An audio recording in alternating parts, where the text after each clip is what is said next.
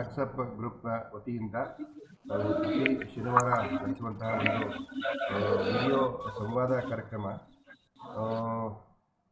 ಇವತ್ತಿನ ಒಂದು ವಿಶೇಷ ಅಂತ ಹೇಳಿದರೆ, ಇದೇ ಮೊದಲನೇ ಬಾರಿಗೆ ಈ ಗೂಗಲ್ ಮೀಟಲ್ಲಿ ಒಂದು ಹರಟೆ ಕಾರ್ಯಕ್ರಮವನ್ನು ಇಲ್ಲಿ ನಡೆಸ್ತಾ ಇದ್ದೀವಿ. ಸಾಮಾನ್ಯವಾಗಿ ನಾವು ಯಾರಾದರೂ ಒಬ್ಬ ವಿಶೇಷ ಅತಿಥಿಗಳನ್ನು ಆಹ್ವಾನಿಸಿ ಅವರಿಂದ ಒಂದು ಉಪನ್ಯಾಸವನ್ನು ಕೊಡುವಂಥ ಕಾರ್ಯಕ್ರಮ, ಅಥವಾ ವೈದ್ಯರುಗಳಿಂದ ಆರೋಗ್ಯದ ಬಗ್ಗೆ ಸಲಹೆಗಳನ್ನು ಕೊಡ್ತಕ್ಕಂಥ ಕಾರ್ಯಕ್ರಮ, ಮತ್ತು ಸಾಹಿತ್ಯಕ್ಕೆ ಸಂಬಂಧಪಟ್ಟಂತೆ ಆಯಾ ತಿಂಗಳಲ್ಲಿ ಜನಿಸಿರ್ತಕ್ಕಂತಹ ಕನ್ನಡದ ಬರಹಗಾರರು, ಕವಿಗಳು ಇವರ ಬಗ್ಗೆ ಒಂದಿಷ್ಟು ಪರಿಚಯವನ್ನು ಮಾಡಿಕೊಳ್ಳುವಂತಹ ಕಾರ್ಯಕ್ರಮವನ್ನು ನಡೆಸ್ತಾ ಬಂದಿದ್ವಿ ಕಳೆದ 2.5 ವರ್ಷದಿಂದ. ಇದೇ ಮೊದಲನೇ ಬಾರಿಗೆ ನಾವು ಒಂದು ಹರಟೆ ಕಾರ್ಯಕ್ರಮ ಅನ್ನುವಂಥ ಒಂದು ವಿಭಿನ್ನವಾದ ಒಂದು ಪ್ರಯತ್ನವನ್ನು ಮಾಡ್ತಾಯಿದ್ವಿ. ಇದು ನಮ್ಮ ಗ್ರೂಪ್ಗೆ ವಿಭಿನ್ನ ಅಷ್ಟೇ ಆಗಲಿ, ಇದು ಸಾಕಷ್ಟು ಕಡೆಗೆ ಈ ತರಹದ ಕಾರ್ಯಕ್ರಮಗಳು ನಡೀತಾ ಇದೆ. ನಮ್ಮ ಗ್ರೂಪ್ನಲ್ಲೇ ಇರ್ತಕ್ಕಂಥ 4 ಜನ ಇದರಲ್ಲಿ ಭಾಗವಹಿಸ್ತಾ ಇದ್ದಾರೆ. ಮತ್ತು ಈ ಹರಟೆ ಕಾರ್ಯಕ್ರಮವನ್ನು ನಿಭಾಯಿಸಲಿಕ್ಕೆ ಅಥವಾ ಅದರ ನೇತೃತ್ವವನ್ನು ನಮ್ಮವರೇ ಆಗಿರ್ತಕ್ಕಂಥ ಶ್ರೀ ಜಗನ್ನಾಥ್ ಸರ್ ಅವರು ಇವತ್ತು ಆ ಪಾತ್ರವನ್ನು ತೆಗೆದುಕೊಂಡಿದ್ದಾರೆ. ಮೊದಲನೇದಾಗಿ ಶ್ರೀಮತಿ ಸರೋಜಿನಿ ಪಡಸಲಿಗಿಯವರು, ಡಾಕ್ಟರ್ ವೃಂದಾ ಅವರು, ಶ್ರೀಮತಿ ವನಿತಾ ವೆಂಕಟೇಶ್ ಅಥವಾ ಸಾಧನಾ ವೆಂಕಟೇಶ್ ಅವರು ಮತ್ತು ಶ್ರೀ ಹರೀಶ್, ಈ 4 ಜನ ಇವತ್ತಿನ ಈ ಹರಟೆ ಕಾರ್ಯಕ್ರಮದಲ್ಲಿ ಭಾಗವಹಿಸ್ತಾ ಇದ್ದಾರೆ. ಹರಟೆಯ ವಿಷಯ ಈಗಾಗಲೇ ತಿಳಿಸಲಾಗಿದೆ. ನಮ್ಮ ಜೀವನ ಮದುವೆಗೆ ಮೊದಲು ಚೆನ್ನಾಗಿರುತ್ತೆ ಅಥವಾ ಹೇಗಿರುತ್ತೆ ಅನ್ನೋದ್ರ ಬಗ್ಗೆ ಇಬ್ಬರು ತಮ್ಮ ಅಭಿಪ್ರಾಯವನ್ನು ಹೇಳ್ತಾರೆ. ಮತ್ತು ಇಬ್ಬರು ಮದುವೆಯ ನಂತರ ಚೆನ್ನಾಗಿರುತ್ತೆ ಅಥವಾ ಅದರ ಬಗ್ಗೆ ತಮ್ಮ ಅಭಿಪ್ರಾಯಗಳನ್ನು ಚರ್ಚೆಯ ಮೂಲಕ ಇನ್ನಿಬ್ಬರು ತಿಳಿಸ್ತಾ ಹೋಗ್ತಾರೆ. ಕೊನೆಯಲ್ಲಿ ಇಬ್ಬರಿಗೂ 2 ಸುತ್ತಿನಲ್ಲಿ ಮಾತಾಡೋದಕ್ಕೆ ಅವಕಾಶ ಇರುತ್ತೆ. ಕೊನೆಯಲ್ಲಿ ವೀಕ್ಷಕರಿಗೂ ಕೂಡ ತಮ್ಮ ಅಭಿಪ್ರಾಯಗಳನ್ನ ತಿಳಿಸೋದಕ್ಕೆ ಇಲ್ಲಿ ಅವಕಾಶವನ್ನು ಮಾಡಿಕೊಡಲಾಗಿದೆ. ಇಡೀ ಕಾರ್ಯಕ್ರಮವನ್ನು ನಮ್ಮವರೇ ಆಗಿರ್ತಕ್ಕಂಥ ಶ್ರೀ ಜಗನ್ನಾಥ್ ಸರ್ ಅವರು ನಡೆಸ್ಕೊಡ್ತಾರೆ. ಸೊ ಇಂದಿನ ಕಾರ್ಯಕ್ರಮಕ್ಕೆ ಆಗಮಿಸಿರ್ತಕ್ಕಂಥ ಎಲ್ಲ 4 ಜನ ಪಾರ್ಟಿಸಿಪೆಂಟ್ಸ್ಗೆ ನಾನು ಹೃತ್ಪೂರ್ವಕವಾಗಿರ್ತಕ್ಕಂಥ ಸ್ವಾಗತವನ್ನು ಕೋರ್ತಾ ಇದ್ದೇನೆ ಮೊದಲನೇದಾಗಿ. ಹಾಗೆಯೇ ಇವತ್ತಿನ ಕಾರ್ಯಕ್ರಮದ ನೇತೃತ್ವ ವಹಿಸಿರ್ತಕ್ಕಂಥ ಶ್ರೀ ಜಗನ್ನಾಥ್ ಸರ್ ಅವ್ರಿಗೂ ನಾನು ಸ್ವಾಗತವನ್ನು ಕೋರ್ತೇನೆ. ಹಾಗೆ ಇವತ್ತಿನ ಕಾರ್ಯಕ್ರಮಕ್ಕೆ ಸಾಕಷ್ಟು ಜನ ವೀಕ್ಷಕರಾಗಿ ಕೂಡ ಇಲ್ಲಿ ಜಾಯಿನ್ ಆಗಿದ್ದೀರಾ, ಭಾಗವಹಿಸ್ತಾ ಇದ್ದೀರಾ. ಅನೇಕ ಹೊಸ ಮುಖಗಳನ್ನು ಕೂಡ ಇವತ್ತು ನಾನು ನೋಡ್ತಾ ಇದ್ದೀನಿ. ಅವರೆಲ್ಲರಿಗೂ ಕೂಡ ತುಂಬ ಹೃದಯದ ಸ್ವಾಗತವನ್ನು ಕೋರ್ತೀನಿ. ಈಗ ಕಾರ್ಯಕ್ರಮವನ್ನು ಆರಂಭ ಮಾಡೋಣಂತೆ. ಮೊದಲನೇದಾಗಿ ಒಂದು ಪ್ರಾರ್ಥನಾ ಗೀತೆ, ಪ್ರಾರ್ಥನೆಯನ್ನು ನನ್ನ ಶ್ರೀಮತಿ ರೇಖಾ ಅವರು ಮಾಡಬೇಕು ಅಂತೇಳಿ ಅವರಲ್ಲಿ ಕೇಳ್ಕೊಳ್ತಾ ಇದ್ದೀನಿ. ಅದಾದ ನಂತರ ಜಗನ್ನಾಥ್ ಸರ್ ಈ ಕಾರ್ಯಕ್ರಮವನ್ನು ಮುನ್ನಡೆಸ್ತಾ ಹೋಗ್ತಾರೆ. ಎಲ್ಲರಿಗೂ ಶುಭವಾಗಲಿ. ಇವತ್ತಿನ ಚರ್ಚೆ ಕಾರ್ಯಕ್ರಮ ತುಂಬ ಮನರಂಜನೀಯವಾಗಿರಲಿ, ಎಲ್ಲರಿಗೂ ಕೂಡ ಖುಷಿಯನ್ನು ಕೊಡುವಂಥ ಒಂದು ಕಾರ್ಯಕ್ರಮ ಆಗಲಿ. ಇದು ಚೆನ್ನಾಗಿ ನಡೆದರೆ ಖಂಡಿತವಾಗಿ ಮುಂದಿನ ದಿನಗಳಲ್ಲಿ ಕೂಡ ಇಂಥ ಅನೇಕ ಕಾರ್ಯಕ್ರಮಗಳನ್ನು ಮಾಡೋದಕ್ಕೆ ಉತ್ಸಾಹ ಬರುತ್ತೆ. ಮತ್ತು ಇವತ್ತಿನ ಭಾಗವಹಿಸುವಿಕೆ ಕೂಡ 30 ದಾಟಿದೆ ಈಗಾಗಲೇ. ಹಾಗಾಗಿ ಈ ರೀತಿ ವೀಕ್ಷಕರು ಕೂಡ ಜಾಯಿನ್ ಆದರೆ ಇನ್ನಷ್ಟು ಒಳ್ಳೆಯ ಕಾರ್ಯಕ್ರಮಗಳನ್ನ ಮಾಡಬಹುದು ಅಂತ ಒಂದು ಆಶಾವಾದದೊಂದಿಗೆ ಇವತ್ತಿನ ಕಾರ್ಯಕ್ರಮವನ್ನು ಆರಂಭ ಮಾಡೋಣಂತೆ. ಈಗ ಒಂದು ಪ್ರಾರ್ಥನಾ ಗೀತೆ. ಎಲ್ಲರಿಗೂ ನಮಸ್ಕಾರ. ಶಾರದೆ ಕರುಣಾನಿಧೆ ಸಕಲ ನವಾಂಬ ಸದಾ ಜನಾನ್, ಶಾರದೆ ಕರುಣಾನಿಧೆ ಸಕಲ ನವಾಂಬ ಸದಾ ಜನಾನ್, ಚಾರಣಾಧಿಮಗೀತ ವೈಭವ ಪೂರಿತಾಖಿಲ ದೀಪ್ತತೆ, ಶಾರದೆ ಕರುಣಾನಿಧೆ ಸಕಲ ನವಾಂಬ ಸದಾ ಜನಾನ್, ಭರ್ಮಭೂಷಣ ಭೂಷಿತೆ ವರರತ್ನಮೌಳಿ ವಿರಾಜಿತೆ, ಭರ್ಮಭೂಷಣ ಭೂಷಿತೆ ವರರತ್ನಮೌಳಿ ವಿರಾಜಿತೆ, ಶರ್ವದಾಯಿನಿ ಕರ್ಮಮೋಚನಿ ನಿರ್ಮಲಂ ಕುರು ಮಾನಸಂ, ಶಾರದೆ ಕರುಣಾನಿಧೆ ಸಕಲ ನವಾಂಬ ಸದಾ ಜನಾನ್. हस्तसंधृतपुस्तकाक्ष पटीसुधाघट मुद्रिके हस्तसंधृतपुस्तकाक्ष पटीसुधाघट मुद्रिके कष्टवास्ति वर्णने चतुरो नरक करोतवा शारदे करुणानिधे सकलानवाम्ब सदा जनान् चारणाधिमगीतवैभव पूरिताखिल दीक्तते शारदे करुणानिधे सकलानवाम्ब सदा जना. Thank you. ನಮಸ್ಕಾರ. ವತ್ಸಲ ಅವರ ಪ್ರಾರ್ಥನೆಯೊಂದಿಗೆ ಇಂದಿನ ಕಾರ್ಯಕ್ರಮ ಪ್ರಾರಂಭ ಆಗಿದೆ. ಹರಟೆ ಅಂದ್ರೆ ಏನು? ಮಾತಾಡೋದು ಅರ್ಥಪೂರ್ಣವಾಗಿರಬೇಕು, ಸ್ವಲ್ಪ ಸಂತೋಷವಾಗಿರಬೇಕು, ಅದು ಎಲ್ಲರಿಗೂ ಇಷ್ಟ ಆಗಬೇಕು. ಇವತ್ತು ಆ ಹರಟೆಗೆ ಮುಖ್ಯವಾದ ಒಂದು ವಿಷಯ ಅಂತ ಏನು ಕೊಟ್ಟಿದ್ದಾರೆ, ಅದು ಮದುವೆಗೆ ಮುನ್ನ ನಂತರ ಅಂತ. ನಾನು ಜಗನ್ನಾಥ್, ನಾನು ಸಾಹಿತ್ಯದಲ್ಲಿ ಆಸಕ್ತ, ಇಷ್ಟು ಹೇಳ್ಬೋದು. ಎರಡು ಮನಸ್ಸು, ಎರಡು ಕುಟುಂಬ ಸೇರೋದೇನೆ ಮದುವೆ. ಕಾತ್ಯಾಯನಿ ಗಿರೀಶ್ ಅಂತಿದ್ದಾರೆ, ಅವ್ರ ಪ್ರಕಾರ ಮದುವೆಯ ನಂತರ ಸೃಷ್ಟಿಯಾಗುವುದು ಒಂದು ಬಂಧನ, ಅದುವೇ ಗಂಡ ಹೆಂಡತಿ ಸಂಬಂಧ. ಇಬ್ಬರು ಯೋಗ್ಯರಾದರೆ ನೆಮ್ಮದಿ ಜೀವನ ಪೂರ, ಅಯೋಗ್ಯರಾದರೆ ಬಾಳು ಅತಿ ಘೋರ ಅಂತ. ಮದುವೆ ಆಗಿಬಿಟ್ಟ ಮೇಲೆ ನಾವು ಪ್ರೇಮ ವಿವಾಹ ಆದರೆ ಸ್ವಲ್ಪ ಗೊತ್ತಿರ್ಬೋದೇನೋ, ಅದಿಲ್ಲದೆ ಹೋದ್ರೆ ನಾವು ಗುರುತಿಲ್ದೇ ಇರೋರನ್ನೇ ಮದುವೆ ಆಗ್ತೀವಿ. ಅದರಿಂದ ಸಂಸಾರಗಳು ಎರಡು ಸೇರುತ್ತೆ, ಅದರಿಂದ ಸಂಸಾರನ್ನ ನೋಡಿ ನಾವು ಮದುವೆ ಆಗ್ಬೋದು ಅನ್ನೋದು ಒಂದು ವಿಚಾರ. ಇನ್ನು ಹಿರಣ್ಣಯ್ಯನವರು ಏನು ಹೇಳ್ತಾರೆ ಈ ಮದುವೆ ಬಗ್ಗೆ ಅಂದ್ರೆ, ಮದುವೆಗೆ ಮುನ್ನ ಮದುವೆಯ ನಂತರ ಅಂತ ವಿಚಾರ ಕೊಟ್ಟಿದ್ದಾರೆ. ಮದುವೆಗೆ ಮೊದಲು ಮದುವೆ ಅಲ್ಲ, ಮಧು. ಒಂದು ರೀತಿ ಜೇನು, ಸಂತಸ, ಸಿಹಿ. ಮದುವೆಯ ನಂತರ ಮದುವೆ, ಮಧು ಮೊದಲು, ಆಮೇಲೆ ಅಂತ ಜಿಗುಪ್ಸೆ ಬಂದ್ಬಿಡುತ್ತೆ ಅಂತ ಹಿರಣ್ಣಯ್ಯನವರು ಹೇಳ್ತಾ ಇದ್ರು ಅವ್ರ ನಾಟಕಗಳಲ್ಲಿ. ಅದು ಹೇಗೆ ಇರಲಿ, ಮದುವೆಯ ಈ ಬಂಧ ಅನುರಾಗ ಅನುಬಂಧ, ಏಳೇಳು ಜನ್ಮಕ್ಕೂ ತೀರದ ಸಂಬಂಧ ಅಂತ ನಾವೊಂದು ಚಲನಚಿತ್ರ ಗೀತೆಯನ್ನು ಕೇಳಿದ್ದೀನಿ. ಎಷ್ಟು ಸೊಗಸಾಗಿದೆ ಅದು. ಅದು ಬಹಳ ಪ್ರಸಿದ್ಧ ಗೀತೆ. ಇಂದು ಹರೀಶ್, ವೃಂದ, ಸರೋಜಿನಿ, ವನಿತಾ ಇವರಷ್ಟು ಜನ ಹರಟೆ ಕೊಚ್ತಾರೆ. ಅದು ಯಾವ ರೀತಿ ಇರುತ್ತೆ ಒಂದ್ಸಲ ಕೇಳೋಣ.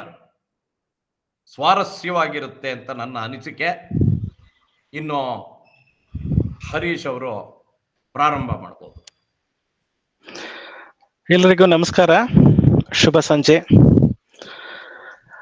ಅಂಗಾಳದೊಳು ರಾಮನಾಡಿದ, ಚಂದ್ರ ಬೇಕೆಂದು ತಾಹಟ ಮಾಡಿದ, ಕನ್ನಡಿಯೋಳು ಬಿಂಬ ನೋಡಿದ, ಚಂದ್ರ ಸಿಕ್ಕಿತೆಂದು ಕುಣಿದಾಡಿದ.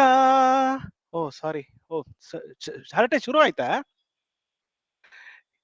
ಪಿಳಂಗೋವಿಯ ಚೆಲ್ವ ಕೃಷ್ಣನ ಎಲ್ಲಿ ನೋಡಿದಿರಿ, ಸುಂದರಾಂಗನ ಸುಂದರಿಯರ ಹಿಂದು ಮುಂದಿನಲ್ಲಿ, ಅಂದದ ಕಳ ಕಂದ ಕರುಗಳ ಮಂದೆ. ಓ, ಹರಟೆ ನಿಜವಾಗ್ಲೂ ಶುರು ಆಗಿದ್ಯಾ? ಸಾರಿ ಕ್ಷಮಿಸಿ, ದಯವಿಟ್ಟು ಕ್ಷಮಿಸಿ.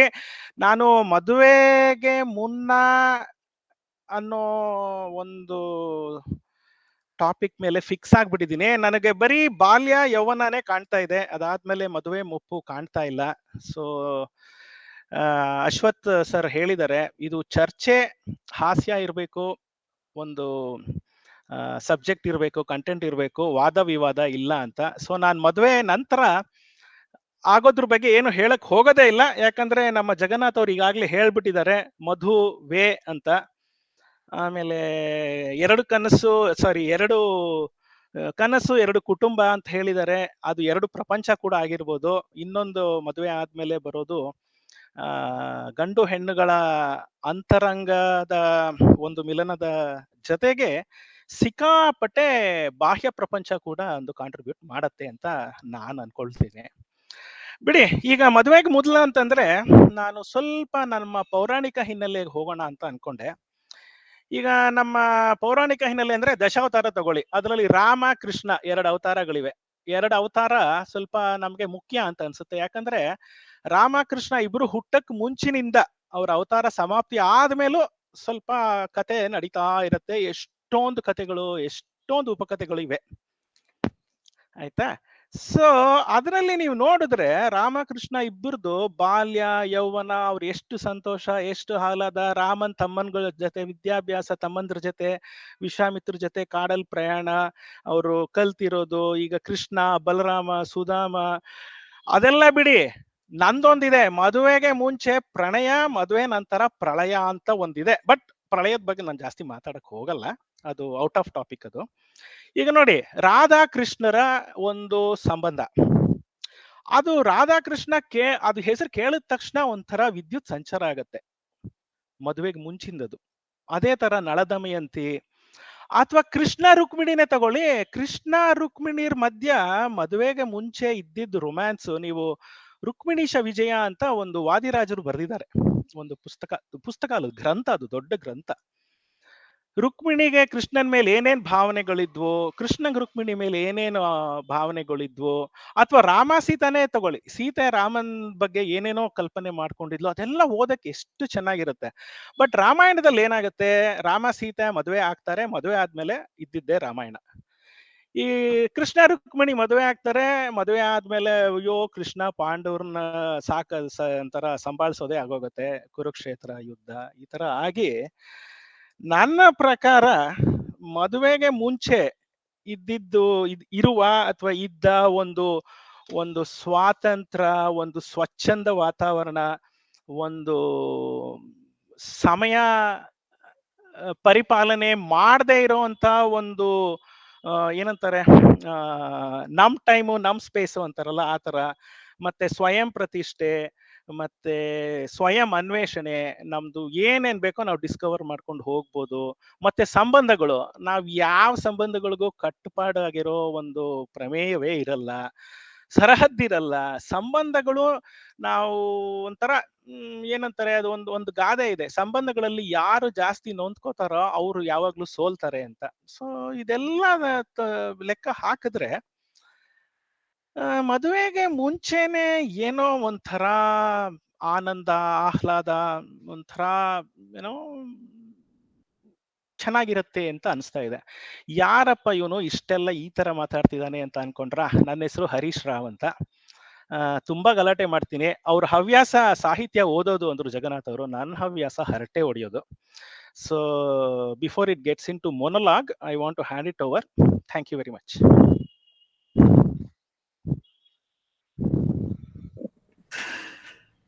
ಸಂತೋಷ ಹರೀಶ್ ರಾವ್, ಮುಂದಿನವರು ಮಾತಾಡ್ಬೋದು. ಹರೀಶ್ ರಾವ್ ಅವರೇ, ನೀವು ಹಾಡಿದ ಹಾಡುಗಳನ್ನು ಕೇಳಿದ ಮೇಲೆ ನನಗೂ ಕೆಲವು ಹಾಡುಗಳು ನೆನಪಾಗ್ತಾ ಇದೆ. ಮದುವೆಯ ಈ ಬಂಧ ಅನುರಾಗದ ಅನುಬಂಧ, ಪ್ರೀತಿನೇ ಆದ್ಯಾವೃತಂದ ಆಸ್ತಿ ನಮ್ಮ ಬಾಳ್ವೆಗೆ, ಹಸಿವಿನಲ್ಲೂ ಹಬ್ಬನೇ ದಿನವು ನಿತ್ಯ ಯುಗಾದಿನೇ, ನೀನಿರಲು ಜೊತೆಯಲ್ಲಿ ಬಾಳೆಲ್ಲ ಹಸಿರಾದಂತೆ. ಒಂದ ಎರಡ ಹಾಡ್ತಾ ಹೋದ್ರೆ ದಾಂಪತ್ಯದ ಒಂದು ದೊಡ್ಡ ಈ ಚಲನಚಿತ್ರಗಳಲ್ಲಾಗಿರ್ಬೋದು, ಕವಿಗಳಿಗಾಗಿರ್ಬೋದು, ನಮ್ಮ ಚಲನಚಿತ್ರ ಸಾಹಿತಿಗಳಿಗೆ ದಾಂಪತ್ಯ ಅನ್ನೋದೊಂದು ಬೃಹತ್ ಸಿಕ್ಕಾಪಟ್ಟೆ ಏನೆಲ್ಲ ವಿಷಯಗಳನ್ನ ಕಟ್ಟಿಕೊಡುವಂತ ಒಂದು ಗ್ರಂಥ ಇದ್ದಾಗೆ.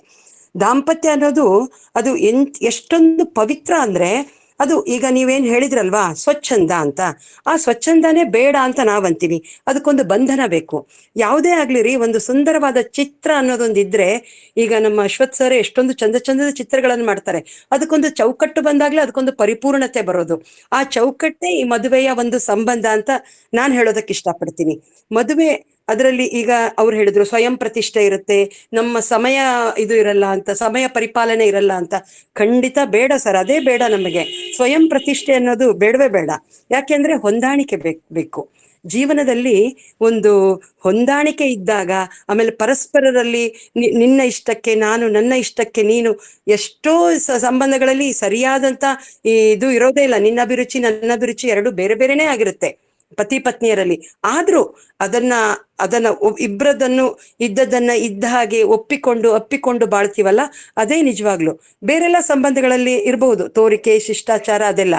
ಆದ್ರೆ ಈ ಗಂಡ ಹೆಂಡತಿ ಅನ್ನೋದು ಸ್ವರ್ಗದಲ್ಲೇ ಮದುವೆ ನಿಶ್ಚಯ ಆಗಿರುತ್ತೆ ಅಂತ ಹೇಳ್ತಾರೆ. ಅದು ಸ್ವರ್ಗದಲ್ಲೇ ಆಗ್ಲಿ, ಆದ್ರೆ ನಾವು ಬಾಳೋದಂತೂ ಭೂಮಿಯಲ್ಲಲ್ವಾ. ನಿಜವಾಗ್ಲು ಒಂದು ಬದುಕಿಗೊಂದು ಅರ್ಥ ಬರಬೇಕಾದ್ರೆ, ಬದುಕಿಗೆ ಒಂದು ಸುಂದರತೆ ಸಿಗಬೇಕಾದ್ರೆ ಮದುವೆ ಅನ್ನೋದು ಬೇಕೇ ಬೇಕು. ಇವರು ನಮ್ಮ ಹಿರೇಮಗಳೂರು ಕಣ್ಣನ್ ಅವರು ಒಂದು ಕಡೆ ಹೇಳ್ತಾರೆ, ಪ್ರೀತಿ ಅನ್ನೋದು ಅನೌನ್ಸ್ಮೆಂಟ್ ಅಂತೆ, ನಿಶ್ಚಿತಾರ್ಥ ಅನ್ನೋದು ಒಂದು ಅಗ್ರಿಮೆಂಟ್ ಅಂತೆ, ಮದುವೆ ಅನ್ನೋದು ಅಟ್ಯಾಚ್ಮೆಂಟು, ಸಂಸಾರ ಅನ್ನೋದು ಅಡ್ಜಸ್ಟ್ಮೆಂಟು, ಮಕ್ಕಳಾದ್ಮೇಲೆ ಡಿಟ್ಯಾಚ್ಮೆಂಟು. ಹೀಗಿದ್ದರೆ ಸಂಸಾರದ ಅಪಾರ್ಟ್ಮೆಂಟು ಬಹಳ ಪೆಪ್ಪರ್ಮೆಂಟ್ ತರ ಸುಖವಾಗಿರುತ್ತೆ ಅಂತ, ಇದು ಬಹಳ ಚೆನ್ನಾಗಿರುತ್ತೆ ಅಂತ ಹೇಳ್ತಾರೆ. ಅಂದ್ರೆ ಈ ಎಲ್ಲ ಅಡ್ಜಸ್ಟ್ಮೆಂಟ್ಗಳು, ಅಗ್ರಿಮೆಂಟ್ಗಳು, ಡಿಪಾರ್ಟ್ಮೆಂಟು, ಇದೆಲ್ಲ ಸೇರಿನೇ ಒಂದು ಸುಂದರ ಸಂಸಾರ ಅಂತ ನಾನು ಹೇಳ್ತೀನಿ. ಸವಿಯಾದ ಒಂದು ಸ್ವಾರ್ಥ, ಮುದ ಕೊಡುವಂತ ಒಂದು ಮೋಹ, ಬದುಕಿಗೊಂದು ಗುರಿ ಮತ್ತು ಬಾಳಿಗೊಂದು ಅರ್ಥ, ಇದೆಲ್ಲ ಸಿಗೋದು ಮದುವೆ ಆದ್ಮೇಲೆನೆ. ಇದೆಲ್ಲ ಮದುವೆ ಆದ್ಮೇಲೆ ಇಷ್ಟೆಲ್ಲ ಚೆನ್ನಾಗಿರುತ್ತೆ ಅಂತ ಹೇಳ್ತಾಳೆ ಅಂತ ಯಾರು ಅಂತ ಅಂದ್ಕೋತಿದ್ರು ಅಂದ್ರೆ, ನಾನು ವನಿತಾ ವೆಂಕಟೇಶ್ ಅಂತ. ಅವರು ಮದುವೆಗಿಂತ ಮುಂಚೆ ಚಂದ, ಬಾಲ್ಯನೇ ಚಂದ ಅಂದ್ರು. ಬಾಲ್ಯ ಚಂದ ಇದ್ರೂ ಕೂಡ ಅದು ಮದುವೆ ಆದಾಗ್ಲೇ ಪರಿಪೂರ್ಣತೆ ಬರೋದು. ಮದುವೆ ಆದ್ಮೇಲೆನೆ ಬದುಕಿಗೊಂದು ನಿಜವಾಗ್ಲೂ ಚಂದ ಇರೋದು ಅಲ್ಲೇನೆ ಅಂತ ಹೇಳ್ತೀನಿ. ನಮಸ್ಕಾರ. ಹೊಂದಾಣಿಕೆನೆ ಮುಖ್ಯ ಅಂತಾರೆ ವೃಂದ. ಸರೋಜಿನಿ ಅವ್ರು ಏನ್ ಹೇಳ್ತಾರೆ ಕೇಳೋಣ. ಸರ್, ನಾನೀಗ ವೃಂದ ಮಾತಾಡೋದು. ನಾನೀಗ ವನಿತಾ ಮಾತಾಡ್ತದೆ. ಆಯ್ತಾಯ್ತು, ಹೇಳಿ. ಸಮಾನ ಮನಸ್ಕರ ಗುಂಪಿನ ಹಿರಿಯ ಆದರಣೀಯರೆಲ್ಲರಿಗೂ ನನ್ನ ನಮಸ್ಕಾರಗಳು. ಇವತ್ತಿನ ಹರಟೆ ಹೊಡೆಯುತ್ತಿರುವ ಹರಟೆ ಮಲ್ಲಿಯರಿಗೂ ಕೂಡ ನನ್ನ ನಮಸ್ಕಾರಗಳು. ಅಷ್ಟ ಅಲ್ಲ, ಈ ಹರಟೆಯನ್ನ ಆಸ್ವಾದಿಸಿ ನಮ್ಮ ಬೆನ್ನು ತಟ್ಲಿಕ್ ಬಂದಂತಹ ಸುಮನಸ್ಕರಿಗೂ ನನ್ನ ನಮಸ್ಕಾರಗಳು. ನಾನು ಡಾಕ್ಟರ್ ವೃಂದಾ ಸಂಗಮ್. ಯಾಕೆ ಮೊದ್ಲ ಹೇಳಿದೆ ಅನ್ಕೋಬೇಡ್ರಿ, ಅವರೆಲ್ಲ ತಮ್ಮ ಮಾತುಗಳನ್ನ ಮುಗಿಸಿ ಕೊನೆಗೆ ತಮ್ಮ ಪರಿಚಯ ಹೇಳಿದ್ರು. ಸ್ವಲ್ಪ ಹೆಸರು ಕನ್ಫ್ಯೂಷನ್ ಆತಲ್ಲ, ಅದಕ್ಕ ಮೊದ್ಲು ಹೇಳ್ತಾ ಇದ್ದೀನಿ. ನಾನು ಡಾಕ್ಟರ್ ವೃಂದಾ ಸಂಗಮ್. ಸಮಾನ ಸುಮನಸ್ಕ ಸಮೂಹದೊಳಗ ನನ್ನನ್ನು ಸೇರಿಸ್ಕೊಂಡು ಸಹಿಸ್ಕೊಂಡಾರ ಅಂದಾಗ ನನಗೂ ಸುಮನಸ ಅದ ಅಂತ ನಂಬ್ಕೊಂಡೇನಿ. ಹರಟಿ ಹೊಡೆಯೋದ ನನ್ನ ಮುಖ್ಯ ಕೆಲಸ. ಜೊತೆಗೆ ನಾನು ಕರ್ನಾಟಕ ಸರ್ಕಾರದ survey settlement and land records ಅಂದ್ರ ಭೂಮಾಪನ ಕಂದಾಯ ವ್ಯವಸ್ಥೆ ಮತ್ತ ಭೂ ದಾಖಲೆಗಳ ಇಲಾಖೆಯೊಳಗ ಕೆಲಸ ಮಾಡ್ತೀನಿ. ನಮ್ಮ ಇಲಾಖೆ ಹೆಸರು ಎಷ್ಟು ದೊಡ್ಡದನೋ ಕೆಲಸನೂ ಅಷ್ಟ ಜಾಸ್ತಿ ಇರ್ತದ. ಮತ್ತ ಸರ್ಕಾರದ ಕೆಲಸ ಎಷ್ಟ್ ಮಾಡಿದ್ರು ಅದೇನೋ ಹೇಳ್ತಾರಲ್ಲ, ಊರು ಉಪಕಾರ ಅರಿಯದು ಅಂತ. ಆದ್ರೂ ನನಗ ಕಳೆದ ವರ್ಷ ಅತ್ಯುತ್ತಮ ಕೆಲಸ ನಿರ್ವಹಣೆ ಅಂತ ಪ್ರಶಸ್ತಿ ಕೊಟ್ಟಾರ. ಅಂದಾಗ ನಾನು ಬಹಳ ಚಂದ ಕೆಲಸ ಮಾಡ್ತೇನಿ ಅಂತ ತಿಳ್ಕೊಂಡೇನಿ. ನೀವು ಅದನ್ನ ನಂಬಬೇಕು. ಮೂಲತಃ ನಾನು ಧಾರವಾಡ ಜಿಲ್ಲೆಯವಳು, ಈಗ ಬೆಂಗಳೂರು ನಿವಾಸಿ. ಏನೋ ಚೂರ್ಪಾರು ಓದ್ಕೊಂಡೇನಿ, ಇನ್ನೂ ಓದ್ಲಿಕ್ಕತ್ತೇನಿ. ಅದು ಮುಗಿಯೋದ ಪ್ರೋಸೆಸ್ ಮುಗಿದಂಗ ಮತ್ತೊಂದು ಓದೋ ಅವಕಾಶ ಸಿಗ್ಲಿಕ್ಕತ್ತದ್ದು ನನ್ನ ಅದೃಷ್ಟ. ಚೂರು ಚಾರು ಬರವಣಿಗೆನೂ ಅದ. ಇದಿಷ್ಟ ರೀ ನನ್ನ ಬಗ್ಗೆ ತುತ್ತೂರಿ. ಮತ್ತೇನು ಹೇಳೋ ಅಂತಹ ಸಾಧನೆಗಳು ಇಲ್ಲರಿ. ಸಾಧನ ವನಿತಾ ಅವರ ಮದುವೆ ಅನ್ನೋದ ಬಂಧನ ಅಂದ ಮ್ಯಾಲ ಅದು ಚಂದ ಅನ್ನೋದು ಚಂದನ. ಈಗ ಈ ಹರಟಿಗೆ ಅಂತ ಬಂದ್ರ, ಹರಟಿ ಇರೋದ ಮದುವೆಗೆ ಮೊದಲು, ನಂತರ. ಮದುವೆಗೆ ಮೊದಲು ಅಂದ್ರ ಆಮೇಲೆ ಅಂತ ಇನ್ನೊಂದು ಭಾಗ ಅದ. ಆದ್ರ ನಮ್ಮ ಜೊತೆ ವಾದ ಮಾಡ್ಲಿಕ್ಕೆ ಕೂತಾರಲ್ರಿ, ಅವರಿಗೆ ಮದುವೆ ನಂತರ. ನಂತರ ಅಂದ್ರೆ ಏನ್ರಿ? ಏನಿಲ್ಲ ಏನಿಲ್ಲ, ಮುಂದ ಕರಿಮಣಿ ಮಾಲೀಕ ನೀನಲ್ಲ ಅಷ್ಟರಿ. ಅಂದ್ರ ಮದ್ವಿಗ್ ಮೊದ್ಲು ಏನೇನೋ ಕನಸಿರ್ತಾವ, ಸಾಧನೆ ಮಾಡ್ತೀವಿ ಅನ್ನೋ ನಂಬಿಕೆ ಇರ್ತದ. ಆದ್ರ ಮದ್ವಿ ನಂತರ ಸುಖ ಇರ್ತದ. ಜೀವನ ಅಂದ್ರ ಹಿಂಗ ಅನ್ನೋ ಕನಸು ಕಟ್ಟಿರ್ತೇವಲ್ಲ, ಅಂತಹ ಒಂದು ಕಾಮನ ಬಿಲ್ಲು ಅಂತ ಇರ್ತದ. ನಮಗ ಮದ್ವಿಗ್ ಮೊದ್ಲು ಸೂರ್ಯನ ಬಿಳೆ ಬಣ್ಣ ಸಹಿತ ಏಳು ಬಣ್ಣಗಳ ಕಾಮನ ಬಿಲ್ಲು ನನ್ನದೇನೇ ಪ್ರೇಮ ಲೋಕ ಸೇರುವ ಅಂತ ಹಾಡ್ತಿರ್ತೇವ್ರಿ. ಒಂದ್ ಮದ್ವಿ ಆತಂದ್ರ, ಒಂದ್ ಮದ್ವಿ ಮತ್ ಎಷ್ಟ್ರಿ ಅಂತ ಕೇಳ್ಬ್ಯಾಡ್ರಿ, ಒಂದ ಸಲ ಬಾವಿಗ್ ಬೀಳೋದು, ಅಲ್ಲಿಂದ ಮ್ಯಾಲ ಏಳ್ಲಿಕ್ಕೆ ಅವಕಾಶನ ಇಲ್ಲ ಅಂದಾಗ ಒಂದ್ ಮದ್ವಿ, ಎರಡು ಮದ್ವಿ ಅನ್ನೋ ಪ್ರಸಂಗನ ಬರುದಿಲ್ಲ. ಅಷ್ಟ ಅಲ್ಲ, ತೆನಾಲಿ ರಾಮಕೃಷ್ಣನ್ ಬೆಕ್ಕಿನ ಹಂಗ ಹಾಲಷ್ಟ ಅಲ್ಲ, ನೀರ್ ಕಂಡ್ರು ಆರಿಸ್ಕೊಂಡು ಕುಡಿಯೋಷ್ಟು ಬುದ್ಧಿ ಬಂದಿರ್ತದ ಒಂದ್ ಮದ್ವಿ ಆದಾಗ. ಈ ಮದ್ವಿಗ್ ಮೊದ್ಲ ಎಂಗೇಜ್ಮೆಂಟ್ ರಿಂಗ್, ಆಮೇಲೆ ಮ್ಯಾರೇಜ್ ರಿಂಗ್, ಆಮೇಲೆ ಏನದ ಬರೇ ಸಫರಿಂಗ್ ಅಷ್ಟ, ಚಾಪ್ಟರ್ ಕ್ಲೋಸ್. ನಾವು ಯಾವ್ದರ ಕಥಿ, ಕಾದಂಬರಿ, ಸಿನಿಮಾ ನೋಡಿದ್ರ ಮದ್ವೆಗ್ ಮೊದ್ಲ ಹುಡುಗ ಹುಡುಗಿಗ್ ಎಷ್ಟ ಕನಸು, ಏನ್ ಸುಖ, ಏನ್ ಹಾಡು ಎಲ್ಲ ಅವ್ರ ಮದುವೆ ಆಗೋ ತನಕ ಅಷ್ಟ. ಒಮ್ಮೆ ಮದುವೆ ಆತು ಅಂದ್ರ ಶುಭಂ, ಕಥಿ ಮುಗೀತು, ಎದ್ ಮನಿಗ್ ಬರ್ಬೇಕು. ಎಂತೆಂತ ಸಿನಿಮಾಗಳು, ಪ್ರೇಮ ಲೋಕನ ತಗೊಳ್ರಿ, ಎಲ್ಲಾ ಕಥಿನೂ ಹಿಂಗ್ಯಾಕ? ಯಾಕಂದ್ರ ಮದುವೆ ಆತಂದ್ರ ಜೀವನ ಮುಗೀತು ಅಂತ ತೋರ್ಸೋದು. ಹಿರೇರಂತಾರ, ನೋಡ್ರಪ್ಪ ನಾವಂತೂ ಹೇಳೋದು ನಮ್ ಕರ್ತವ್ಯದ ಹೇಳ್ತೀವಿ, ಅಷ್ಟು ಮೀರೆ ನಿಮ್ ಇಚ್ಛಾ ಅಂತ.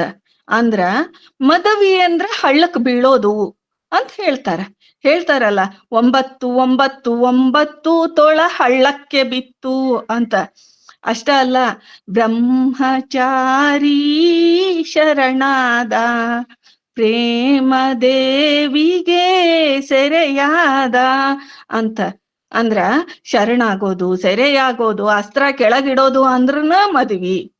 ಮದ್ವಿ ಆದ್ಮೇಲೆ ಏನು? ಸಂಸಾರ ಅಂದ್ರೇನು? ಸಂಸಾರೇ ಕ್ಷಯಾಸಾಗರೇ ಪ್ರಕೃತಿತೋ ಸದಾ ದುಸ್ತರೇ. ಅಂದ್ರ ಕ್ಷಯವಾಗೋದು ಅಂದ್ರ ಮದುವೆಗ್ ಮೊದ್ಲು ಏನೇನ್ ಸಾಧನೆ ಕನಸು ಕಟ್ಟಿರ್ತಾರೋ ಅದನ್ನ ಕ್ಷಯ ಮಾಡೋದು. ಇದ ಹಳಬರ ಮಾತು ಅಂತ ಬಿಡಬೇಡ್ರಿ. ಈಗ ನೋಡ್ರಿ, ನಮ್ಮ ದಾಂಪತ್ಯ ಕವಿ ಅಂತ ಹೆಸರಾದಂತಹ KS ನರಸಿಂಹಸ್ವಾಮಿಗಳು ಇದನ್ನ ಹೇಳ್ತಾರ. ಮದುವೆಯಾಗಿ ತಿಂಗಳಿಲ್ಲ ನೋಡಿರಣ್ಣ ಹೇಗಿದೆ, ಹೆಂಗದ ಆಗಲೇ ತಂಗಳಾಗಿದೆ ಅಂತ ನಾವು ತಿಳ್ಕೊಬೇಕಷ್ಟ. ಇದು ಮದುವೆ ಆದ್ಮೇಲೆ ಹೆಂಡತಿ ಬರ್ತಾಳ, ಸುಖ, ಸಂಸಾರ ಇವೆಲ್ಲ ನಮ್ಮನ್ನ ಮೂರ್ಖರನ್ನಾಗಿ ಮಾಡುವಂತಹ ವಿಷಯಗಳು. ಮೊನ್ನೆ ನಮ್ ಸಮೂಹದಾಗ ಒಂದು ವ್ಯಂಗ್ಯ ಚಿತ್ರ ಬಂದಿತ್ತು, ನಿಮಗ್ ನೆನ್ಪಿರ್ಬೇಕು. ಒಂದ್ ಹುಡುಗ, ಅವ ಜ್ಯೋತಿಷರನ್ನ ಕೇಳ್ತಾನ. ಚಲೋ ನೌಕರಿ ಅದ, ರೂಪ, ವಯಸ್ಸು, ಮನೆತನ, ಆಸ್ತಿ ಎಲ್ಲಾ ಇದ್ರೂ ಹುಡುಗಿ ಸಿಗತಿಲ್ಲ, ಯಾಕ? ಅದಕ್ಕ ಆ ಜ್ಯೋತಿಷಿಗಳು ಹೇಳ್ತಾರ, ನಿನಗೆ ಎಲ್ಲಾ ಅದನಪ್ಪ, ಅದ್ರ ಜೊತೆಗೆ ನಿನ್ನ ಜಾತಕದಾಗ ಬರೇ ಸುಖಾನ ಅದ ಅಂತಾರ. ಮದುವೆ ಆದ್ಮೇಲೆ ಮನುಷ್ಯ ಅಂದಮೇಲೆ ಮದುವೆ ಆಗ್ಬೇಕು. ಯಾಕಂದ್ರ ಬರೇ ಸುಖಾನ ಜೀವನ ಅಲ್ಲ ಅಂತ ತಿಳಿಲಿಕ್ಕೆ. ನಮ್ಮ ಡಾಕ್ಟರ್ ಸೋಮಶೇಖರ್ ಇಮ್ರಾಪುರ್ ಅವರು ಒಂದ್ ಹಾಡು ಬರ್ದಾರ. ಅದು ತಮ್ಮ ಮದುವೆ ಆದ್ಮೇಲೆ ಹೆಂಡತಿ ಬಗ್ಗೆ ಹೇಳ್ತಾರ. ತಿಂಗಳ ನೀರುಳೊಳ್ಳು ಮುಂಗುರುಳ್ ಮರೆ ಮಾಡಿ ಮಂಗಳ ಹಾಡುವಳಿವಳ್ಯಾರೋ ಅಂತ. ಅಂದ್ರ ಎಲ್ಲಾ ಸುಖ ಮರೆ ಮಾಡಿ ಮಂಗಳ ಹಾಡಿದ್ಲು ಅಂತ ಅರ್ಥ. ಮದ್ವಿಗ್ ಮೊದ್ಲ ಸಾದಾ ಬಿಳೆ ಬಣ್ಣ ಸಹಿತ ಕಾಮನ ಬಿಲ್ ನಂಗೆ ಕಂಡ್ರ, ಮದ್ವಿ ನಂತರ 108 ಬಿಲ್ಲುಗಳನ್ನ ನೋಡಿ ಕಾಮನ ಬಿಲ್ಲು ಸಹಿತ ಕರೆ ಬಿಳೆ ಎರಡ ಬಣ್ಣದ ಅಕ್ಷರದಂಗ್ ಕಾಣಿಸ್ತಾವ್ರಿ. ಡುಂಡಿ ರಾಜ ಅವ್ರದ್ದು ಒಂದ್ ಸಣ್ಣ ಕವನ ಬಹಳ ಪ್ರಸಿದ್ಧ ಆಗಿದ್ದು, ಅವಳು ದಾರಿಯಲ್ಲಿ ಸಿಕ್ಕಳು, ನನ್ನನ್ನು ನೋಡಿ ನಕ್ಕಳು, ನಮಗೀಗ 2 ಮಕ್ಕಳು. ಅಂದ್ರ ನಗು ಅನ್ನೋದೇನದಲ್ಲ, ಅದು ಬರೀ ಮದ್ವಿಗ್ ಮೊದ್ಲು, ನಂತ್ರೇನು ಮಕ್ಕಳು ಮರಿ ಜಂಜಾಟ. ನಿನ್ನೆ ನಾನೊಂದ್ ಚುಟ್ಕ ಬರ್ದಿದ್ದೆ. ಸಂಸಾರ ಅಂದ್ರ ಮನಿ ತುಂಬಾ ಮಕ್ಕಳ ಆಟಿಕೆ ಸ್ಟಿಕ್ಕರು, ಹಿರಿಯರ ಮಾತ್ರೆ ರ್ಯಾಪರು, ಮನೆಯೊಡತಿಯ ಸೀರೆ ತುಂಬಿದ ಬೀರು, ಮೂಲೆಯಲ್ಲೆಲ್ಲೋ ಪ್ಯಾಂಟು ಶರ್ಟು ಸ್ವೆಟರು. ಮದುವೆ ಆದ ಹುಡುಗಿಗೆ ತಾಳಿ ನೋಡಿದ್ರೆ ಗೊತ್ತಾಗ್ತದ ಮದುವೆ ಆಗ್ಯದ ಅಂತ. ಗಂಡಸ್ರಿಗೆ ಹೆಂಗ್ ಗೊತ್ತಾಗ್ಬೇಕು? ಬೀಚಿನ್ನ ಯಾರೋ ಕೇಳಿದ್ರಂತ. ಬೀಚಿ ಅವರು ಅದ್ಭುತವಾಗಿ ಹೇಳಿದ್ರು, ತಾಳಿ ಜನಿವಾರ ಇದ್ರ ಚಿಂತಿ ಬಿಡ್ರಿ, ಹ್ಯಾಪ್ ಮಾರಿ ನೋಡಿದ್ರನ ಗೊತ್ತಾಗ್ತದ ಅಂತ. ಪಾಪ ಸತ್ಯವನ್ನ ಒಪ್ಕೊಳ್ಳೋ ಧೈರ್ಯ ಇಲ್ಲದ ನಮ್ಮ ಎದುರ ಪಾರ್ಟಿಯವರು ಏನೋ ಪಾಪ ಅಲ್ಲಿ ಇದ್ದಾರ ಹೇಳ್ತಾರ, ಆದ್ರೆ ನಾವು ಹೇಳೋದ ಸತ್ಯ ಅಂತ ಅವರಿಗೂ ಗೊತ್ತದ. ನಿನ್ನೆ ಸರೋಜಿನಿ ಅಕ್ಕ ನನಗ್ ಫೋನ್ ಮಾಡಿದ್ರು, ಹಂಗ ಮಾತಾಡ್ಕೊತ ಹೇಳಿದ್ರು, ನಾನ್ ಡಿಗ್ರಿ ಓದೋಬೇಕಾರ್ನ ನಮ್ ಭಾವ ನನ್ನನ್ನು ನೋಡಿದ್ರಂತ, ಅವ್ರು ತಮ್ಮಗ್ ಹೇಳಿದ್ರಂತ, ಜಾತ್ಕ ಪಾತ್ಕ ಅಂತ ನೋಡ್ಕೋತ ಕೂಡ್ಬೇಡ, ಅವು ಕೇಳಿದ್ರ ನಾ ಹೇಳ್ಬಿಡ್ತೇನಿ, ಹುಡುಗಿ ಚಂದ ಇದ್ದಾಳ, ಮದ್ವಿ ಮಾಡ್ಕೋ ಅಂತ. ನನಗ ಭಾಳ ಲಘು ಮದ್ವಿ ಆತು. ಮದ್ವಿ ಆದ್ಮೇಲೆ ಅಲ್ಲನ್ರಿ ಮಕ್ಕಳು ಮರಿ ಸಂಸಾರ ಈ ಎಲ್ಲಾದ್ರಾಗ ನನ್ನ ಕನಸ ಮರ್ತ್ ಹೋಗ್ಬಿಟ್ಟಿತ್ತು. ಈಗ ಮಕ್ಕಳು ದೊಡ್ಡವಾಗಿ ಮೊಮ್ಮಕ್ಕಳಾದ್ಮೇಲೆ ಈಗೀಗ ಚೂರು ಬರವಣಿಗೆ ಪುಸ್ತಕ ಪ್ರಿಂಟ್ ಮಾಡಿದ್ದು, ಹಾಡು ಸಂಗೀತ ಕಲೀಲಿಕತ್ತೇನಿ. ನಿನ್ನೆ ಶುದ್ಧ ಕಲ್ಯಾಣದಾಗ ಒಂದ್ ಹೊಸ ಹಾಡ್ ಹಾಡಿದೆ ಅಂತ. ಅಂದ್ರ ಮದುವೆ ಅಂದ್ರ ಕನಸುಗಳ ಮೆರವಣಿಗೆ ಅಂತ ಅಲ್ಲ, ಮರವಣಿಗೆ, ಮರ್ತ ಬಿಡೋದು ಅಂತ. ಹೌದೋ ಅಲ್ಲೋ ಕೇಳ್ರಿ ಸರೋಜಿನಿ ಅಕ್ಕನ್ನ.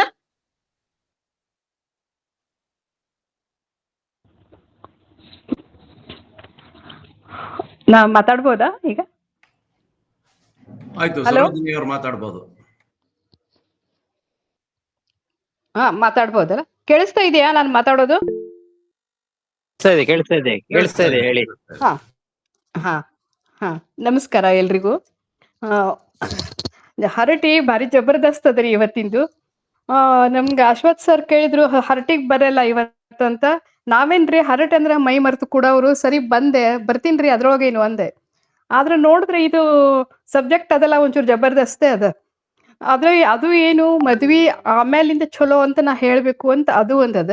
ಅದ್ರೊಳಗೇನು ಸಂಶಯ ಇಲ್ಲ ಬಿಡ್ರಿ, ಮೊದಲಿಂದೇನು ಸೊಗಸು ಇಲ್ಲ ಅಂತ ಅಲ್ಲ, ಖರೆ ಆ ಬಿಂದಾಸ್ ಪಣದ ಮ್ಯಾಲೂ ಒಂದು ಹಿಡಿತಿರ್ತದ ಅವಾಗ. ಈಗ ನೋಡ್ರಿ ಆ ಹಿಡಿತಿಲ್ಲ, ಕತ್ಲೆ ಆಗುದ್ರಾಗ ಬಾ ಇಲ್ಲ, ಆಮೇಲೆ ಅಲ್ಲೇ ಇಲ್ಲೇ ತಿರುಗಾಡಕೋತ್ ಹೋಗ್ಬೇಡಿಲ್ಲ. ಇವೆಲ್ಲಕ್ಕೂ ಒಂದು ಮುಕ್ತಿ ಸಿಕ್ತು. ಆ ಮೊದಲಿನ ಕನಸಿಗೆ ಒಂದು ಮೂರ್ತ ರೂಪ ಸಿಕ್ತು ಈ ಜೀವನದಾಗ, ಯಾವಾಗ ಮದುವೆ ಆದ್ಮೇಲೆ. ಈಗೆಲ್ಲ ಏನೋ ಭಾಳ ಹೇಳಿದ್ರು ಎಲ್ಲಾರು. ಅವ್ರಿಗೆಲ್ಲರಿಗೂ ನಂದು ಪ್ರಶ್ನೆ, ಇಷ್ಟೆಲ್ಲ ನಿಮಗ್ ಗೊತ್ತಿದ್ದವ್ರು ನೀವ್ ಯಾಕೆ ಮದುವೆ ಆದ್ರಿ? ಬಿಡ್ಬೋದಿತ್ತಲ್ಲ. ಆ ಹಳ್ಳದಾಗ ಯಾತಕ್ ಬೀಳಿಕ್ ಹೋದ್ರಪ್ಪ? ನೋಡಿ ಬರೇ ಕೆಸರದ ಅಂತ ಗೊತ್ತಿದ್ದು ಅಷ್ಟು ಮೂರ್ಖತನ ಬಂದ್ಬಿಡ್ತಾ ನಿಮ್ಗೆ. ಆವಾಗ ಕೆಟ್ಟ ಅನಿಸ್ತು ಬಿಡ್ರಿ ಪಾಪ. ಇದು ಅಲ್ಲೇ ದಂಡಿ ಮೇಲಿಂದ ಜ್ವಲ ಸುರ್ಸೋದ್ ಕೂಡ್ಬೇಕಿಲ್ಲೋ, ಯಾಕೆ ಮದುವೆ ಆದ್ರಿ? ಇವಕ್ಕೆಲ್ಲ ಉತ್ತರ ಇಲ್ರಿ. ಇವೆಲ್ಲ ಮಾತಾಡ್ಲಿಕ್ಕೆ ಭಾಳ ಚಂದ್ರಿ. ಮದ್ವಿ ಒಳಗ ಸ್ವಾತಂತ್ರ್ಯ ಕಳ್ಕೋತೀವಿ ಅಂತ. ಆ ಸ್ವಾತಂತ್ರ್ಯ ಕಳ್ಕೊಳ್ಳುವಾಗ ಇರೋದು ಒಂದು ಸುಖ ಅದ, ಅದನ್ನ ನೀವು ಹೇಳ್ಬೇಡ್ರಿ. ಅದ್ರ ಜೋಡಿನ ನೀವು ಆ ಸ್ವಾತಂತ್ರ್ಯ ಕಳ್ಕೊಳ್ಳೋದ್ರೊಳಗನ ಇನ್ನೊಬ್ಬರದ್ದು ಇದ್ರ ಮ್ಯಾಲೂ ಏನೀಗ ನಿಮ್ಮ ಅವ್ವ ಅಪ್ಪ ನಿಮ್ಮ ಮೇಲೆ ಇದನ್ನ ಇಟ್ಟಿರ್ತಾರಲ್ಲ ಹಿಡಿತ, ಆ ಹಿಡಿತ ಸಾಧಿಸ್ಬೇಕು ಅನ್ನೋದು ನೀವು ಸಾಧಿಸಿರ್ತೀರಿ, ಅದನ್ನ ಯಾರು ಹೇಳುದಿಲ್ಲ. ನಾ ಈಗ ಅಗದಿ ಸಾವಕಾಶ ಹೇಳಿಕತ್ತೀನಿ ನಿಮ್ಗೆ. ಅದೇನ್ ನಂದೆ ನಾನು ಎಲ್ಲಾರನು ಹಿಂಗೆ ಹೆದರ್ಸಿಗೋಬೇಕು ಬೆದರ್ಸಿಗೋಬೇಕು, ಯಾರ ಮೇಲೆ ರುಬಾಬ್ ಮಾಡಬೇಕು ಅನ್ನೋದು ಇತ್ತು ನನಗೂ ಆಶಾ. ಖರೆ ಅದನ್ನ ನಂದು ಪೂರ್ತಿ ಆಯ್ತು. ಅದು ಯಾರಿಗೂ ಏನು ಅಂತೆಲ್ಲ ಹೇಳಂಗಿಲ್ಲ, ನೀವು ಕೇಳಬಾರ್ದು, ನಾ ಹೇಳಬಾರ್ದು, ಅದು ಅಂಡರ್ಸ್ಟುಡ್. ಆಮೇಲೆ ಅದೇನಂತೀರಿ, ಬರೀ ಇದೇನಿದು ಸ್ವಚ್ಛಂದ ಇನ್ನೊಬ್ಬರ ಮೇಲೆ ರುಬಾಬ್ ಮಾಡೋದು ಇದ ಜೀವನ ಅಲ್ಲಲ್ರಿ. Life is something more then that ಅಲ್ಲ. ಲೈಫ್ನಾಗ ಒಂದು ಸಿಸ್ಟಮೆಟಿಕ್ ಬೇಕು, ಒಂದು ಆರ್ಗನೈಸೇಷನ್ ಬೇಕು, ಎಲ್ಲ ಬೇಕಲ್ಲ. ಅದು ಹೆಂಗಿರ್ತದೆ ಗೊತ್ತದೇನ್ರಿ? ಮದುವೆ ಆದ್ಮೇಲಿನ ಲೈಫ್ ಅಂದ್ರೆ ಹೇಳ್ತೀನಿ ನಿಮ್ಗೆ. ಎಲ್ಲಿಂದನೋ ಬಂದು ಜೊತೆ ಆಗಿರ್ತಾರ ಅವ್ರದ್ದು ಜೋಡಿ. ಇಷ್ಟು ಸಂಬಂಧ ಹೆಂಗದು, ಹಂಗ ಬೆಸಿಗೆ ಹಾಕಿದಂಗ ಅಲ್ಲದು. ಚಂದ ಹಂಗೆ ಮೋಹಕ ನವಿರ್ ಎಳಿ ಜೋಡಿ ಒಂದು ಕುಸ್ರಿನ ನಕ್ಕಿ ಹೆಣದಂಗೆ ಹೆಣಿಯುದು. ಈ ಸಾಧನ ಏನು ಕಡಿಮೆ ಇದೇನ್ರಿ? ಇದೇನು ಕಡಿಮೆ ಅಲ್ಲ. ಆಮೇಲೆ ಸಂಸಾರದ ಅಂದಮೇಲೆ ಇದು ನಮ್ಮಂಥ ಭಾವಜೀವಿಗಳಿಗೆ ಏನಾಗ್ತದೆ, ನಮ್ಮ ಭಾವನಾಕ್ ಮಹಾಪೂರ್ ಬರ್ತದ. ಅವಾಗ ಆ ಮಹಾಪೂರ್ದಾಗ ಬರೋ ಕಷ್ಟ ನೋವು ಎಲ್ಲ ಕೊಚ್ಕೊಂಡು ಹೋಗಿ ದಂಡಿಗುಂಟ ಮುತ್ತು ಸುರಿದಂಗ ಸುಖದ ಸಾಲು ಇರ್ತದೆ. ಇದು ಬಾಳ ಹಂದ್ರಕ್ಕ ಆ ಸುಖದ ತೋರಣ ಇರ್ತದೆ. ಇದಕ್ಕೆ ಇವನ್ನೆಲ್ಲ ಯಾಕೆ ನಿಮಗ್ ಕಾಣಿಸೋದಿಲ್ಲ ಅಂತೇನಿ. ಮಕ್ಕಳಂದ್ರೆ ಏನಂತೀರಿ? ನಮ್ ಜೀವದ ಕುಡಿಗಳು ಅವು. ಇದಕ್ಕಿಂತ ಹೆಚ್ಚು ಸುಖ ಬೇಕಾ ನಿಮ್ಗ? ಆ ಸ್ವಚ್ಛಂದದೊಳಗೆ ಏನ್ ಸಿಗ್ತದ ನಿಮ್ಗ? ನೀವ್ ಕಡೆ ಹೋಗು, ನಾವೊಂದ್ ಕಡೆ ಹೋಗ್ತೀನಿ, ಅದು ಬದುಕೇನ್ರಿ? ಅದಕ್ಕೇನಾರ ಬದುಕಂತಾರ? ಅದು ಲೈಫಾ? ಅಲ್ಲ ಬಿಡ್ರಿ, ಇದು ನಮ್ಗ ಒಗ್ಗುದಿಲ್ಲ. ಆ ಇದ್ರೊಳಗನ ನೀವು ಏನು ನಗಿ ಸುಖ ಹುಡುಕ್ತಿರ್ಲ, ಅದು ನಿಮ್ಮ ಸಾಧನ. ಹೌದು, ನನಗ ಮೊದಲು ಏನೂ ಮಾಡೋದು ಆಗ್ಲಿಲ್ಲ. ಯಾವಾಗಾರೆ ಅನಿಸ್ತದ, ಆವಾಗನ ನಾ ಮ್ಯೂಸಿಕ್ ಕಲ್ತಿದ್ರೆ ಎಷ್ಟಾಗ್ತಿತ್ತು ಅಂದ್ರೆ. ಯಾರ ಕಡೆ ನಾ ಮ್ಯೂಸಿಕ್ ಕಲೀಲಿಕ್ಕೆ ಹೋಗ್ತೀನಿಲ್ಲ, ಅವ್ರು ಹೇಳ್ತಾರ ನನಗ, ನೀವು ನಮ್ಮ ಫೀಲ್ಡಿಗೆ ಭಾಳ ಅನ್ಯಾಯ ಮಾಡಿದ್ರಿ, ನೀವು ಆವಾಗನೇ ಸಂಗೀತ ಕಲ್ತಿದ್ರೆ ಈಗ ಎಲ್ಲಿ ಇರ್ತಿದ್ರೋ ಏನೋ. ಹೌದು ಇರ್ಲಿ, ಖರೆ ಈಗೂ ಏನ್ ನಾ ಸೋತಿಲ್ಲ. ನನ್ನ ಜೀವನದಾಗ ನಾ ಪೂರ್ಣ ಸಕ್ಸಸ್ ಆಗಿನ್ರಿ, ಸಕ್ಸಸ್ಫುಲ್ ಆಗೀನಿ. ಹೌದು, ನಾ ಏನೇನ್ ಅನ್ಕೊಂಡಿದ್ದೆ ಎಲ್ಲಾ ಮಾಡಿದೆ. ಆ ಗರ್ವ ನನಗದ, ಆ ಗರ್ವ ನನಗದ. ಯಾವಾಗ ಸಿಕ್ತು ಆ ಗರ್ವ ನನಗ? ಇಷ್ಟೆಲ್ಲಾ ನನ್ನ ಸಂಸಾರ ನಿಭಾಯಿಸ್ಕೊಂಡ ಮಾಡದೆ, ಇದನ್ನ ನಾ ಸಾಧಿಸ್ಲಿಕ್ಕತ್ತೀನಿ ಅನ್ನೋ ಗರ್ವ ನನಗ್ ಸಿಕ್ಕದ. ಇದಕ್ಕೆ ಏನ್ ಬೇಕು?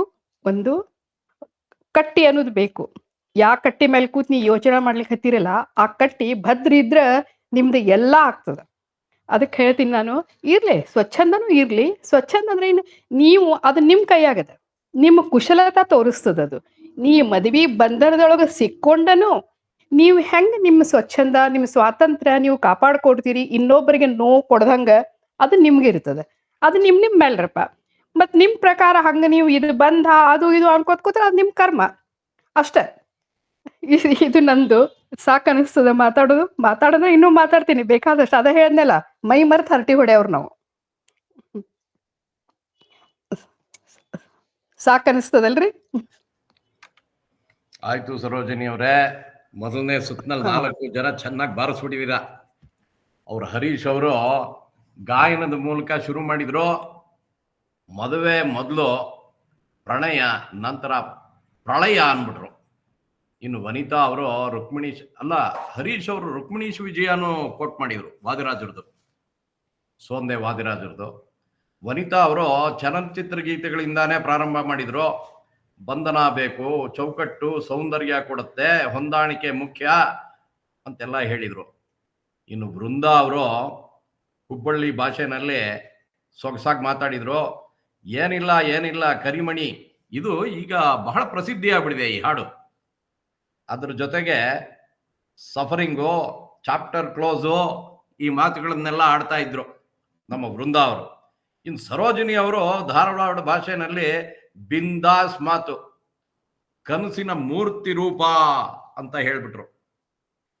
ಈ ಮದುವೆ ಬಗ್ಗೆ ಹೇಳ್ಬೇಕಾದ್ರೆ ಒಬ್ಬೊಬ್ರಿಗೆ ಒಂದೊಂಥರ ಅವ್ರವ್ರ ಹೆಂಡತಿರನ್ನ ಅವ್ರವ್ರು ಬೇರೆ ಬೇರೆ ತರ ಯೋಚನೆ ಮಾಡ್ತಾರೆ. ನಮ್ಮ ಜಿ ಪಿ ರಾಜರತ್ನಂ ಅವ್ರು ಹೇಳ್ತಾರೆ, ಅವ್ರ ಅಪ್ಪಂಗ ಅವಳು ಕಣ್ಣಿಗೆ ಅವ್ರ ಅಮ್ಮಂಗ ಅವಳು ಕಣ್ಣು, ನಂಗಾವ ಹೆಂಗೇಳಿ ಬಾದಾಮ ನಣ್ಣು ಅಂತ. ಆ ತರ ಮದುವೆ ಸ್ನೇಹದ ಸಂಕೋಲೆ, ಮದುವೆಯ ಅನುಬಂಧ ಹೇಗಿರಬೇಕು ಅಂತ ಒಬ್ರು ವಿ ವಿಜಯೇಂದ್ರ ರಾವ್ ಅಂತ ಕವನಗಳು ಬರೀತಾರೆ.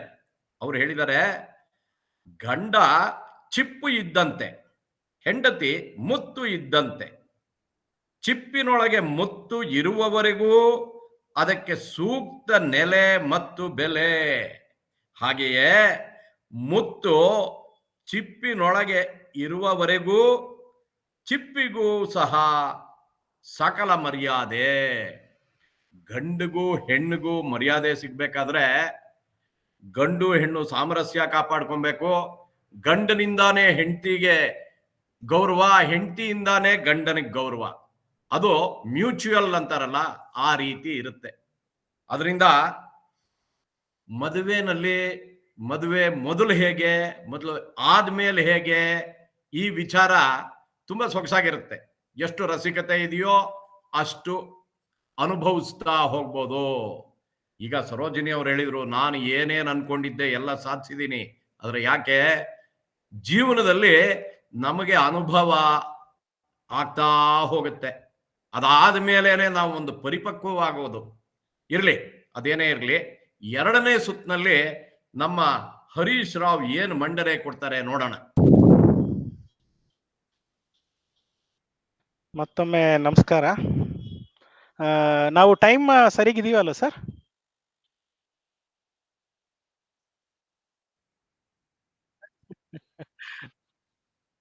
ಓಕೆ.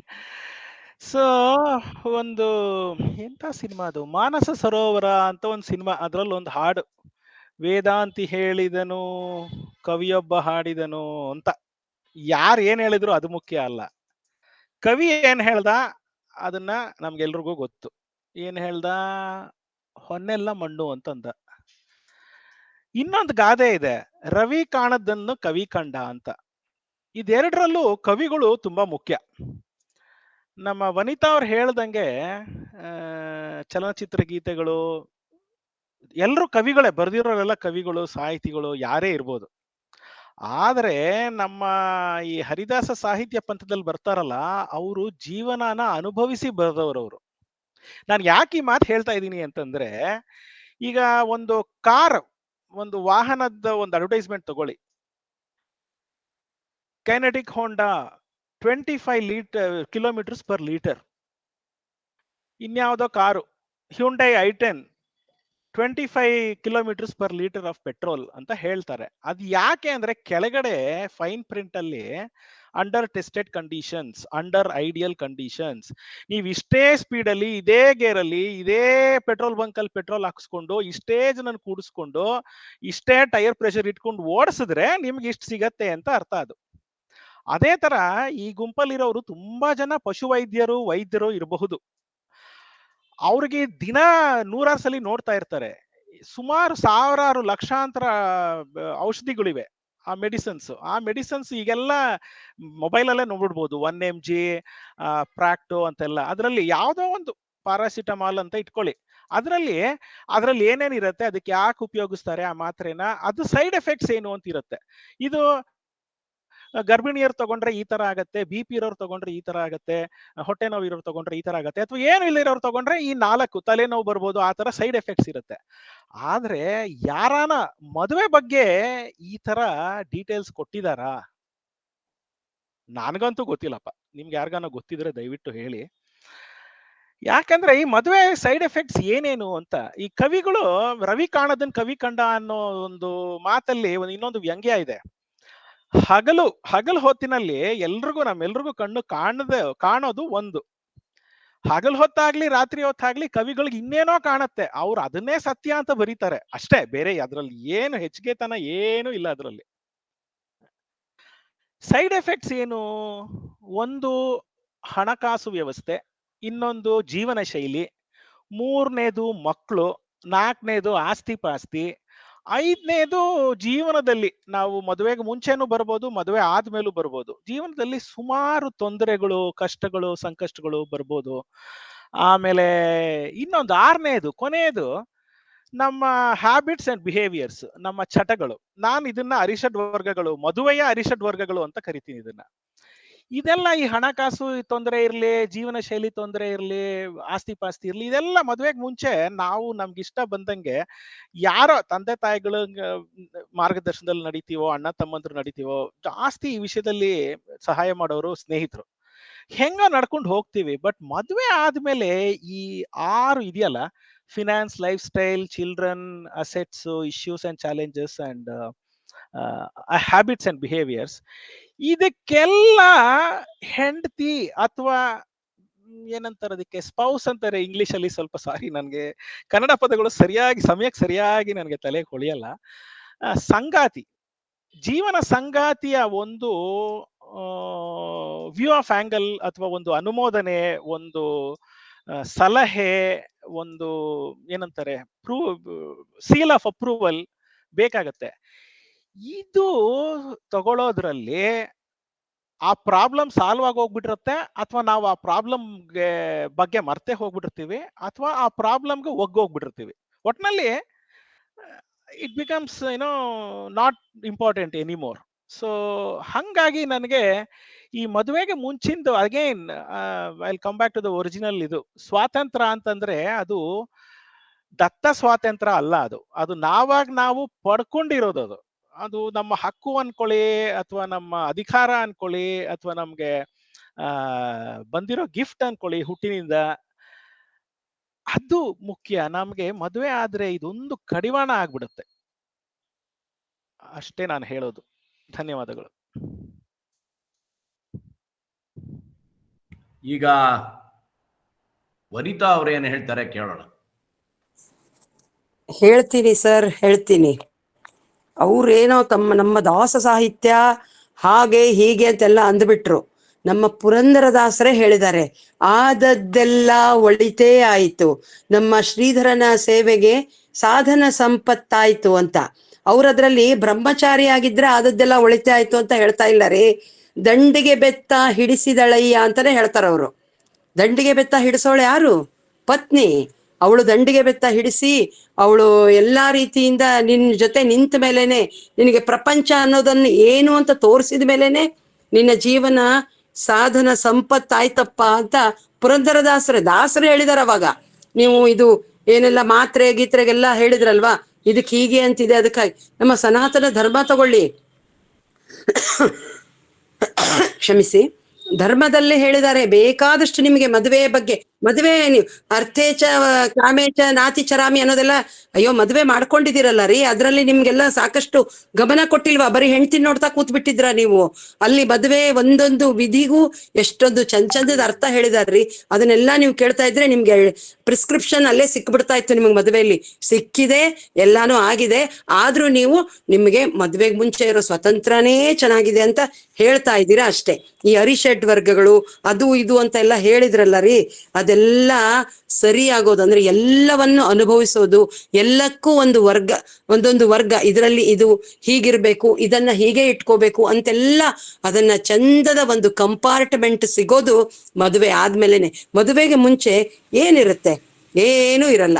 ಈಗ ನಮ್ಮ ವೃಂದಾ ಮೇಡಮ್ ಕೂಡ ಹೇಳ್ತಾ ಇದ್ರು, ಶುಭಂ, ಮದುವೆ ಆದ್ಮೇಲೆ ಶುಭಂ ಅಂತ. ಅಲ್ಲ ರೀ, ಅದು ಶುಭಾರಂಭ. ಬದುಕಿಗೆ ಬರೀ ಹುಟ್ಟೋದು ಸಾಯೋದು ಎರಡೇ ಇಲ್ಲ. ನಾವಿಲ್ಲಿ ಮಾನವನಾಗಿ ಹುಟ್ಟಿದ ಮೇಲೆ ಏನೇನ್ ಕಂಡಿ ಜೀವನದಲ್ಲಿ ಗಂಡ ಗುಂಡಿ ಅದು ನಾವು ಅನುಭವಿಸ್ಲೇಬೇಕು. ಇದೆಲ್ಲ ಇರ್ಲಿ. ಕಷ್ಟ ಅನ್ನೋದು ಬದುಕಿನ ಎರಡು ಮುಖಗಳು, ಕಷ್ಟನೂ ಇರ್ಬೇಕು, ಸುಖನೂ ಇರ್ಬೇಕು. ಕಷ್ಟಗಳು ಎಷ್ಟು ಕಷ್ಟ. ಪ್ರೀತಿನೇ ಅದೇ ಹೇಳಿದ್ನಲ್ಲ ಅವಾಗ, ಹಸಿವಿನಲ್ಲೂ ಹಬ್ಬಾನೆ ಅಂತ. ಅಂದ್ರೆ ಸಂಗಾತಿ ಜೊತೆಯಲ್ಲಿದ್ದಾಗ ಹಸಿವಿನಲ್ಲೂ ಹಬ್ಬಾನೆ ಇರುತ್ತೆ, ಒಂದು ಸಂಭ್ರಮ ಇರುತ್ತೆ. ಆಮೇಲೆ ಕೆಲವರು, ನೀವು ಹೇಳ್ತಾ ಇದ್ರಿ ಕನಸುಗಳೆಲ್ಲ ಕ್ಲೋಸ್ ಅಂತ. ಇಲ್ಲ, ಕೆಲವರು ಕನಸುಗಳು ಶುರುವಾಗಿದ್ದೇ ಮದುವೆ ಆದ್ಮೇಲೆ. ಕನಸುಗಳು ಶುರು ಆಗೋದೇ ಮದುವೆ ಆದ್ಮೇಲೆ. ಎಲ್ಲಾನು ಒಂದೇ ತಕ್ಕಡಿಯಲ್ಲಿ ಇಡಕ್ಕಾಗಲ್ಲ ರೀ. ಎಲ್ಲಾ ಮದುವೆ ಆದ್ಮೇಲೆನೆ ಎಲ್ಲಾ ಸುಖಾನು ಸಿಗೋದು ಅಂತ ಹೇಳ್ತೀವಿ.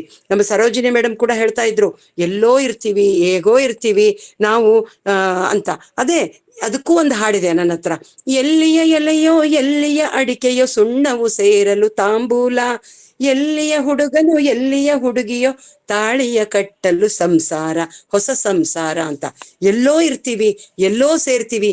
ಹೋಗಿ ನದಿ ಹೋಗಿ ಸಮುದ್ರವನ್ನು ಸೇರಿದ ಹಾಗೆ ನಾವು ಸೇರ್ತೀವಲ್ವಾ. ಆಮೇಲೆ ನನ್ನ ಜೊತೆಯಲ್ಲೇ ನನ್ನ ಥರಾನೇ ಮಾತಾಡ್ತಾ ಇದ್ದಾರಲ್ವಾ. ಅಂದ್ರೆ ನಾನ್ ಹೇಗ್ ಮಾತಾಡ್ತೀನಿ ಹಾಗೇ ಮಾತಾಡ್ತಾ ಇರೋ ನಮ್ ಸರೋಜಿನಿ ಮೇಡಮ್ದು ಒಂದು ಮಾತು ನಂಗೆ ಬಹಳ ಇಷ್ಟ ಆಯ್ತು. ನನಗೆ ಅಧಿಕಾರ ಮಾಡೋದಕ್ಕೆ ಒಬ್ಬ ವ್ಯಕ್ತಿ ಸಿಕ್ಕಿದ್ದಾರೆ. ಅದು ಪೂರ್ಣ ಸ್ವತಂತ್ರ. ನಮಗೆ ನಾವು ಏನ್ ಬೇಕಾದ್ರೂ ಅನ್ಬಹುದು, ಹೇಗ್ ಬೇಕಾದ್ರೂ ಇರಬಹುದು. ಇದನ್ನ ನಾವು ಈ ಸ್ವತಂತ್ರವನ್ನ, ಈ ಜೋರು ಜಬರ್ದಸ್ತದ ಈ ಅಧಿಕಾರನ ನಾವು ಅಣ್ಣ ತಮ್ಮಂದ್ರ ಮೇಲೆ ಮಾಡಕ್ ಸಾಧ್ಯನಾ? ನಮಗ್ ಮಾಡಿಸ್ಕೊಳಕ್ ಒಬ್ಬ ವ್ಯಕ್ತಿ ಸಿಕ್ಕಿದಾರ್ರಿ. ಅದೇ ರೀತಿ ಅವ್ರಿಗೂ ಸಿಕ್ಕಿರ್ಬಹುದು. ಅವ್ರಿಗೂ ಒಂದು ಪೂರ್ಣ ಸ್ವತಂತ್ರವಾಗಿ ಏನ್ ಬೇಕಾದ್ರೂ ಅನ್ನುವಂತ ಒಂದು ವ್ಯಕ್ತಿ ಸಿಕ್ಕಿದ್ದಾರೆ. ನಮ್ಮ ಭಾವನೆಗಳನ್ನ ಹಂಚಿಕೊಳ್ಳೋದಕ್ಕೆ, ಪ್ರತಿಯೊಂದನ್ನು ಹೇಳಿಕೊಳ್ಳೋದಕ್ಕೆ ಒಂದು ಸಂಗಾತಿ ಬೇಕು. ಮದುವೆ ಆದ ನಂತರನೇ ಜೀವನ ಚಂದ ಅಂತ ನಾನು ಹೇಳ್ತೀನಿ. ಏನು ಘಂಟಾಘೋಷವಾಗಿ ಮದುವೆಯಾದ ನಂತರವೇ ಜೀವನ ಅನ್ಬಿಟ್ರು ಮೇಡಮು. ಇವಾಗ ಬೃಂದಾ ಅವ್ರು ಏನ್ ಹೇಳ್ತಾರೆ ನೋಡೋಣ. ಅಲ್ರಿ, ನೀವ್ ಮದುವೆ ಆಗಿರಿ ಮತ್ ಮಂದಿಗ್ ಮದುವೆ ಆಗ್ಬೇಡ ಅಂತೀರಿ. ಇದು ನಮ್ ಎದುರ ಪಾರ್ಟಿಯವ್ರ ವಾದ. ಮದುವೆ ಅಂದ್ರ ಒಂದ್ ಎತ್ತರವಾದ ಗೋಡೆಯುಳ್ಳಂತಹ ಕೋಟೆ. ಹೊರಗಿದ್ದವ್ರಿಗೆ ಅದೇನು ಒಳಗೇನದ ಅಂತ ನೋಡೋ ಅಂತಹ ಕುತೂಹಲ. ಸದಾ ಒಳಗ್ ಹೋಗ್ಲಿಕ್ಕೆ ತುಡಿತ. ಅವಕಾಶ ಸಿಕ್ಕರೆ ಸಾಕು ನುಗ್ಗಿ ಬಿಡ್ತೇವಿ ಅಂತಾರ ಹೊರಗಿದ್ದವ್ರು. ಹಂಗ ನುಗ್ಗಿದವ್ರು ನಾವು. ಆದ್ರೆ ಒಮ್ಮೆ ಒಳಗ್ ಹೋದ್ಮೇಲೆ ಅಲ್ಲಿನ ಕಷ್ಟವನ್ನ ಕಂಡು ಇನ್ನೂ ಮದುವೆ ಆಗದೆ ಇದ್ದವರಿಗೆ ಸತ್ಯವನ್ನ ಹೇಳುವಂತಹ ಸತ್ಯವಂತರು. ಮದುವೆಯ ಬಂಧ ಇಲ್ಲ ಅಂದ್ರೆ ಎಷ್ಟು ಜನ ಜೈ ಅಂತ ಹೊರಡ್ಲಿಕ್ ತಯಾರಿದ್ದೀರಿ ಹೇಳ್ರಿ? ಎಲ್ಲರೂ ಹೂ ಅಂತೀರಿ. ನಾವು ಸತ್ಯವನ್ನ ಮದುವೆ ಆಗದೆ ಇರೋವ್ರ ಮುಂದೆ ಇಡ್ಲಿಕ್ ಹತ್ತೀವಿ. ಇಷ್ಟೆಲ್ಲ ಆದ್ರೂನು ಮದುವೆ ಆದ ಮೇಲೂ ಈ ರೀತಿ ಜನರಿಗೆ ಸತ್ಯವನ್ನ ಮರಿಮಾಚ್ತಾ ಇರೋರು ನಮ್ಮ ಎದುರ ಪಾರ್ಟಿಯವರು. ಇದು ಸ್ವಚ್ಛಂದ ಅಲ್ಲ, ಇದು ಸಾಧನ. ನಮಗ್ ಜೋರು ಜಬರ್ದಸ್ತು ಮಾಡ್ಲಿಕ್ಕೆ ಮದ್ವೆ ಮಾಡ್ಕೊಳ್ಳೋದು ಬೇಕಾಗಿಲ್ಲ. ನಮಗ್ ಬೇಕಾಗಿರೋದು ಪ್ರೀತಿ ತೋರ್ಸೋ ಅಂತಹ ಮದ್ವಿ. ಆದ್ರೆ ನಮ್ಮ ಉದ್ದೇಶದ ಮದ್ವಿ ಎಲ್ಲರಿಗೂ ಆಗುದಿಲ್ಲ ಅಂತ ಹೇಳಿದ್ರು ಸಾಧನಾ ಅವರು. ಆದ್ರೆ ಎಲ್ಲರಿಗೂ ಅದ್ ಆಗುದಿಲ್ಲ ಒಪ್ತೇನಿ. ಎಲ್ಲರಿಗೂ ಆಗುದಿಲ್ಲ ಅಂತ ಆದ್ಮೇಲೆ ಅದನ್ನ ಹೇಳ್ಲಿಕ್ಕೆ ನೀವ್ ಯಾಕೆ ಹೆದರ್ತೀರಿ? ಹೆಂಡತಿ ಗಂಡಗ್ ಹೇಳಿದ್ಲಂತ, ರೀ ನಮ್ ಮದ್ವಿ ಮಾಡ್ಸಿದ್ರಲ್ಲ ಆಚಾರು, ಅವ್ರಿಗೆ ಹುಷಾರಿಲ್ಲಂತ ICUದಾಗಿದ್ದಾರಂತ. ಅಂದಾಗ ಮಾಡಿದ ಕರ್ಮ ಎಲ್ಲಿ ಹೋಗ್ಬೇಕು, ನಿಧಾನ ಆದ್ರೂ ಅದು ತಟ್ಟದ ಇರ್ಲಾರ್ದು ಅನ್ನಂತ ಗಂಡ. ಮತ್ತ ಇನ್ನೊಂದು ಅಂದ್ರ ಮದುವೆಗೆ ಮೊದಲಿನ ಜೀವನ ಚಂದ ಇಲ್ಲ ಅಂತ ನಾವ್ ಹೇಳ್ತಿಲ್ಲ, ಆದ್ರ ಮದುವೆಯ ನಂತರದ ಜೀವನನ ಚಂದ ಅಂತೇವಿ ಅಂತ ಎದರ್ ಪಾರ್ಟಿಯವರು ವಾದ ಮಾಡಿದ್ರು. ಇಲ್ಲಿ ನನ್ನ ವಾದ, ನೀವು ಮೊದಲಿನ ಜೀವನವನ್ನು ಮದುವೆಯ ನಂತರದ ಜೀವನವನ್ನು ಎರಡೂ ಅನುಭವಿಸಿ ಹೋಲಿಸಿ ಹೇಳಲಿಕತ್ತೀರಿ. ಅಂದಾಗ ನಾವು ಕೂಡ ಮೊದಲಿನ ಜೀವನ ಮದುವೆಯ ನಂತರ ಜೀವನವನ್ನ ಅನುಭವಿಸಿ ಹೋಲಿಸಿ ಹೇಳ್ತೀವಿ. ಮದ್ವಿ ನಂತರದಕ್ಕಿಂತ ಮದ್ವಿ ಮೊದಲಿನ ಜೀವನನ ಚಂದಿತ್ತು. ಒಂದೊಮ್ಮೆ ನಾವು ಮದ್ವೆ ಆಗದೇ ಇದ್ದವರಾಗಿದ್ರ ನಾವು ಮದುವೆಯ ಮೊದಲಿನ ಜೀವನವನ್ನ ಮದುವೆಯ ನಂತರ ಜೀವನಕ್ಕೆ ಹೋಲ್ಸೋದಾದ್ರೂ ಹೆಂಗ? ಅವಾಗ ನೀವ ಹೇಳ್ತಿದ್ರಿ, ಅವ್ವ ನಿಂಗೇನ್ ಗೊತ್ತದ ಸುಮ್ ಕೂಡು ಅಂತ. ಅಂದ್ರ ಮದುವೆ ಮೊದ್ಲಿನ ಜೀವನ ನಂತರದ ಜೀವನಕ್ಕೆ ಎರಡಕ್ಕೂ ಹೋಲಿಸಿ ಹೇಳಲಿಕ್ಕೆ ಮೊದ್ಲು ಮದುವೆ ಆಗ್ಬೇಕು, ಅದರ ಸುಖ ಏನು ಅಂತ ನೋಡ್ಬೇಕು. ಆಮೇಲೆ ಮೊದ್ಲಿನ ಜೀವನ ಅದರದ ಸುಖ ಜಾಸ್ತಿ ಅಂತ ನಾವ್ ಹೇಳ್ಬೇಕು. ಇದು ಅತ್ಯಂತ ಸೂಕ್ತ ಅಭಿಪ್ರಾಯ, ಇದ ಸತ್ಯ, ಇದ ಯೂನಿವರ್ಸಲ್ ಟ್ರುತ್. ಆದ್ರಿಂದ ಎದರ್ ಪಾರ್ಟಿಯವ್ರು ಏನೇ ವಾದಿಸಿದ್ರು ಅದು ನಮ್ಮ ವಾದಕ್ಕೆ ಪುಷ್ಟಿ ಅಂತನ ಆಗ್ತದ ವಿನಃ ಅವರು ಮದ್ವೆ ಆದ್ಮೇಲಿನ ಜೀವನ ಚಂದ ಅದು ಇರ್ತದ ಇದು ಇರ್ತದ ಹಿಂಗ್ ಹೇಳಲಿಕ್ ಹತ್ತಾರ ಹೊರತು ನಮ್ ಹಂಗ ಸತ್ಯ ಹೇಳಲಿಕ್ ಹತ್ತಿಲ್ಲ ಅನ್ನೋದೇ ನನ್ನ ವಾದ.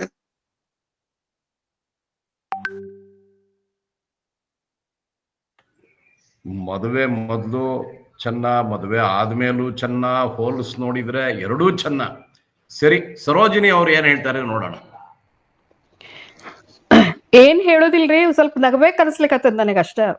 ಇವ್ರದ್ದು ಮದುವೆ ಆದ್ಮೇಲೆ ಇನ್ನು ಮದ್ವಿಕ್ಕಿಂತನ ಚಂದ ಜೀವನ ಅಂತಾರಲ್ಲ, ಮೊದಲನೇದು ಇದು ಮೊದಲಿನ ಜೀವನ್ ಚಂದೋ ಆಮೇಲಿನ ಜೀವನ್ ಚಂದೋ ಈ ಪ್ರಶ್ನೆ ಕೇಳಿದ್ರೆ ನಗಿ ಬರ್ತದ.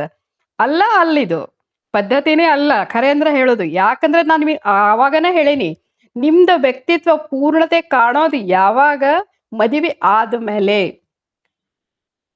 ನಿಮ್ದ ಸುಖ ದುಃಖ ಹಂಚ್ಕೊಳ್ಳೋ ನಿಮ್ ಜೋಡಿ ಇರುವಾಗ ಯಾತ್ರದ್ ಏನ್ ದರ್ಕಾರ್ರಿ? ಬೇಕಾದಾಗ್ಲಿ ಈ ಕಡೆ ಎತ್ತಿ ಕಡೆ ಇಡ್ತೀವಿ ಅನ್ನೋದು ಇದಿರ್ತದ. ಇದು ಅವಲಂಬನ ಅಲ್ಲ, ಸ್ವಾತಂತ್ರ್ಯ ಕಳ್ಕೊಳ್ಳೋದು ಅಲ್ಲ, ಅದು ನಿಮ್ದು ಮೂರ್ಖತನ. ಅದು ಹಂಗ ನೀವ್ ಹೇಳೋದು. ಸ್ವಚ್ಛಂದತಾ ಬೇಕು ನಿಮ್ಗ, ಸ್ವಾತಂತ್ರ್ಯ ಬೇಕು, ಸ್ವಚ್ಛಂದತಾ ಬೇಡ. ನೀವು ಸಮಾಜದೊಳಗೆ ಇರ್ತೀರಿ ಅಂದ್ಮೇಲೆ ಒಂದು ಕಟ್ಟಿನೊಳಗೆ ಇರ್ಬೇಕು. ಅದಕ್ಕ ಪಾಯ ಯಾವುದು? ಈ ಕುಟುಂಬ ಲೈಫ್, ಈ ಫ್ಯಾಮಿಲಿ ಲೈಫ್ ಏನದಲ್ಲ, ಸಮಾಜದ್ದು ಪಾಯ ಇದು. ಅದನ್ನ ಸಮಾತ್ನಾಗಿ ಕಟ್ಟಿ ಬೆಳೆಸೋ ಜವಾಬ್ದಾರಿ ನೀವು ಹೊರ್ತೀರಿ. ಅಂದ್ರೆ ಎಷ್ಟು ದೊಡ್ಡ ಕೆಲಸ ಮಾಡ್ಲಿಕ್ಕೆ ಹತ್ತೀರಿ ನೀವು, ಆ ಕಲ್ಪನಾ ಇಟ್ಕೊಡ್ರಿ. ಏನೋ ಒಂದು ಕ್ಷಣದ ಸ್ವಾತಂತ್ರ್ಯ ಸಲುವಾಗಿ ಮದುವೆ ಆದ್ಮೇಲೆ ಮೂರ್ಖತನ ಅನ್ನೋದು ಅದು ಅಲ್ಲ, ಅದು ಜೀವನಾನ ಅಲ್ಲ. ಅದು ಇರ್ತದ. ಯಾಕಂದ್ರ ಅವ್ರು ಎಲ್ಲಿಂದೋ ಬಂದಿರ್ತಾರ, ನಾವ್ ಎಲ್ಲಿಂದೋ ಬಂದಿರ್ತೀವಿ. Personality differs from person to person, thoughts differ from person to person. But ನೀವು ಏನ್ ಮಾಡ್ಬೇಕಾಗ್ತದ? Compromise itself is a life. ಅದ್ರೊಳಗೆ ಎರಡು ಮಾತು ಇಲ್ಲೇ ಇಲ್ಲ. ನೀವು ಸ್ವಚ್ಛಂದರ ಇರಿ, ಸ್ವತಂತ್ರರ ಇರಿ, ಅಲ್ಲೂ ಎಲ್ಲೋ ನೀವು ಒಂದ್ ಕಡೆ ಕಾಂಪ್ರಮೈಸ್ ಮಾಡ್ಕೊಂಡನ ಅದು ಒಪ್ಪಿರ್ತೀರಿ. ಈಗ ನನಗನಿಸ್ತದ, ಹರೀಶ್ ಅವ್ರ ಹೆಂಡತಿ ಬಹುಶಃ ಈ ಪ್ರೋಗ್ರಾಮ್ ನೋಡ್ಲಿಕ್ಕೆ ಹತ್ತಾರೋ ಇಲ್ಲೋ ಅದೊಂದು ಪ್ರಶ್ನೆ ನನಗೆ ಅವಾಗೇನೆ ಬಂದಿತ್ತು. ಅದನ್ನ ಆಮೇಲೆ ಹೇಳವಲ್ರೇಕ್ ಅವರು. ಈಗ ನಾ ಹೇಳ್ತೀನಿ. ಈಗ ಹರೀಶ್ ಅವ್ರ ಹೆಂಡತಿ ಬಗ್ಗೆ ನಿಮ್ಗ ಬಹಳ ಹೆದರಿಕೆ ಆಗ್ಲಿಕತ್ತದ. ಹರೀಶ್ ಅವ್ರ ಹೆದ್ರ್ಯಾರೋ ಇಲ್ಲೋ ಗೊತ್ತಿಲ್ಲ. ಇಲ್ಲ, ಹೆದರಿಕೆಲ್ಲ ಒಂಥರ ವಿಚಿತ್ರ ಅನಿಸ್ಲಿಕ್ಕತ್ತದ ನನಗೆ. ಏನಪ್ಪಾ ಈ ತರ ಮಾತಾಡ್ಲಿಕ್ಕತ್ತಾರ ಇವರು? ಗಂಡ ಹೆಂಡತಿ ಮಕ್ಕಳು ಇಲ್ದ ಒಂದು ಬದುಕು, ಅದು ಒಂದು ಬದುಕೇನ್ರಿ? ಅದನ್ನ ರುಚಿ ಬಲ್ಲವನ ಬಲ್ಲ, ಅದನ್ನ ಸವಿ ಮಾಡ್ಕೊಳ್ಳೋದು ಕುಶಲತಾ ಬೇಕು ನಿಮಗ. ಆವಾಗ ಒಬ್ಬ ಮನುಷ್ಯ ಇವ ಯೋಗ್ಯ ಮನುಷ್ಯ ಅನ್ಸಿಗೋತಾನ. ಈ ಜೀವನ ಆದ್ಮೇಲೆ ಸಿಟ್ಟು ದುಸುಮುಸು ಇವೆಲ್ಲ ಇರೋವನ. ಸಿಟ್ಟು ಸೆಡುವು ದುಸುಮುಸು ಇವೆಲ್ಲ ಏನಂತೀರಿ? ಪಾಯಸದಾಗ ಈಗ ಕಾಜು ಬಾದಾಮು ಅಂದ್ರ ಗೋಡಂಬಿ ಬಾದಾಮು ಆಮೇಲೆ ಕಲ್ಸಕ್ರಿ ಇವೆಲ್ಲ ಸಿಗ್ತಾವಲ್ಲ, ಹಂಗವು. ಯಾವಾಗ ನಿಮ್ಗೆ ಸಿಟ್ಟು ಸಿಗ್ತದಲ್ಲ ಆವಾಗ ಸಾಮರಸ್ಯದ್ದು ಅನುಭವನೂ ಆಗ್ತದೆ. ಇಷ್ಟೆಲ್ಲ ಹೇಳ್ತೀರಿ, ದಾಸರ ಪದ ಹೇಳ್ತೀರಿ, ಹರಿದಾಸ ಸಾಹಿತ್ಯ ಅಂತೀರಿ. ಅದ್ರೊಳಗಿಂದ ಒಂದು ಹಾಡು ನಿಮ್ಗೆ ಯಾಕೆ ಯಾರಿಗೂ ನೆನಪಾಗ್ಲಿಲ್ಲ ಅಂತೀನಿ. ಏನ್ ಹೇಳ್ಯಾರ? ನಮ್ ದಾಸರ ಹೇಳ್ಯಾರ, ಈಸಬೇಕು ಇದ್ದು ಜಯಿಸಬೇಕು ಅಂತ. ನಿಮ್ಮ ಸಂಸಾರದ ಜವಾಬ್ದಾರಿ ಹೊತ್ತು ನೀವು ಸಾಧಿಸಿ ತೋರಿಸ್ರಿ, ನೀವು ಮನುಷ್ಯರಿದ್ದೀರಿ. ಮನುಷ್ಯ ಅಂದ್ರೆ ಏನು? ಅತಿ ಶ್ರೇಷ್ಠ ಸೃಷ್ಟಿ ಬ್ರಹ್ಮಂದು. ಅವ ಏನ್ ಮಾಡ್ಲಿಕ್ಕೆ ಸಾಧ್ಯ ಇಲ್ಲ ಅದನ್ನ ನೀವು ತೋರಿಸ್ರಿ. ನೀವು ಎಲ್ಲ ನಿಮ್ ತಲೆ ಮೇಲೆ 108 ಜವಾಬ್ದಾರಿ ಹೊತ್ಕೋರಿ, ದುಃಖ ಹೊತ್ಕೋರಿ, ಸುಖ ಹೊತ್ಕೋರಿ, ಕಷ್ಟ ಹೊತ್ಕೋರಿ. ನೀವು ಒಬ್ರ ಇಲ್ಲ, ನಿಮ್ಮ ಜೋಡಿ ನಿಮ್ಮ ಕುಟುಂಬದ. ಇದು ಯಾವಾಗ ಸಿಗ್ತದ ನಿಮಗ? ನೀವು ಮದುವೆ ಆದ್ಮೇಲೆ. ಮದುವೆ ಆಗೋಕ್ಕಿಂತ ಮೊದಲಿನ ಕುಟುಂಬದ ರೂಪ ಬೇರೆ, ಮದುವೆ ಆದ ಮೇಲಿನ ಕುಟುಂಬದ ರೂಪ ಬೇರೆ. ಇಲ್ಲಿ ಇರೋ ತನ್ನತನ ಅಲ್ಲಿ ಇರುವುದಿಲ್ಲ. ಮದುವೆ ಆದ್ಮೇಲೆ ಗಂಡ ಆಗ್ಲಿ ಹೆಂಡತಿ ಆಗ್ಲಿ, ಹೆಣ್ಣು ಮನಿ ಬಿಟ್ಟು ಬರ್ತಾಳ ಅಂತ ಅಲ್ಲಿ ಅತಿಥಿ, ಗಂಡ ಇನ್ನೊಂದು ಮನಿ ಕಟ್ಲಿಕ್ಕೆ ಹತ್ತಾನಂತ ಅಲ್ಲಿ ಅತಿಥಿ. ಅದಕ್ಕೆ ನಿನ್ನ ಸ್ವಂತತನ ಎಲ್ಲಿರ್ತದ? ನಿನ್ನ ಕುಟುಂಬದೊಳಗ, ನಿನ್ನ ಮನಿಯೊಳಗ. ಅದು ಬಿಟ್ಟು ಆ ಸ್ವಚ್ಛಂದ, ಆ ಸ್ವೇಚ್ಛಾಚಾರ ಯಾತಕ್ಕೆ ಬೇಕ್ರಿ? ಬೇಕಾಗಿಲ್ಲ ಅದೆಲ್ಲ ನಮ್ಗೆ. ಇನ್ನೂ ಒಂದ್ ಹೇಳ್ತೀನಿ, ನಮ್ದು ಹಿಂದ ಸನಾತನ ಇದಕ್ಕೆ ಹೋಗ್ರಿ, ಯಾವ ಋಷಿ ಮುನಿಗಳು ಬ್ರಹ್ಮಚಾರಿಗಳಿದ್ದಾರೆ ಹೇಳ್ರಿ? ವೇದವ್ಯಾಸರಂತ ವೇದವ್ಯಾಸರಿಗೆನೆ ಶುಕಮುನಿ ಅಂತ ಮಗ ಇದ್ದ. ಇದಕ್ಕಿಂತ ಇನ್ನು ಹೆಚ್ಚು ಏನ್ ಬೇಕು ನಿಮಗೆ? ಮತ್ತೇನಾರ ಹೇಳ್ರಿ ನೀವು. ಬೇಕಾದವ್ರು ಬೇಕಾದ ಹೇಳ್ತಾರ, ಸಂಸಾರ ಬಿಸಿ ತುಪ್ಪ ಅಂತಾರ. ಹೌದು, ಅದು ಉಗುಳ್ಲಿಕ್ಕೆ ಬರಂತ ಬಿಸಿ ತುಪ್ಪ. ಖರೆ ತುಪ್ಪ ಅಂತೂ ಹೌದಾ? ಅದನ್ನ ಉಗುಳ್ತೀರಿ ನೀವು? ತುಪ್ಪ ಇದು ಬಿಸಿ ಅದ ಬೇಡ ಅಂತ ಉಗುಳ್ತೀರಿ? ಇಲ್ಲ. ಸಂಸಾರ ಬಿಸಿ ತುಪ್ಪನ, ಆ ಬಿಸಿ ತುಪ್ಪದಾಗನ ಅದನ್ನ ಆರಿಸಿ ನುಂಗಿ ಆ ಸವಿಯೋದು ಏನದಲ್ಲ, ಅದು ಕುಶಲತನ. ಈ ಕುಶಲತನ ನಿಮ್ಗೆ ಯಾವಾಗ ಬರ್ತದ? ನೀವು ಮದುವೆ ಆದ್ಮೇಲೆ. ಅಲ್ಲಿವರೆಗೂ ನೀವು ಅಪೂರ್ಣ ಮನುಷ್ಯ. ಇದ್ರೊಳಗೆ ಏನು ಎರಡು ಮಾತು ಇಲ್ಲೇ ಇಲ್ಲ. ಬೇಕಾದವ್ರು ಬೇಕಾದ ಹೇಳ್ರಿ, ನಾವು ಸೋಲ್ತೀವಿ ಅಂತೀರಾ? ಓಕೆ, ನಾವು ಸೋಲ್ತೀವಿ. ಬಟ್ ಗಟ್ಟಿವಾದ ಏನು? ಒಂದು ಮನುಷ್ಯ ಪರಿಪೂರ್ಣ ಆಗಬೇಕಾದ್ರ ಮದುವೆ ಆಗಬೇಕು, ಕುಟುಂಬ ಅನ್ನೋದು ಬೇಕು. ಸಂಪೂರ್ಣ ಅನುಭವ ಜೀವನದ ಏನದ, ಬರೇ ದೈಹಿಕ ಒಂದೇ ಅಲ್ಲ, ಮಾನಸಿಕ ಬೆಳವಣಿಗೆಗೂ ಬೌದ್ಧಿಕ ಬೆಳವಣಿಗೆಗನು ಒಂದು ಸಂಗಾತಿ ಬೇಕು. ನೀ ಎಲ್ಲಿ ತಪ್ತಿ ಅದನ್ನ ಅಲ್ಲಿ ಆಕಿ ಹೇಳ್ಬೇಕು, ಆಕಿ ಎಲ್ಲಿ ತಪ್ತಾಳ ಅದನ್ನ ನೀ ಹೇಳ್ಬೇಕು. ಆವಾಗ ಏನಾಗ್ತದೆ? ಒಂದು ಪರಿಪೂರ್ಣ ವ್ಯಕ್ತಿತ್ವ ಬರ್ತದಲ್ಲೇ. ಈ ಪರಿಪೂರ್ಣ ವ್ಯಕ್ತಿತ್ವ ಏನ್ ಮಾಡ್ತದ? ಮುಂದಿನ ಪೀಳಿಗೆಗೆ ಒಂದು ಹಾದಿ ತೋರಿಸ್ತದ. ಮಕ್ಕಳು ಮರಿನ ಹೆತ್ತು ಅವ್ರನ್ನ ಮುಂದೆ ಹಾದಿಗೆ ಹಚ್ಚೋದಂದ್ರೆ ಅದೇನ ಸುಮ್ಮತದೇನ್ರಿ? ಸಣ್ಣ ಸಾಧನ ಏನದು? ಅದನ್ನ ನಾವು ಹೇಳ್ಕೋಬೇಕಿಲ್ಲ. ಆಮೇಲೆ ನಾವು ಮಕ್ಕಳ ಕಣ್ಣಿಂದನೂ ಅವ್ರು ನಮ್ಮನ್ನ ಹೊಗಳ್ಳಿ ಅಂತ ನಾವು ಇದು ಮಾಡುವಿಲ್ಲ. ನಮಗ್ ಬೇಕಂತ ನಾವು ಮಕ್ಕಳನ್ನ ಹಡ್ದಿರ್ತೀವಿ. ಖರೆ ನಮ್ಗೆ ಸಂತೃಪ್ತಿ ಅದ, ನಮ್ಮ ಮಕ್ಕಳ ಒಂದು ಚಲೋ ಹಾದಿ ಒಳಗಿದ್ದಾರೆ. ನಾವು ನಮ್ಮ ಸಮಾಜದಕ್ಕ ಒಂದು ದೇಣಿಗೆ ಕೊಟ್ಟಿವೋ ಬಿಟ್ಟಿವೋ ಗೊತ್ತಿಲ್ಲ, ಖರೆ ಬ್ರಹ್ಮನ ಸೃಷ್ಟಿ ಅಂತೂ ಮುಂದುವರಿಸ್ಲಿಕ್ಕತ್ತೀವಿ. ಇದು ನಮ್ದು ಡ್ಯೂಟಿ ಅದ. ಮತ್ತೆ ಇದಕ್ಕಿಂತ ಹೆಚ್ಚು ಏನ್ ಹೇಳ್ಬೇಕ್ರಪ್ಪ? ನನಗ ಅನಿಸ್ತದಲ್ಲ, ಇದು ಮದುವೆ ಆದ್ಮೇಲಿನ ಜೀವನಕ್ಕ ಮೊದಲಿನ ಜೀವನಕ್ಕ ಹೋಲಿಕೆ ಮಾಡೋದು ಬಹಳ ತಪ್ಪು. ಹೋಲಿಕೆ ಅಂತಲ್ಲ, ಮತ್ತ ಅದನ್ನ ನಾವು ಸೊಗಸು ಇಲ್ಲಂತೂ ನಾವು ಹೇಳಲಿಕ್ಕೆ ಹತ್ತೇ ಇಲ್ಲ. ಯಾಕಂದ್ರೆ ನಾವು ಬಂದಿರೋದು ಅಲ್ಲಿ ಬಂದಿರ್ತೀವಿ. ಈ ಮದುವೆ ಅನ್ನೋದ್ರದ್ದು ಕನಸು ನಮ್ಗೆ ಅಲ್ಲಿ ಮೂಡಿರ್ತಾವ. ಖರೆ ಅವು ಮೂರ್ತ ರೂಪ ಕಾಣ್ಲಿಕ್ಕೆ ಒಂದು ಇದು ಬೇಕಲ್ಲ, ಹರಿವು. ಆ ಹರಿವು ಸಿಗೋದು ನಿಮ್ಗ ಕುಟುಂಬದೊಳಗ. ಮದುವೆ ಇಲ್ದ ಕಾಣಿಸ್ತದ. ಮದುವೆಯಿಂದ ನೀವು ಬೇಕಾದ್ ಮಾಡಬಹುದು. ಅದಕ್ಕೆ ಏನಾರ ಅರ್ಥದ? ಅದ್ರೊಳಗೆ ಏನಾರ ಹಸಲದ? ಇಲ್ಲ. ನಿಮಗ ಅನಿಸ್ತದ, ಯಾಕಂದ್ರೆ ನೀವು ನಿಮ್ಮ ವಾದ ಮಂಡಿಸ್ಲಿಕ್ಕತ್ತೀರಿ. ನೀವು you may say anything, but nobody agrees it. Nobody will agree. ಯಾರಿಗೆ ಪೂರ್ಣ ತಿಳುವಳಿಕೆ ಅದ ವಿಚಾರದ ಅವ್ರು ಅನ್ನೋದಿಲ್ಲ. ಹಂಗ ವಾದ ಮಾಡೋರು ನನಗ ಒಂದ್ ಮಾತು ಅನಿಸ್ತು, ನೀವೇನು ತಪ್ಪು ತಿಳ್ಕೊಳ್ಳೋದಿದ್ರ ನಾ ಹೇಳ್ತೀನಿ, ಯಾರು ಏನು ಅನ್ಕೋಬೇಡ್ರಿ. ಯಾರು ಈ ಮಾತು ತಿರುಗಿ ಮುರುಗಿ ಒತ್ತಿ ಹೇಳ್ತಿರ್ಲಾ ಸ್ವಚ್ಛಂದ ಅದು ಇದು ಅಂತ, ಅದು ನಿಮ್ಮ ಜೀವನದ ಅತಿ ದೊಡ್ಡ ಸೋಲು. ನಿಮ್ಮಲ್ಲಿ ಆ ಕೌಶಲ್ಯ ಇಲ್ಲ ಅಂತ ನಿಮಗೆ ಆ ಮಾತು ಬರ್ತದ. ಈಗ ಸಾಕನಿಸ್ತದ. ಇದು ಒಂದ ಮಾತಿದು ಕಡಿಯದಂದ್ರೆ ಏನ್ರಿ? ಮದ್ವಿ ನಂತರದ ಈ ಕುಟುಂಬ ಜೀವನ, ಆಮೇಲೆ ಆವಾಗ ನಿಮಗೆ ಏನ್ ಬರ್ತದ? ಈ ಕುಟುಂಬ ಜೀವನದೊಳಗೆ ನೀವು ಪರಿಪೂರ್ಣ ಆದ್ರಂದ್ರ ವಸುಧೈವ ಕುಟುಂಬಕಂ ಅನ್ನದ, ವಸುಧೈವ ಕುಟುಂಬಕಂ ಅನ್ನೋದಕ್ಕೆ ನೀವು ಒಂದು ನಾಂದಿ ಹಾಡ್ತೀರ. ಅವಾಗ ಅದು ಎಷ್ಟು ಚಂದ ನಿಮ್ಮ ವ್ಯಕ್ತಿತ್ವ ಅರಳತದ, ನಿಮ್ಮ ವಿಚಾರ ಶಕ್ತಿ ಹೆಂಗ ಅರಳತಾವ, ಅದನ್ನೆಲ್ಲ ನೀವೇ ವಿಚಾರ ಮಾಡ್ಕೊಡ್ರಿ. ಮತ್ತಿನ್ನೊಂದು ಪ್ರೋಗ್ರಾಮ್ ಮಾಡೋಣ ಅಂತ ಅವಾಗ ಹೇಳಿರಂತ. ನಂದು ಫೈನಲ್ ಮಾತಂದ್ರೆ ಏನು? ಮದುವೆ ಆದ ಮೇಲಿನ ಜೀವನದಂತಹ ಜೀವನ ಎಲ್ಲರ ಸಿಕ್ಕಿತ ನಿಮ್ಗ? ಸಾಧ್ಯ ಇಲ್ಲ. ಸರೋಜಿನಿ ಅವರು ನಗು ಬರ್ತಾ ಇದೆ ಅಂತ ಪ್ರಾರಂಭ ಮಾಡಿದ್ರು. ಕ್ಷಣದ ಸ್ವಾತಂತ್ರ್ಯ ಬೇಡ ನಿಮ್ಗೆ, ಜೀವನದಲ್ಲಿ ಸುಖಕ್ಕೆ ಹೊಂದಾಣಿಕೆ ಮುಖ್ಯ ಅಂತಾರವರು. ಈಸಬೇಕು, ಇದ್ದು ಜಯಿಸಬೇಕು, ಕೌಶಲ್ಯದಿಂದ ಇರ್ರಿ, ಆವಾಗ ಮದುವೆನಲ್ಲಿ ಸಂತೋಷ ಸಿಗುತ್ತೆ. ನಾವು ಸಾಮರಸ್ಯದಿಂದ ಸಂತೋಷವಾಗಿ ಇದ್ದು ಬಿಟ್ರೆ ವಸುದೈವ ಕುಟುಂಬಕಂ ಆಗುತ್ತೆ ಅಂತ ಹೇಳ್ತಾರೆ. ಸರೋಜಿನಿ ಅವರೇ, ಭಾರಿ ಜೋರಾಗಿದೆ ನಿಮ್ ವಾದ. ಇರ್ಲಿ, ಈಗ ಕೇಳಿದ್ರು ಇಷ್ಟೊತ್ತನು ಕೇಳ್ತಾ ಇದ್ರಲ್ಲ, ಅವ್ರು ಏನ್ ಹೇಳ್ತಾರೆ ಕೇಳೋಣ. ನಾನ್ ನೋಡ್ದಂಗೆ ಈ ಸಮಾನ ಮನಸ್ಕರುನಲ್ಲಿ 53 ಜನ ಸೇರಿದ ಮೊದಲ ಕಾರ್ಯಕ್ರಮ ಇದು. ಯಾಕಂತ ಹೇಳಿದ್ರೆ 53 ಜನ ನಾನು ನೋಡಿದೆ, ಇದು ಮೊದಲನೇ ಕಾರ್ಯಕ್ರಮ. ಇಲ್ಲಿ ತನಕ ನಾನು ಹೆಚ್ಚು ನೋಡಿದ್ದು ಸುಮಾರು 50ರ ತನಕ. ಈಗ ಮೊದಲು ಕ್ಷಮಾ ರಾಘವೇಂದ್ರ ಅವ್ರು ಏನ್ ಹೇಳ್ತಾರೆ ಕೇಳೋಣ, ಯಾಕಂದ್ರೆ ಅವರು ಮೊದಲು ಕೈ ಎತ್ತಿದ್ರು ಅದಕ್ಕೇನೆ.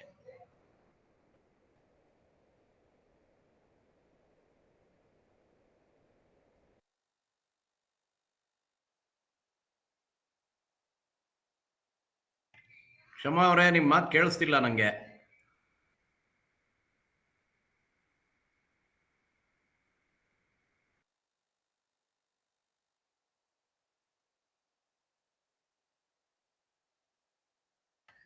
ಮಾತಾಡ್ತಾ ಇದ್ದಾರ ಅವರು?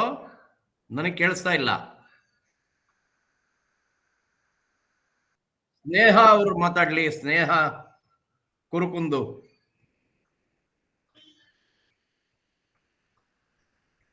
ಅವರು ಕೈ ಎತ್ತಿದ್ದಾರೆ, ಅವ್ರದ್ದು ಮಾತು ಕೇಳ್ತಿಲ್ಲ ನಮ್ಗೆ. ಹಾಗಾದ್ರೆ ಮಹೇಶ್ವರಪ್ಪನವ್ರು ಏನಾದ್ರು ಮಾತಾಡ್ತಾರ? ಅವರು ಕೈ ಎತ್ತಿದ್ರು. ಹಾ ಸರ್, ಮಾತಾಡ್ತೀನಿ ಸರ್. ನಮಸ್ತೆ. ಎಲ್ಲರಿಗೂ ನಮಸ್ಕಾರ. ಸರೋಜಿನಿ ಮೇಡಮ್ ಅವ್ರು ಹೇಳಿದ ಹಾಗೆ ನಮ್ಮನೆಯವರು ಬೆಂಗಳೂರಲ್ಲಿ ಇದ್ದಾರೆ, ನಾನು ಶಿವಮೊಗ್ಗದಲ್ಲಿದ್ದೀನಿ. ಹಾಗಾಗಿ ಧೈರ್ಯವಾಗಿ ಮಾತಾಡ್ತಾ ಇದ್ದೀನಿ. ಒಂದು, ಈ ಮಾತುಗಳೆಲ್ಲೂ ಕೂಡ ಹಾಸ್ಯಕ್ಕಾಗಿ ಮಾತ್ರ ಅಷ್ಟೇನೆ. ಓಶ್ ಅವರು ಒಂದು ಮಾತು ಹೇಳ್ತಾರೆ, ಆಚಾರ್ಯ ರಜನೀಶ್ ಅವರು. ಜಗತ್ನಲ್ಲಿರ್ತಕ್ಕಂಥ ಗಂಡಸರಿಗೆ ಹೆಂಗಸರಿಗೆ ಮಾನಸಿಕ ರೋಗಗಳಿಗೆ ಮುಖ್ಯವಾದ ಕಾರಣ ಏನಂತ ಹೇಳಿದ್ರೆ ಮದುವೆ ಅಂತ. ಇದೊಂದು ಸಾಮಾಜಿಕ ವ್ಯವಸ್ಥೆ ಆಗಿದ್ರೂ ಕೂಡ ಅತಿ ಹೆಚ್ಚಿನ ಮಾನಸಿಕ ರೋಗಗಳಿರ್ತಕ್ಕಂಥದ್ದು ಮದುವೆ ಆದವರೇ ಅಂತ. ಹಾಗಾಗಿ ಮಾನಸಿಕ ವೈದ್ಯರು ತುಂಬಾ ಅಭಾರಿಯಾಗಿರ್ಬೇಕು ಮದುವೆ ಅನ್ನೋ ಇದಕ್ಕೆ. ಇದು ಒಂಥರ ಸಂಘರ್ಷ ಇದ್ದ ಹಾಗೆ. ಇದು ಹೆಂಗಿರ್ಬೇಕಾಗಿತ್ತು ಅಂತ ಹೇಳಿದ್ರೆ, ಮದುವೆಗೆ ಮೊದಲು ಅಥವಾ ಮದುವೆಗೆ ನಂತರ ಅದಕ್ಕಿಂತನೂ ಹುಚ್ಚಿಗಿಂತ ಮೊದಲು, ಹುಚ್ಚು ಬಂದ ನಂತರ ಅಂತ. ನಮ್ಮನೆಯವ್ರನ್ನ ಕೇಳಿದ್ರೆ ಹೇಳ್ತಾ ಇದ್ರು ಅನ್ನೋ ಬಹುಶಃ, ನಿಮ್ಗೆ ಹುಚ್ಚು ಬಿಟ್ಟಿದೆ ಮದುವೆ ಆದ್ಮೇಲೆ ಅಂತಂತ ಹೇಳಿ. ಆಮೇಲೆ ಹೇಳಿದ್ರು ಮೇಡಮ್ ಅವರು, ಮದುವೆ ಆದ ನಂತರ ದ್ರಾಕ್ಷಿ ಗೋಡಂಬಿ ಎಲ್ಲ ಸಿಗತ್ತೆ ಪಾಯಸದೊಳಗೆ ಅಂತ. ಕೆಲವೊಮ್ಮೆ ಬೆಲ್ಲ ಹಾಕಿದಾಗ ಕಲ್ಲು ಸಿಗತ್ತೆ, ಅದವರವ್ರ ಅದೃಷ್ಟ ಅಷ್ಟೇನೆ. ನಾನಂತೂ ಚೆನ್ನಾಗಿದ್ದೀನಿ. ಆದ್ರೆ ಏನಂತ ಹೇಳಿದ್ರೆ, ಇದು ಹಾಸ್ಯಕ್ಕೋಸ್ಕರವಾಗಿರ್ತಕ್ಕಂಥ ಕಾರ್ಯಕ್ರಮ ಆಗಿರೋದ್ರಿಂದ, ಆಮೇಲೆ ಮಾನಸಿಕ ರೋಗಗಳಿಗೆ ಕಾರಣ ಅನ್ನೋದು ಕೂಡ ಒಂದು ಸತ್ಯನೂ ಹೋದಾಗಿರೋದ್ರಿಂದ ಇಷ್ಟು ಹೇಳಕ್ಕೆ ನಾನು ಇಷ್ಟಪಡ್ತೇನೆ. ಧನ್ಯವಾದಗಳು. ಬಹಳ ಒಳ್ಳೇದು ಮಹೇಶ್ವರಪ್ಪನವರೇ. ಮುಂದೆ ಯಾರು ಮಾತಾಡೋರು ಇದ್ದೀರಾ ಸಭಿಕರಲ್ಲಿ?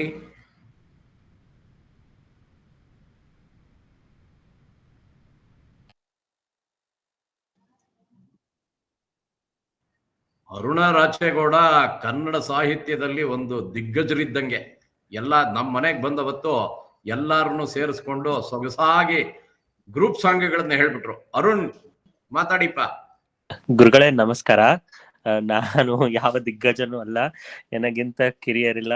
ಇಲ್ಲಿ ಸೇರಿರುವ ಹಿರಿಯರು ಶರಣರ ಮುಂದೆ ಎಲ್ರಿಗೂ ಶರಣಾರ್ಥಿ.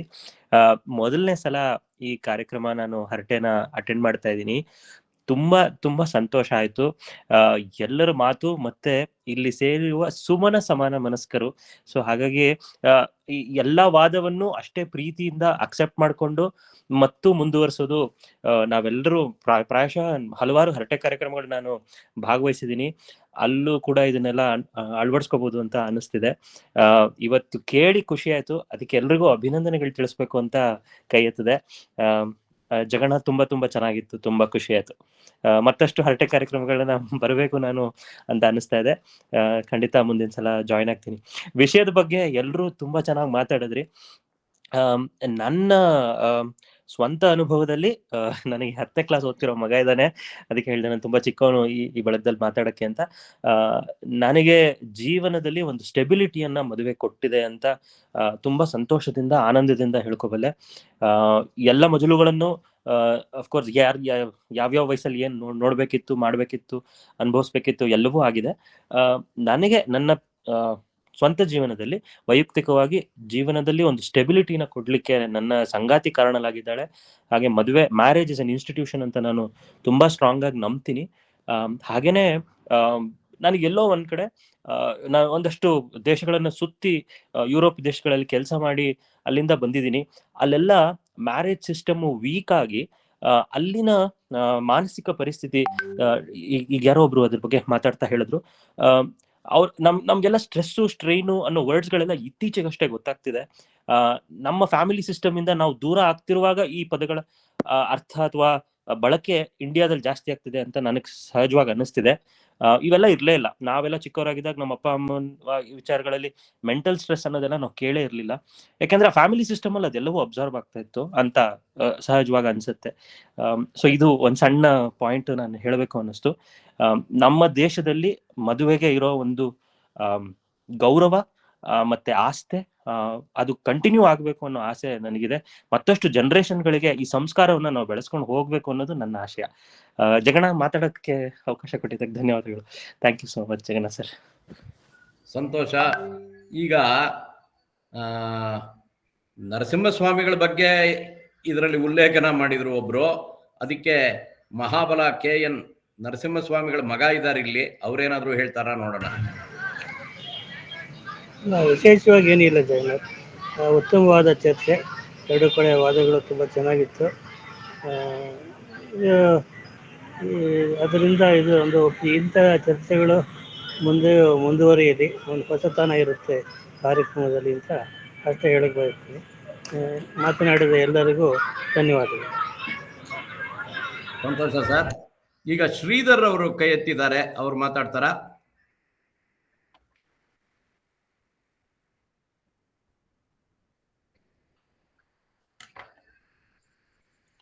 ಹಲೋ, ನಮಸ್ಕಾರ. ನಾನು ಶ್ರೀಧರ್ ಉಡುಪಿ ಅಂತ. ಬಹಳ ದಿವಸಗಳಿಂದ ನಾನು ಈ ಒಂದು ಕಾರ್ಯಕ್ರಮವನ್ನು ಕಾಯ್ತಾ ಇದ್ದೆ. ಅಶ್ವಥ್ ಸರ್ ಹೇಳಿದ್ರು ಒಳ್ಳೆ ಒಳ್ಳೆ ಕಾರ್ಯಕ್ರಮ ಇರ್ತವೆ, ಪ್ರತಿ ಶನಿವಾರ ಭಾನುವಾರ ತಾವು ಜಾಯ್ನ್ ಆಗಿರಿ ಅಂತ ಹೇಳಿದ್ರು. ಇವತ್ತು ನನಗೆ ಸ್ವಲ್ಪ ಬಿಡುವು ಸಿಕ್ತು, ತುಂಬಾ ಸಂತೋಷ. ಈ ಒಂದು ಹರಟೆ ಕಾರ್ಯಕ್ರಮದಲ್ಲಿ ಪ್ರಥಮ ಬಾರಿಗೆ ನಾನು ಕೂಡ ಭಾಗವಹಿಸಿ ಮಾತಾಡ್ತಾ ಇದ್ದೇನೆ.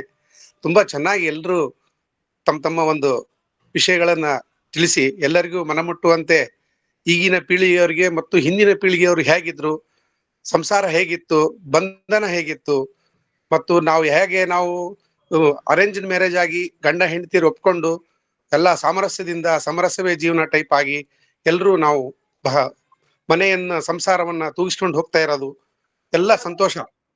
ಆದ್ರೆ ಒಂದು ಮಾತ್ರ ಸತ್ಯ, ಈಗಿನ ಒಂದು ಪೀಳಿಗೆಯವರಿಗೆ ಇಂಥ ಒಂದು ಸಂಸಾರದ ಬಗ್ಗೆ, ಸಂಸ್ಕಾರದ ಬಗ್ಗೆ ತುಂಬಾ ಕಡಿಮೆ ಇದೆ.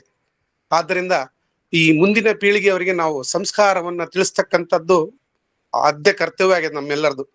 ನಾವೆಲ್ಲರೂ ಈಗಾಗಲೇ ಇವೆಲ್ಲ ಒಂದು ಸ್ಟೇಜ್ ದಾಟ್ಕೊಂಡು ರಿಟೈರ್ಮೆಂಟ್ ಆಗಿ ಎಲ್ಲರೂ ಇದ್ದೀವಿ. ಆದ ಕಾರಣ ಇಂಥ ಒಂದು ಕಾರ್ಯಕ್ರಮಕ್ಕೆ ಮೇಲಿಂದ ಮೇಲೆ ಆಗ್ತಾ ಇರಬೇಕು. ಎಲ್ಲರೂ ಭಾಗವಹಿಸಿದ್ದಾರೆ. ತುಂಬಾ ಧನ್ಯವಾದಗಳು. ಥ್ಯಾಂಕ್ಸ್. ಬಹಳ ಸಂತೋಷ ಸರ್. ಯಾವಾಗ್ಲೂ ಸಂಸ್ಕಾರ ಇರಬೇಕು, ಬಹಳ ನಿಜ. ಲೀಲಾ ವಾಸುದೇವ್ ಅವರು ಕೈ ಎತ್ತಿದ್ದಾರೆ, ಅವ್ರು ಮಾತಾಡ್ಬೋದು. ಸರ್, ಇವಾಗಿನ ಪೀಳಿಗೆಗೆ ರಸವೇ ಜನನ, ವಿರಸ ಮರಣ, ಸಮರಸವೇ ಜೀವನ ಅನ್ನೋದನ್ನ ಅರ್ಥ ಮಾಡಿಸ್ಬೇಕು. ಒಬ್ರಿಗೊಬ್ರಿಗೆ ರೆಸ್ಪೆಕ್ಟ್ ಕೊಡೋದು ಮೊದಲು ಕಲ್ತು, ವಿಶ್ವಾಸ ಜೊತೆಗೆ ರೆಸ್ಪೆಕ್ಟು ಎರಡೂ ಇದ್ರೆ ಈ ವಿವಾಹ ವಿಚ್ಛೇದನ ಅದು ಇದು ಎಲ್ಲ ಬರಲ್ಲ. ಮೊದಲು ಒಬ್ರಿಗೊಬ್ರು ಅವರು ರೆಸ್ಪೆಕ್ಟ್ ಕೊಡೋದು ಕಲಿಬೇಕು ಸರ್. ಇವರು ಯಾರೂ ಹೆಚ್ಚಲ್ಲ, ಯಾರೂ ಕಡಿಮೆ ಅಲ್ಲ. ಗಂಡ ಹೆಂಡತಿ ಅಂದಮೇಲೆ ಇಬ್ಬರೂ ಇಂಪಾರ್ಟೆಂಟು ಅನ್ನೋ ಮನವರಿಕೆ ಇವಾಗಿನವ್ರಿಗೆ ಆಗಬೇಕು. ಇವಾಗಿನ ಜನ ಮಾತಾಡೋದು, ಏಕವಚನದಲ್ಲಿ ಕರೆಯೋದು, ಮರ್ಯಾದೆ ಇಲ್ಲದೆ ಮಾತಾಡೋದು, ಅದೆಲ್ಲ ನೋಡಿದ್ರೆ ತುಂಬ ಮನಸ್ಸಿಗೆ ನೋವಾಗುತ್ತೆ ಸರ್. ಇದು ಅವ್ರಿಗೆ ತಿಳಿಯೋ ಥರ ಅವಾಗವಾಗ ಹೇಳಿ ಈಗಿನ ಜನತೆಗೆ ಗೊತ್ತಾಗೋ ಥರ ಮಾಡಬೇಕು. ಅದು ನನ್ನ ರಿಕ್ವೆಸ್ಟ್ ಅಷ್ಟೇ. ಬಹಳ ಸಂತೋಷ ಮೇಡಮ್. ರಸವೇ ಜೀವನ, ಸಮರಸವೇ ಜೀವನ, ನಿಜ. ಆದರೆ ಈಗಿನ ಕಾಲದಲ್ಲಿ ಗಂಡು ಹೆಣ್ಣು ಸಮಾನ, ಅದರಿಂದ ಏಕವಚನದಲ್ಲಿ ಗಂಡನೂ ಕೂಗ್ಬೋದು, ಹೆಂಡತಿನೂ ಕೂಗ್ಬೋದು. ಆಮೇಲೆ ಇನ್ನೊಂದು ವಿಚಾರ ಹೊಸದು, ನಾವು ಸುಮಾರು ಸಲ ಕೌನ್ಸಿಲಿಂಗ್ ಮಾಡ್ತೀವಲ್ಲ, ಆವಾಗ ಗೊತ್ತಾಗುತ್ತೆ. ಏನಂತ ಹೇಳಿದ್ರೆ, ತರಗತಿನಲ್ಲಿ ಒಂದೇ ತರಗತಿನಲ್ಲಿ ಇರೋರೇ ಪ್ರೇಮ ವಿವಾಹ ಆಗ್ತಾರೆ, ಒಟ್ಟಿಗೆ ಕೆಲಸಕ್ಕೆ ಸೇರಿದವರೇ ಪ್ರೇಮ ವಿವಾಹ ಆಗ್ತಾರೆ. ಆವಾಗ 1 ವರ್ಷದಕ್ಕಿಂತ ಹೆಚ್ಚು ವ್ಯತ್ಯಾಸ ಇರೋದಿಲ್ಲ. ಆದ್ರೆ ಗಂಡು ದೊಡ್ಡವನೋ ಹೆಣ್ಣು ದೊಡ್ಡವಳೋ ಗೊತ್ತಾಗೋದಿಲ್ಲ. ಸುಮಾರು ಸಲ ಈಗ ಹೆಣ್ಣು ಅಥವಾ ಗಂಡು 6 ತಿಂಗಳ ಮೇಲೆ ಅಥವಾ ಕೆಳಗೆ ಆ 1 ವರ್ಷದಲ್ಲೇ ಇರ್ತಾರೆ. ಅನೇಕ ಸಲ ಹೆಣ್ಣೆ ಗಂಡಿನಕ್ಕಿಂತ ದೊಡ್ಡವರು ಇರೋದನ್ನ ಪ್ರೇಮ ವಿವಾಹದಲ್ಲಿ ಇವಾಗ ನಾವು ನೋಡ್ತಾ ಇದ್ದೀವಿ. ಇದು ಕೌನ್ಸಿಲಿಂಗ್ ಸಮಯದಲ್ಲಿ ಬಹಳ ಬರುತ್ತೆ. ನಿಮ್ಮ ಸಲಹೆ ಬಹಳ ಒಳ್ಳೇದು. ಇವಾಗ ಸ್ನೇಹ ಇನ್ನೊಂದ್ಸಲ ಕೈ ಎತ್ತಿದ್ದಾರೆ, ಅವ್ರಿಗೆ ಮಾತಾಡೋ ಹಂಗಿದ್ರು ಮಾತಾಡ್ಲಿ, ಇಲ್ದೋದ್ರೆ ಬೇರೆಯವ್ರು ಮಾತಾಡ್ಬೋದು. ಲೀಲಾ ಅವರ ಧ್ವನಿ ಬಹಳ ಚೆನ್ನಾಗಿದೆ. ನೀವು ಮಾತಾಡೋ ಶೈಲಿ ಮತ್ತೆ ಧ್ವನಿ ಬಹಳ ಚೆನ್ನಾಗಿದೆ ಲೀಲಾ ಅವರೇ. ಸರ್, ಗಂಟ್ಲು ಹಾಳಾಗಿ ತುಂಬಾ ದಿವಸ ಆಗೋಯ್ತು. 1 ತಿಂಗಳಿಂದ ಕೆಮ್ಕೊಂಡೇ ಇದ್ದೀನಿ. Thank you. ಬೇರೆಯವರು ಯಾರು ಮಾತಾಡ್ತೀರಾ? ನಮಸ್ಕಾರ ಜಗನ್ನಾಥ್. ಹಾ ಹೇಳಿ ಉಮಾ ಅವರು. ಬಹಳ ಒಳ್ಳೆ ಟಾಪಿಕ್ ಇವತ್ತು. ನಮ್ಮ ಧರ್ಮದಲ್ಲೂ ಸಹಿತ ನಾನು 2 ನಿಮಿಷ ಮಾತಾಡ್ತೀನಿ. ಸನ್ಯಾಸ ಮತ್ತು ಗೃಹಸ್ಥ ಎರಡನ್ನು ಚಾಯ್ಸ್ ಕೊಟ್ಟಿದ್ದಾರೆ ನಮಗೆ. ನಾವು ಮದ್ವೆಗೆ ಇಲ್ದೇ ಇರಬೇಕು, ಇಲ್ಲ ಮದ್ವೆ ಮಾಡ್ಕೋಬೇಕು, ಗೃಹಸ್ಥರಾಗಬೇಕು ಅಂತ. ಇಬ್ಬರಿಗೂ ಸಮಾನವಾಗಿ ಎಲ್ಲ ಸೌಕರ್ಯಗಳನ್ನು ಕೊಟ್ಟಿದ್ದಾರೆ ಅದರೊಳಗೆ. ಮತ್ತೆ ನನ್ನ ಅಭಿಪ್ರಾಯದಲ್ಲಿ ಏನಂದ್ರೆ, ಗೃಹಸ್ಥನಾಗಿರೋದು ಬಹಳ ದೊಡ್ಡ ಕೆಲಸ. ಅದು ಇಡೀ ಸಮಾಜವನ್ನ ನಾವು ನೋಡ್ಕೋಬಹುದು. ಒಂದು ಇನ್ನೊಂದು ಸೇಫ್, ನಮಗೆ ಹೆಣ್ಣು ಮಕ್ಕಳಿಗಂತೂ ಬಹಳ ಸೇಫ್ ಗೃಹಸ್ಥರಾಗಿರೋದು, ಅಥವಾ ನಾವು ಮದ್ವೆ ಆದ್ರೆ. ಯಾಕೆಂದ್ರೆ ಈಗಿನ ಜೀವನದಲ್ಲಿ ನೋಡ್ತೀವಿ, ಹೊರಗಡೆ ಹೋದ ಮಕ್ಕಳು 8 ಗಂಟೆಗೆ ಬರ್ತಾರೆ, 10 ಗಂಟೆಗೆ ಬರ್ತಾರೆ ಅನ್ನೋವಾಗ ನಮ್ಗೆ ಆಲೆ ಇದೆ ತೊಡ ಶುರುವಾಗಿಬಿಡ್ತದೆ. ಆದ್ರೆ ಎಲ್ಲಾ ರೀತಿಯಲ್ಲೂ ನೋಡಿದ್ರೆ ಹೆಣ್ಣು ಮಕ್ಕಳಿಗೆ ಗೃಹಸ್ಥ ಆದ್ರೂ ಅವ್ರೇನು ಸನ್ಯಾಸಿನೇ ಆಗ್ಬಾರ್ದು ಅಂತ ಏನಿಲ್ಲ. ಅದಕ್ಕೆ ಅವ್ರ ತಕ್ಕಂತೆ ಅವರ ಮನೋಧೈರ್ಯ, ಅವರ ಒಂದು ಬೆಳವಣಿಗೆ ನೋಡ್ಕೊಂಡು ಅವ್ರು ಅದನ್ನ ಮಾಡ್ಕೋಬಹುದು. ಇದು ಒಂದಾದ್ರೆ, ಈಗಿನ ಜೀವನದಲ್ಲಿ ಈ ಸನ್ಯಾಸಕ್ಕಿಂತ ಗೃಹಸ್ಥರಲ್ಲಿ ಹೆಚ್ಚಿದ್ರೂ ಸಹಿತ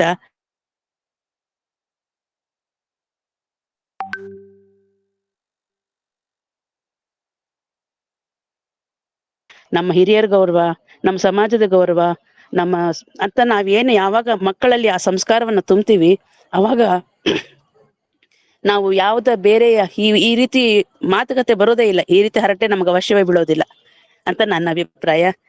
ಥ್ಯಾಂಕ್ ಯು ಜಗನ್ನಾಥ್, ಬಹಳ ಒಳ್ಳೆ ವಿಷಯ. ಧನ್ಯವಾದಗಳು. ಸಂತೋಷ. ನೀವು ಹೇಳಿದ್ರಿ ಸಂಸಾರ ಸನ್ಯಾಸ ಎರಡಕ್ಕೂ ಅವಕಾಶವಿದೆ, ಸ್ವತಂತ್ರತೆ ಇದೆ ಅಂತ.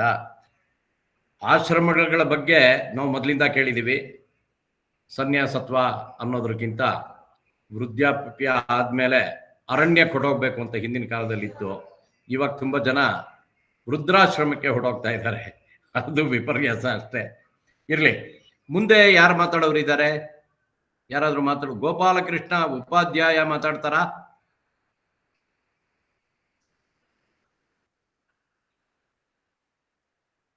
ಹಾ, ಕಾತ್ಯಾಯಿನಿ ಗಿರೀಶ್ ಅವ್ರು ಮಾತಾಡ್ಬೋದು. ಮೇಡಮ್, ನಿಮ್ಮ ಕವನ ಒಂದು ಓದಿದ್ವಿ ನಾವು. ಉಪಾಧ್ಯಾಯ ಮಾತಾಡಿ. Thank you Jagannath. ಏನು ಮಾತಾಡುವಂಥದ್ದು ಏನಿಲ್ಲ, ಬಹಳ ಚೆನ್ನಾಗಿ ಕಾರ್ಯಕ್ರಮ ಬಂದಿದೆ. ಉತ್ತರ ಕರ್ನಾಟಕ ಮತ್ತೆ ನಮ್ಮ ಹಳೆ ಮೈಸೂರು ಪ್ರಾಂತ್ಯದ ಒಂದು ಮಾತು ಕೇಳೋದೇ ಒಂಥರ ಬಹಳ ಖುಷಿ ಆಗ್ತಾ ಇದೆ. ಸೊ ಎರಡು ಗುಂಪಿನವರು ಸಮರ್ಥವಾಗಿ ಮಂಡನೆ ಮಾಡಿದ್ದಾರೆ. ಆದ್ರೆ ನನ್ಗೆ ಯಾಕೋ ನೋಡ್ತಾ ಇದ್ದಾಗ ಅನ್ನಿಸ್ತು, ಈ ಮದುವೆ ಆದ ಮೇಲ್ನ ಪರವಾಗಿ ಮಾತಾಡಿದವರು ಸ್ವಲ್ಪ ಅಥಾರಿಟೇಟಿವ್ ಆಗಿ, ಸ್ವಲ್ಪ ಜೋರಾಗಿ ಕಾರ್ಯಕ್ರಮವನ್ನು ಹೈಜಾಕ್ ಮಾಡಿದ್ರು ಅಂತ ಅನ್ಸುತ್ತೆ ನನ್ಗೆ. ಸೊ ಎನಿವೆ, ಒಂದು ಸುಂದರ ಆದಿತ್ಯವಾರದ ಸಂಜೆಯನ್ನು ಚಂದ ಕಾಣಿಸ್ಕೊಟ್ಟಿದ್ದೀರಿ. ಇದೇ ತರದ ಕಾರ್ಯಕ್ರಮಗಳು ನಾನು ಸಾಮಾನ್ಯ ಅಟೆಂಡ್ ಮಾಡ್ತೀನಿ, ಮಧ್ಯ ಮಧ್ಯದಲ್ಲಿ ಎಲ್ಲೋ ಮಿಸ್ ಆಗುತ್ತೆ. ಆದ್ರೂ ಕಾರ್ಯಕ್ರಮ ತುಂಬಾ ಚೆನ್ನಾಗಿ ಬಂದಿದೆ. ಅವಕಾಶ ಮಾಡಿಕೊಟ್ಟಿದ್ದಕ್ಕೆ ಧನ್ಯವಾದಗಳು ಜಗನ್ನಾಥ್ ಅವ್ರೆ. ಸಭಿಕರಿಗೆ ಹೇಳೋದೇನು ಅಂತ ಹೇಳಿದ್ರೆ, ಗೋಪಾಲಕೃಷ್ಣ ಉಪಾಧ್ಯಾಯ ಬಹಳ ನೇರವಾದ ವ್ಯಕ್ತಿ ಅಂತ ನನಗೆ. ಅವರು ಮೈಸೂರು ಬ್ಯಾಂಕ್ನಲ್ಲಿ ತುಂಬ ಹಿರಿಯ ಅಧಿಕಾರಿಯಾಗಿದ್ದರು. ಕನ್ನಡದಲ್ಲಿ ಬಹಳ ಆಸಕ್ತಿ ಇದೆ. ಬಹಳ ಸಂತೋಷ ಉಪಾಧ್ಯಾಯ ಅವರೇ. ಇವಾಗ ಮುಂದೆ ಮದನ್ ದೇಶಪಾಂಡೆ ಅವರು ಮಾತಾಡ್ಬೋದು. ನಮಸ್ಕಾರ ಎಲ್ಲರಿಗೂ. ಮೊದಲ ಸಲ ಭಾಗವಹಿಸುತ್ತಿದ್ದೇನೆ. ನಾನು ವಿಜಯಪುರ ಭಾರತೀಯ ಸ್ಟೇಟ್ ಬ್ಯಾಂಕ್ನಲ್ಲಿ ರಿಟೈರ್ ಆಗಿದ್ದೀನಿ. ಮದುವೆ ಎನ್ನುವುದು ಪ್ರೀತಿ, ಪ್ರೇಮ, ಅಂತಃಕರಣ ಇವೆಲ್ಲ ಕೂಡಿದ ಒಂದು ಕಾನ್ಸೆಪ್ಟ್. ಇದು ಎಲ್ಲರಿಗೂ ಆಯಾಯ ವಯಸ್ಸಿಗೆ ಅನುಗುಣವಾಗಿ ನಡೆಯುತ್ತಿರುವ ಸೃಷ್ಟಿ ನಿಯಮ. ಇದು ಆಗಲೇಬೇಕು. ಅದು ಮದುವೆಗಿಂತ ಮೊದಲಿನ ಬಾಲ್ಯ, ಆ ಕ್ಷಣ ಬೇರೆ. ಮದುವೆ ಆದ ತಕ್ಷಣ, ಆದ ನಂತರದ ಜೀವನದಲ್ಲಿ ಏನು ಪರಿವರ್ತನೆ ಆಗ್ತದೆ, ಅದೊಂದು ಅದ್ಭುತ ಪರಿವರ್ತನೆ. ಅದು ಬೇಕು. ಹೊಸ ಸಂಸಾರ, ಜವಾಬ್ದಾರಿ, ನಮ್ಮದೇ ಆದ ಒಂದು ಕುಟುಂಬ ಅದನ್ನು ಬೆಳೆಸುವುದು, ಅದನ್ನು ಯಶಸ್ವಿಯಾಗಿ ಮಕ್ಕಳೊಂದಿಗೆ ಒಂದು ಸಂಸಾರ ದಂಡಿಗೆ ಹಚ್ಚೋದಂತಾರಲ್ಲ, ಎಲ್ಲ ಮಕ್ಕಳು ಮೊಮ್ಮಕ್ಕಳು ಎಲ್ಲ ಕಂಡು ಅದು ಮುಖ್ಯ. ಈಗ ಏನು ವಿರುದ್ಧ, ಮದುವೆಗೆ ವಿರುದ್ಧ ಏನು ಹೇಳಿದಾರಲ್ಲ, ಅವರು ಬಹುಶಃ ಈ ಒತ್ತಡದಿಂದನೇನೋ ಅಥವಾ ವಿರುದ್ಧ ಮಾತಾಡಬೇಕು ಅನ್ನುವ ಒಂದು ಉದ್ದೇಶದಿಂದನೇ ಹೇಳಿದ್ದಾರೆ ಅಂತ ಅನ್ಕೊಂಡಿದ್ದೀನಿ. ಬಟ್ ಅವರು ಮನಸ್ಸಿನಲ್ಲಿ ನನ್ ತಿಳಿದ ಮಟ್ಟಿಗೆ ಅವರು ಇದು ಮದುವೆಯ ಕಾನ್ಸೆಪ್ಟ್ ಒಪ್ತಾರೆ ಅಂತ ನಂದು ವಿಚಾರ. ಮೊದಲಿನ ಮದುವೆಯ ಸಂಭ್ರಮ, ಹೋಳಿಗೆ, ಬುಂದೆ, ಜಿಲೇಬಿ, ಊಟದ ಸ್ವಾರಸ್ಯ ಈಗ ಏನಾಗಿದೆ, ಒಂದ್ ರೀತಿ ಸ್ಟಿರಿಯೋಟೈಪ್ಡ್. ಅದರಲ್ಲಿ ಅಷ್ಟು ಸಂಭ್ರಮ ಇಲ್ಲ, ಬರೀ ಖರ್ಚು ಮಾಡೋದು ಒಂದೇ ಗೊತ್ತು. ಆದ್ರೆ ಮದುವೆ ಏನು 2-3 ದಿವಸ ಇರುವಂತಹದ್ದು ಒಂದು ಕಾನ್ಸೆಪ್ಟ್ ಅವಾಗ ಇತ್ತು, ಅದು ಈಗ ತಪ್ಪು ಹೋಗಿದೆ. ಆಮೇಲೆ ಈಗಿನ ಜೀವನ ಸ್ಟಿರಿಯೋಟೈಪ್ಡ್ ಆಗಿದೆ ಅಂತ ಅನ್ಕೊಂಡಿದ್ದೀನಿ, ಹೊಸದಾಗಿ ಈ ಜನರೇಷನ್. ಬಟ್ ಮೊದಲೇ ಜನರೇಷನ್ ಇದ್ದ ಮದುವೆ ನಿಜವಾದ ಮದುವೆ. ನಮಸ್ಕಾರ ಎಲ್ಲರಿಗೂ. ಬಹಳ ಸಂತೋಷ ಆಯ್ತು ಮದನ್ ಅವರೇ. ಪ್ರೀತಿ ಪ್ರೇಮದ ಸಮಾಗಮನೇ ಈ ಮದುವೆ ಅಂತ ಹೇಳ್ತೀರಾ, ಬಹಳ ನಿಜವಾದ ವಿಚಾರ ಅದು. ಕಾತ್ಯಾಯಿನಿ ಗಿರೀಶ್ ಅವ್ರು ಮಾತಾಡ್ತೀರಾ?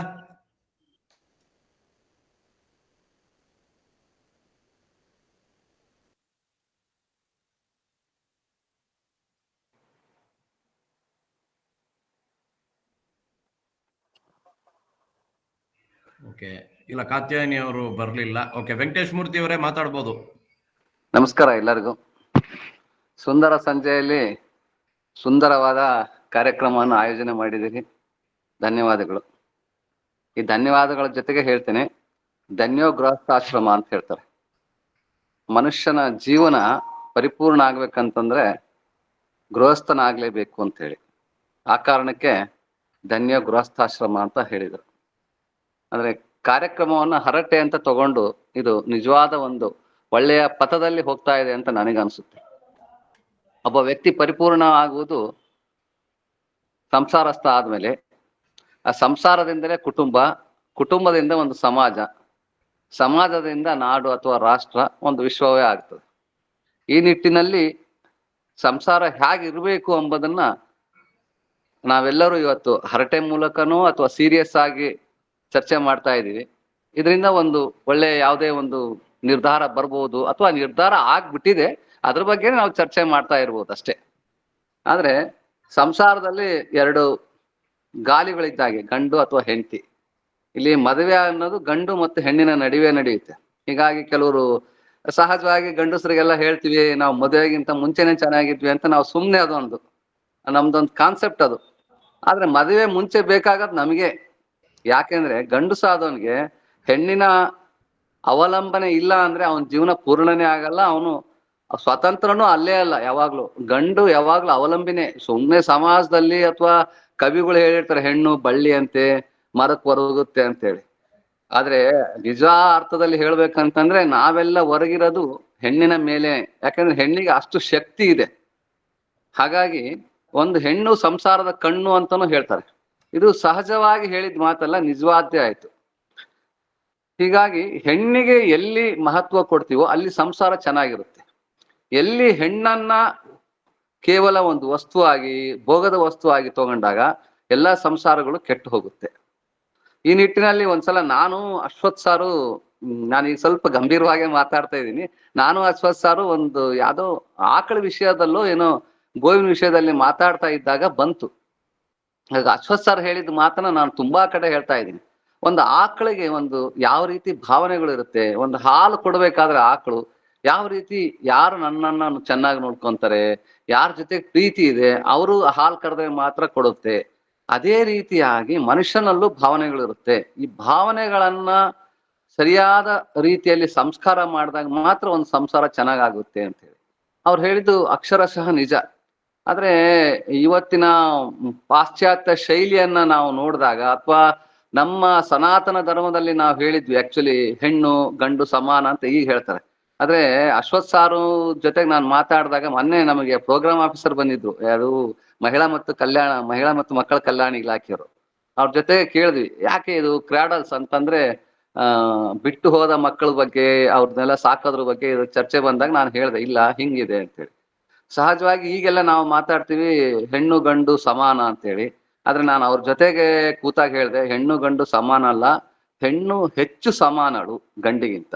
ಅದಕ್ಕಿಂತ ಇನ್ನೂ ಒಂದು ಮಾತು ಹೇಳ್ಬೇಕಂತಂದ್ರೆ, ಹೆಣ್ಣು ಹೆಚ್ಚು ಗೌರವಕ್ಕೆ ಪಾತ್ರಳಾದವಳು ಸಮಾಜದಲ್ಲಿ ಅಂತೇಳಿ. ಹೆಣ್ಣಿಗೆ ನಾವು ಹೆಚ್ಚು ಗೌರವ ಕೊಟ್ಟಾಗ ಸಂಸಾರ ಸುಂದರವಾಗ್ತದೆ. ಆಗ ಮದುವೆಗಿಂತ ಮುಂಚೆನೋ ಮದುವೆಗಿಂತ ನಂತರ ಅನ್ನೋದಕ್ಕಿಂತ ಆ ಹೆಣ್ಣು 6 ಮತ್ತು 7 ವರ್ಗ ಏನು ಪಾತ್ರಗಳನ್ನು ವಹಿಸ್ತಾಳೆ. ಆ ಎಲ್ಲಾ ಪಾತ್ರಗಳಲ್ಲೂ ಗಂಡು ಅವ್ರಿಗೆ ಅವಲಂಬನೆಯಾಗೇ ಇರ್ತಾನೆ. ಆ ನಿಟ್ಟಿನಲ್ಲಿ ಮದುವೆ ಎಂಬುದು ಈ ಒಂದು ಸೂತ್ರ ನಮಗೆ. ಇದಿಷ್ಟು ಒಂದು ಹೂವು ಅಥವಾ ಹೂವಿನ ಮಾಲೆ ಆಗ್ಬೇಕು ಅಂತಂದಾಗ ಅದು ಸುಂದರವಾಗಿರ್ಬೇಕಂತಂದ್ರೆ ಒಂದು ಸೂತ್ರ, ದಾರ ಬೇಕು. ಆ ದಾರನೇ ಮದುವೆ ಎಂಬುದು ಒಂದು ಸೂತ್ರ. ಗಂಡು ಮತ್ತು ಹೆಣ್ಣನ್ನ, ಅದರ ಜೊತೆಗೆ ಇಡೀ ಕುಟುಂಬವನ್ನ ಕಟ್ಕೊಂಡು ಹೋಗ್ತದೆ. ಆ ಕುಟುಂಬ ಇದ್ದಾಗ ಮಾತ್ರ ಎಲ್ಲವೂ ಸುಂದರ ಆಗ್ತದೆ. ಹಾಗಾಗಿ ಮದುವೆನೇ ಸುಂದರ, ಮದುವೆಯ ಬಾಳು ಗೃಹಸ್ಥಾಶ್ರಮನೇ ಸುಂದರ ಅಂತ ನನ್ನ ಅಭಿಪ್ರಾಯವನ್ನು ನಾನು ಮಂಡಿಸ್ತಾ ಇದ್ದೀನಿ. ಅವಕಾಶ ಕೊಟ್ಟಿದ್ದಕ್ಕೆ ಧನ್ಯವಾದಗಳು. ಏನು ವೆಂಕಟೇಶ್ ಮೂರ್ತಿ ಅವರು ಪರಿಪೂರ್ಣ ಅಂದ್ರೇನೆ ಮದುವೆ ಅಂತ ಹೇಳ್ಬಿಟ್ರು. ಹೆಣ್ಣು ಹೆಚ್ಚು ಪ್ರಬಲ ಅಂತ, ಅದಕ್ಕೇನೆ ಒಂದು ಹಾಡೇ ಇದೆಯಲ್ಲ, ಗುರುಗಳೇ, ಪ್ರಬಲ ಅಲ್ಲ, ಹೆಚ್ಚು ಗೌರವಕ್ಕೆ ಪಾತ್ರಳಾದವಳು ಅಂತೇಳಿ. ಯಾಕೆ ಅಂತಂದ್ರೆ ಈಗ ನಮ್ಮ ಮನೆಯವರ ಜೊತೆ ಕೂತಿದ್ದಾರೆ ಅಂತ ನಾನು ಹೇಳಲ್ಲ. ನನ್ನ ಜೀವನವನ್ನ ರೂಪಿಸಿದ್ದು ಒಂದು ರೀತಿಯಲ್ಲಿ ನನ್ನ ಹೆಂಡತಿ, ನನ್ನ ತಾಯಿ. ಹಾಗೆ ಧನ್ಯ ಗೃಹಸ್ಥಾಶ್ರಮ ಅಂತ ಹೇಳ್ಕೊಟ್ಟಿದ್ದು, ಅಂದ್ರೆ ನಾನು ಮುಂಚೆಯಿಂದ ಇತ್ತು, ಅದನ್ನ ಹೇಳ್ಕೊಟ್ಟಿದ್ದು RSS ನವರು. ಇವೆರಡರಿಂದ ಸಮ್ಮಿಳಿಸೋದ್ರಿಂದ ನಾನೊಬ್ಬ ವ್ಯಕ್ತಿ ಆದೆ ಅಂತ. ಅಂದ್ರೆ ನಮ್ಮಲ್ಲಿ ಸಾಕಷ್ಟು ಜನ ಪ್ರಚಾರಕರು ಬರ್ತಿದ್ರು, ಅವರೆಲ್ಲ ನಮಗೆ ತಿಳಿಸಿ ಹೇಳ್ತಾ ಇದ್ರು ಧನ್ಯ ಗೃಹಸ್ಥಾಶ್ರಮ. ನಾವ್ ಅಂತಿದ್ವಿ ಪ್ರಚಾರಕರ ಜೀವನ ಆರಾಮ್ ಬಿಡಪ್ಪ, ಏನ್ ಯಾವ ಚಿಂತೆ ಇಲ್ಲ ಅಂತ. ಅವರೆಲ್ಲ ಹೇಳದ್ಮೇಲೆ ಗೊತ್ತಾಯ್ತು ಜೀವನದಲ್ಲಿ ಹೆಂಡತಿಯ ಪಾತ್ರ ಅಥವಾ ತಾಯಿಯ ಪಾತ್ರ, ಒಂದು ಹೆಣ್ಣಿನ ಪಾತ್ರ ಏನು ಎಂಬುದು ಗೊತ್ತಾಗಿದ್ದೆ ಹಾಗಾಗಿ ಎಲ್ಲಿ ಹೆಚ್ಚಾಗಿ ಹೆಣ್ಣಿಗೆ ಗೌರವ ಸಿಗುತ್ತೆ ಅಥವಾ ಹೆಣ್ಣಿಗೆ ಹೆಚ್ಚು ಸಂಸ್ಕಾರ ಸಿಗುತ್ತೆ, ಅಲ್ಲಿ ಕುಟುಂಬ ವ್ಯವಸ್ಥೆ ಚೆನ್ನಾಗಿರುತ್ತೆ ಅಂತ ನನ್ನ ಅಭಿಪ್ರಾಯ. ಸಾಕಷ್ಟು ನಾವು ಸಂಸ್ಕಾರದ ಬಗ್ಗೆ ಮಾತಾಡಿದಾಗ ಬರೀ ಗಂಡಸರಿಗಷ್ಟೇ ಸಂಸ್ಕಾರದ ಬಗ್ಗೆ ಮಾತಾಡ್ತಾ ಇರ್ತೀವಿ, ಅಥವಾ ಗಂಡಸರಿಗಷ್ಟೇ ಸಂಸ್ಕಾರ ಕೇಂದ್ರಕ್ಕೆ ಕಳ್ಸೋದ್ ಮಾಡ್ತೀವಿ. ಅದ್ರ ಜೊತೆಗೆ ಹೆಣ್ಣ ಮಕ್ಕಳನ್ನೇ ಹೆಚ್ಚಿಗೆ ಕಳಿಸಿದಾಗ ಸಂಸಾರ ಗಟ್ಟಿಯಾಗಿ ನಿಲ್ಲುತ್ತೆ ಎಂಬುದು ನಮ್ಗೆ. ನಾವು ಈಗಲೂ ಕೂಡ ಮೇಲ್ ಡಾಮಿನೇಷನ್ ಸೊಸೈಟಿಯಲ್ಲೇ ಇದ್ದೀವಿ. ಹಾಗಾಗಿ ಕೆಲವು ಈಗ ಅಪಸವ್ಯಗಳು ಕಾಣಿಸ್ತಾ ಇರ್ಬೋದು ಸಮಾಜದಲ್ಲಿ, ನಮ್ಮ ಸನಾತನ ಧರ್ಮದ ಸಮಾಜದಲ್ಲಿ. ಬೇರೆ ಸಮಾಜದ ಬಗ್ಗೆ ನಾನು ಮಾತಾಡಲ್ಲ ಈಗ, ಯಾಕಂದ್ರೆ ಸನಾತನ ಧರ್ಮ ಅಂದಾಗ ನಾವು ಅದನ್ನು ಈ ದೇಶದಲ್ಲಿ ಪಾಲಿಸ್ತಾ ಇದ್ದೀವಿ. ಮತ್ತೆ ಈ ದೇಶ ಎಷ್ಟು ಆಕ್ರಮಣ ಒಳಗಾದ್ರೂ ಕೂಡ ಗಟ್ಟಿಯಾಗಿ ನಿಂತಿದ್ದು ಈ ಕುಟುಂಬ ವ್ಯವಸ್ಥೆಯಿಂದ. ಹಾಗಾಗಿ ನಾನು ಹೇಳಿದ್ದು ಹೆಣ್ಣಿಗೆ ಹೆಚ್ಚು ಗೌರವ ಕೊಟ್ಟಾಗ ಮಾತ್ರ ಸಮಾಜ ಗಟ್ಟಿಯಾಗಿ ನಿಲ್ಲುತ್ತೆ ಅಂತ ನನ್ನ ಭಾವನೆ. ಸರಿ, ಹೆಣ್ಣಿಗೆ ಯಾವಾಗ ಮರ್ಯಾದೆ ಕೊಡ್ತೀವೋ ಆಗ್ಲೇನೆ ಜೀವನ. ಹೆಣ್ಣು ಬಹಳ ಪ್ರಬಲ ಅಂತ ನೀವು ಹೇಳಿದ್ರಲ್ಲ, ಹೆಣ್ಮಕ್ಳೇ ಸ್ಟ್ರಾಂಗ್ ಗುರು ಅಂತ ನಾವು ಚಿತ್ರದಲ್ಲೆಲ್ಲ ಹಾಡುಗಳನ್ನು ಕೇಳ್ಬಿಡ್ತೀವಿ. ಇವಾಗ ಮುಂದೆ ಮಾತಾಡೋರು ಯಾರಾದ್ರೂ ಇದ್ದೀರಾ? ಹಲೋ ಹಲೋ ಸರ್, ನಾನ್ ಕಾತ್ಯಾಯಿನಿ, ಕೇಳಿಸ್ತಾ ಇದೆಯಾ? ಕೇಳಿಸ್ತಾ ಇದೆ, ಹೇಳಿ ಮೇಡಮ್. ನಮಸ್ಕಾರ ಎಲ್ರಿಗೂ.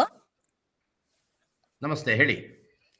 ಆಗ್ಲೇ ಒಬ್ರು ಹೇಳಿದ್ರು ಸೈಕಲಾಜಿಕಲ್ ಪ್ರಾಬ್ಲಮ್ಸ್ ಎಲ್ಲ ಜಾಸ್ತಿ ಆಗ್ತಾ ಇರೋದು ಮದ್ವೆ ಆದವ್ರಿಗೆ ಆತರ.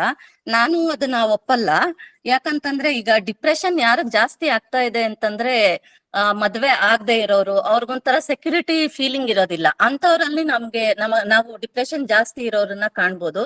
ಈಗಿನ ಯಂಗ್ಸ್ಟರ್ಸ್ ಎಷ್ಟೊಂದ್ ಜನ ಸೂಸೈಡ್ ಮಾಡ್ಕೊಳ್ತಾ ಇರೋರು ಅಂತವ್ರನ್ನೆಲ್ಲ ನೋಡಿದ್ರೆ, ಎಸ್ಪೆಷಲಿ ಆಕ್ಟ್ರೆಸ್ ಅವ್ರಿಗೆಲ್ಲ ಆತರ ಸೆಕ್ಯೂರಿಟಿ ಸಿಗದೆ ಇರೋ ಕಾರಣದಿಂದ ತುಂಬಾ ಜನ ಈ ತರ ಡಿಪ್ರೆಸ್ಡ್ ಆಗಿ ಸೂಸೈಡ್ ಮಾಡ್ಕೋತಾರೆ ಅನ್ನೋದು ನನ್ನ ಅಭಿಪ್ರಾಯ.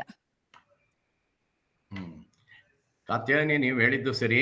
ಆದ್ರೆ ಅವರು ಮೊದಲು ಮಹೇಶ್ವರಪ್ಪನವ್ರು ಏನ್ ಹೇಳಿದ್ರು ಅಂತ ಹೇಳಿದ್ರೆ, ಆ ಮಾನಸಿಕ ಅನ್ನೋದು ನಾವು ಒಂದು ಹಾಸ್ಯಕ್ಕೋಸ್ಕರ ಅವ್ರು ಹೇಳಿದ್ರು.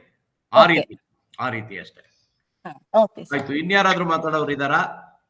ಅಶ್ವಥ್ ಡಾಕ್ಟ್ರೆ, ನಾನು ಡಾಕ್ಟರ್ ಬೆನ್ನಿ ಮಾತಾಡಲ್ಲ? ಹೇಳಿ ಸರ್.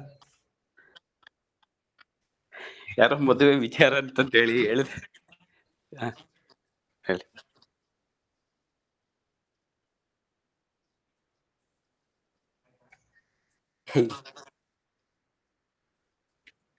ಇಲ್ಲೇ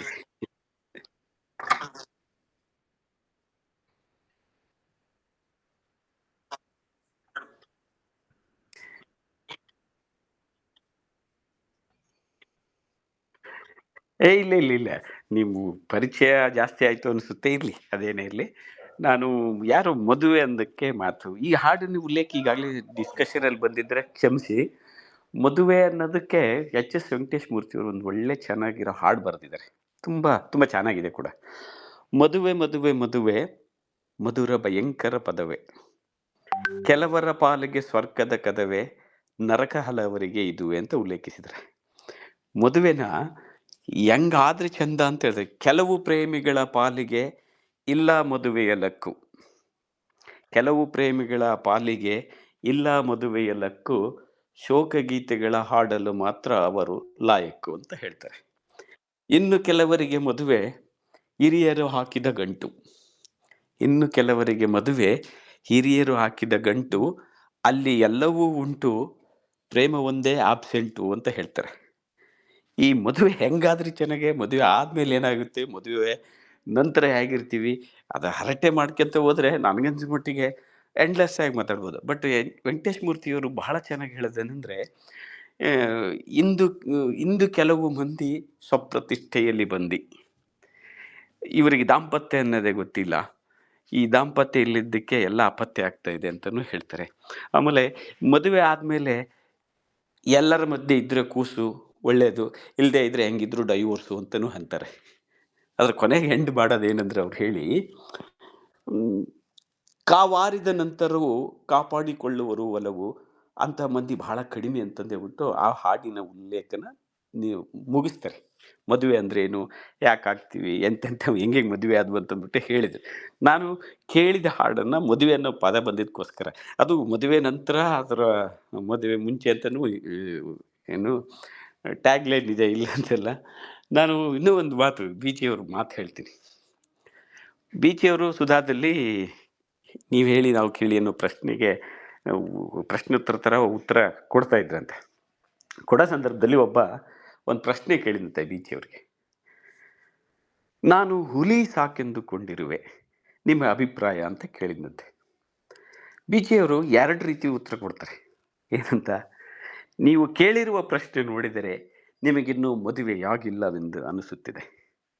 ಅಕಸ್ಮಾತ್ ಮದುವೆ ಆಗಿದ್ದರೆ 2 ಹುಲಿ ಸಾಕುವ ಅವಶ್ಯಕತೆ ಇಲ್ಲ ಅಂತ ಹೇಳ್ತಾರೆ ಉತ್ತರ. ಅಂದರೆ ಹಾಸ್ಯಮಯವಾಗಿ ಮದುವೆ ಹೆಂಗೆ ಆಗ್ತದೆ, ಯಾಕಾಗ್ತದೆ ಅಂತದ್ದು ಬಿಟ್ಟು ಹೇಳ್ತಾರೆ. ಇನ್ನು ತುಂಬ ಹಳೆಯ ಜೋಕ್ ಅಂತ ಹೇಳ್ತೀನಿ, ತುಂಬ ಹಳೆಯ ಜೋಕು. ಏನಂದರೆ, ಸರ್ ನಾನು ಮದುವೆ ಆಗಬೇಕಂತ ಮಾಡಿದ್ದೀನಿ, ಹಳ್ಳಿ ಹುಡುಗಿ ಮದುವೆ ಆದರೆ ಒಳ್ಳೇದಾ, ಪಟ್ಟಣದ ಹುಡುಗಿ ಮದುವೆ ಆದರೆ ಒಳ್ಳೇದಾ ಅಂತ ಕೇಳ್ತಾನೆ. ಅಥವಾ ಸರ್ ವಿದ್ಯಾವಂತನ ಮದುವೆ ಆದರೂ ಒಳ್ಳೇದಾ, ಅವಿದ್ಯಾವಂತನ ಮದುವೆ ಆದರೂ ಒಳ್ಳೇದಾ, ಅಥವಾ ಕೆಲಸದಲ್ಲಿರೋ ಹುಡುಗಿ ಮದುವೆ ಆದರೆ ಒಳ್ಳೇದಾ, ಕೆಲಸದಲ್ಲಿ ಇರೋ ಹುಡುಗಿನ ಮದುವೆ ಆದರೂ ಒಳ್ಳೇದು, ಇಲ್ಲದೆ ಇರೋ ಹುಡುಗಿನ ಮದುವೆ ಆದರೆ ಒಳ್ಳೇದಾ ಅಂತ ಕೇಳಿ ಬೀಚಿಯವ್ರ ಕರೆದು ಕೇಳಿದ್ರೆ, ಮದುವೆ ಆದರೆ ಒಳ್ಳೆಯದಕ್ಕಂತ ಯಾಕೆ ಕಳ್ಳನ ಮಗ ನಿನಗೆ ಹೇಳಿದ್ದು ಅಂತ ಕೇಳಿದ್ರಂತೆ. ಅಂದರೆ ಹಾಸ್ಯವಾಗಿ ನೀವು ಏನೆಲ್ಲ ಮಾತಾಡ್ಬೋದು, ಬಟ್ ನನ್ನ ಕೇಳಿದರೆ ಈಗಿನ ಪರಿಸ್ಥಿತಿಯಲ್ಲಿ ಈ ಮದುವೆ ಅನ್ನೋದಕ್ಕೆ ಅರ್ಥವೇ ಇಲ್ವೇನಪ್ಪ ಅನ್ನೋ ಥರ ಆಗ್ತದೆ. ಈಗ ನಾನು ಆ್ಯಕ್ಚುಲಿ ಹೇಳ್ಬೇಕಂದ್ರೆ ಒಂದು ಮದುವೆ ರಿಸೆಪ್ಷನ್ಗೆ ಹೋಗ್ಬೇಕು. ನಾವು ಮದುವೆ ರಿಸೆಪ್ಷನ್ಗೆ ಹೋಗ್ಬೇಕು ಅಂದರೆ ನಾವು ಹೆಂಗೆ ಹೋಗ್ತಿದ್ದೀವಿ, ನಾವೇನು ಮಾಡ್ತಿದ್ದೀವಿ ಅಂತ ಕೇಳಿದ್ರೆ ಏನಿಲ್ಲ, ಅಲ್ಲಿ ಹೋಗ್ತೀವಿ, ಅಕ್ಕಿ ತಗೋತೀವಿ, ಅವ್ರ ತಲೆ ಮೇಲೆ ಹಾಕ್ತೀವಿ, ಊಟ ಮಾಡಿದ್ವಿ, ಬರ್ತೀವಿ, ಇಷ್ಟೇ. ಆದರೆ ಹಳೆಯ ಮದುವೆಗಳನ್ನು ನೋಡಿದ್ರೆ, ಒಂದು ಮದುವೆ ಮಾಡ್ಬೇಕಂದ್ರೆ ಮೊದಲು ಕಟ್ಟಿಗೆ ತರೋದು, ನೀರು ತರೋರು ಯಾರು, ಅಡುಗೆ ಮಾಡೋರು ಯಾರು, ಇಡೀ ಆ ಓಣಿ ಎಲ್ಲ ಒಂದು ಮದುವೆ ಸಂಭ್ರಮದಲ್ಲಿ ಇರ್ತಿತ್ತು. 1 ವಾರ ಮದುವೆ ನಡೀತಿತ್ತು. ಈಗ ನನಗನ್ಸಿದ ಮಟ್ಟಿಗೆ ಒಂದು ದಿವಸದಲ್ಲಿ ಎಲ್ಲ ಮದುವೆಗೆಲ್ಲ ಕಾರ್ಯಗಳೆಲ್ಲ ಮುಗಿಸಿಬಿಡ್ತಾರೆ ನನಗನ್ಸಿದ ಮಟ್ಟಿಗೆ. ನಾನು ಮದುವೆ ಅನ್ನೋದಕ್ಕೆ ಒಂದು ಪದನ ಹಿಡ್ಕೊಂಡು ಮಾತಾಡಿದೆ ಅಷ್ಟೇ ಹೊರತು, ಆಮೇಲೆ ಮದುವೆ ಆದ ನಂತರ ಏನು, ಮದುವೆ ಹೆಂಗೆ, ಮದುವೆ ಅನ್ನೋದು ವರ್ಕ್ಶಾಪ್ ಇದ್ದಂಗಂತೆ. ಮದುವೆ ಅನ್ನೋದು ವರ್ಕ್ಶಾಪ್ ಇದ್ದಂಗಂತೆ. Work for husband, shopping for wife ಅಂತ ಹೇಳ್ತಾರೆ. ಹೀಗೆ ತಮಾಷೆಯಾಗಿ ಹೇಳ್ಬೋದು, ಸಾಕಷ್ಟು ವಿಚಾರ ಹೇಳ್ಬೋದು, ಹಂಗೂ ಹೇಳ್ಬೋದು, ಹಿಂಗೂ ಹೇಳ್ಬೋದು. ಬಟ್ ಎಲ್ಲರದ ಮನಸ್ಥಿತಿ ಏನಂದರೆ, ಹೊಂದಿಕೊಂಡು ಹೋಗೋದಿದೆಯಲ್ಲ ಬಹಳ ಕಷ್ಟದ ಕೆಲಸ ಅಂತೆ. ಅಂದುಕೊಳ್ಳುವುದು ಸುಲಭ, ಆದರೆ ಹೊಂದಿಕೊಳ್ಳುವುದು ಮಾತ್ರ ಭಾರಿ ಕಷ್ಟ ಅಂತೆ. ಅಂದುಕೊಳ್ಳುವುದು ಸುಲಭ, ಆದರೆ ಹೊಂದಿಕೊಳ್ಳುವುದು ಮಾತ್ರ ಬಹಳ ಕಷ್ಟದ ಕೆಲಸ ಅಂತೆ. ನಾನು ಓದಿದ ಮಾತನ್ನು ನಿಮ್ಮ ಮುಂದೆ ಹೇಳಲಿಕ್ಕೆ ಇಷ್ಟಪಡ್ತೀನಿ. ಇತ್ತೀಚಿನ ಎಲ್ಲ ಡೈವೋರ್ಸ್ಗಳ ಮೂಲ ಕಾರಣ ಮೊಬೈಲ್ ಫೋನ್ ಅಂತಂದೇಳ್ಬಿಟ್ಟು ರಿಪೋರ್ಟ್ ಇದೆ. Most of the divorce reason. ಅಂದರೆ ಸರಿಸುಮಾರು ಒಂದು 75% ಆದರೂ ಮೊಬೈಲ್ ಕಾರಣ ಅಂತಿದ್ದಾರೆ.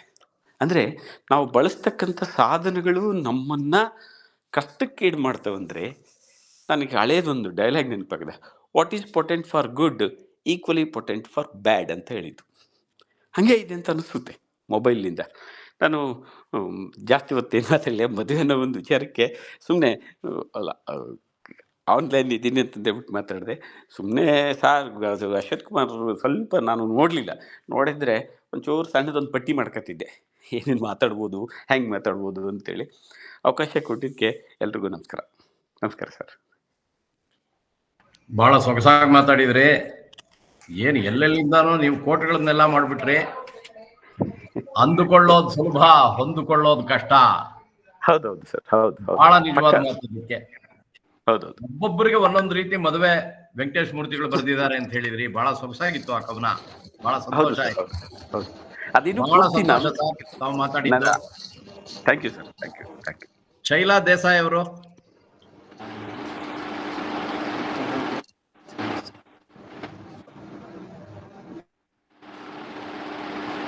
ಶೈಲಾ ದೇಸಾಯಿ ಅವರು ಮಾತಾಡ್ತಾರಾ? ಇಲ್ಲ ಸರ್, ಎಲ್ರದ್ದು ಕೇಳ್ತೀವಿ ಅಷ್ಟೇ. ಅಲ್ಲ, ಕೈ ಎತ್ತಿದ್ದೀರಾ. ಆಮೇಲೆ ಸೈನ್ಸ್ ಬ್ರೌಸರ್ಸ್ ಅಂತ ಏನೋ ಬರ್ತಾ ಇದೆ, ಕೈ ಎತ್ತಿರೋದು ಯಾರದು?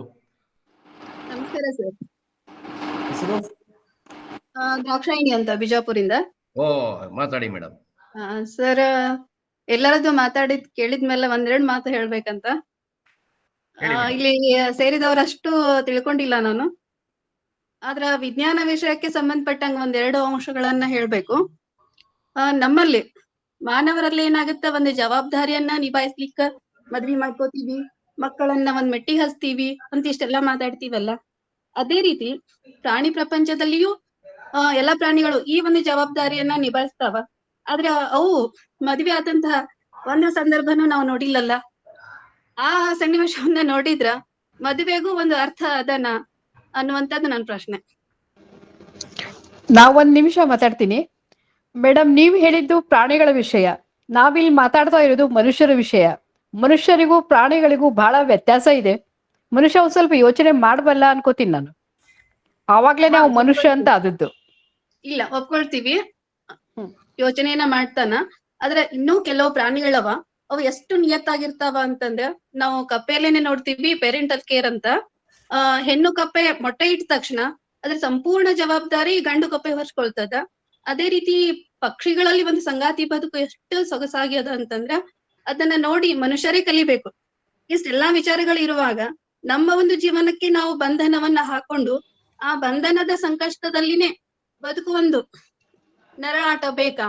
ಖುಷಿ ಇದ್ರೆ ಪರವಾಗಿಲ್ಲ, ಒಂದ್ ವೇಳೆ ನಾವು ಅದರ ಆಚೆಗೂ ಬದುಕುವಂತಹ ಒಂದು ಸ್ವಾತಂತ್ರ್ಯ ಸಿಕ್ತು ಅಂತಂದ್ರ ಈ ರೀತಿ ಬದುಕು ಬೇಕಾ ಅಂತ. ಬದುಕು ಬೇಕಾದಲ್ಲೇ ಬದುಕಬಹುದ್ರಿ. ನಾವಿರೋದು ಸಮಾಜದಲ್ಲಿ. ಆ ಪ್ರಾಣಿಗಳಿಗೆ ಪಕ್ಷಿಗಳಿಗೆ ಈ ಸಮಾಜದ ಬಂಧ ಇಲ್ಲ. ನಾವು ಇರೋದು ಸೊಸೈಟಿನಲ್ಲಿ. ಸೋಷಿಯಲ್ ಲೈಫು ಪೀಸ್ಫುಲ್ ಆಗ್ಬೇಕಂದ್ರೆ ಈ ಮದುವೆ ಅನ್ನೋದು ಒಂದೇನು ಇನ್ಸ್ಟಿಟ್ಯೂಷನ್ ಅಥವಾ ಒಂದೇನು ಇದಿದೆ ಅಲ್ಲ, system, it's must and should.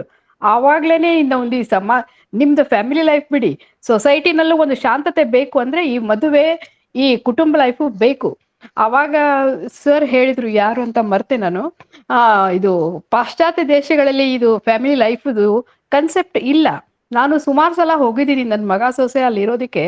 ನಾನು ಅವಳು ನನ್ನ ಮೊಮ್ಮಗಳ ಫ್ರೆಂಡ್ಸ್ ಬರ್ತಿದ್ರು, ನೋಡ್ತಿದ್ನಲ್ಲ, ನನಗ್ ಒಂಥರ ಹೆದರಿಕೆ ಆಗೋದು. ಯಾರೋ ತಂದೆ, ಯಾರೋ ಅಪ್ಪ, ಬಟ್ ಅವರು ಬದುಕ್ತಾರೆ, ಅವರು ಜೀವಿಸ್ತಾರೆ. ಅದು life is something more than that.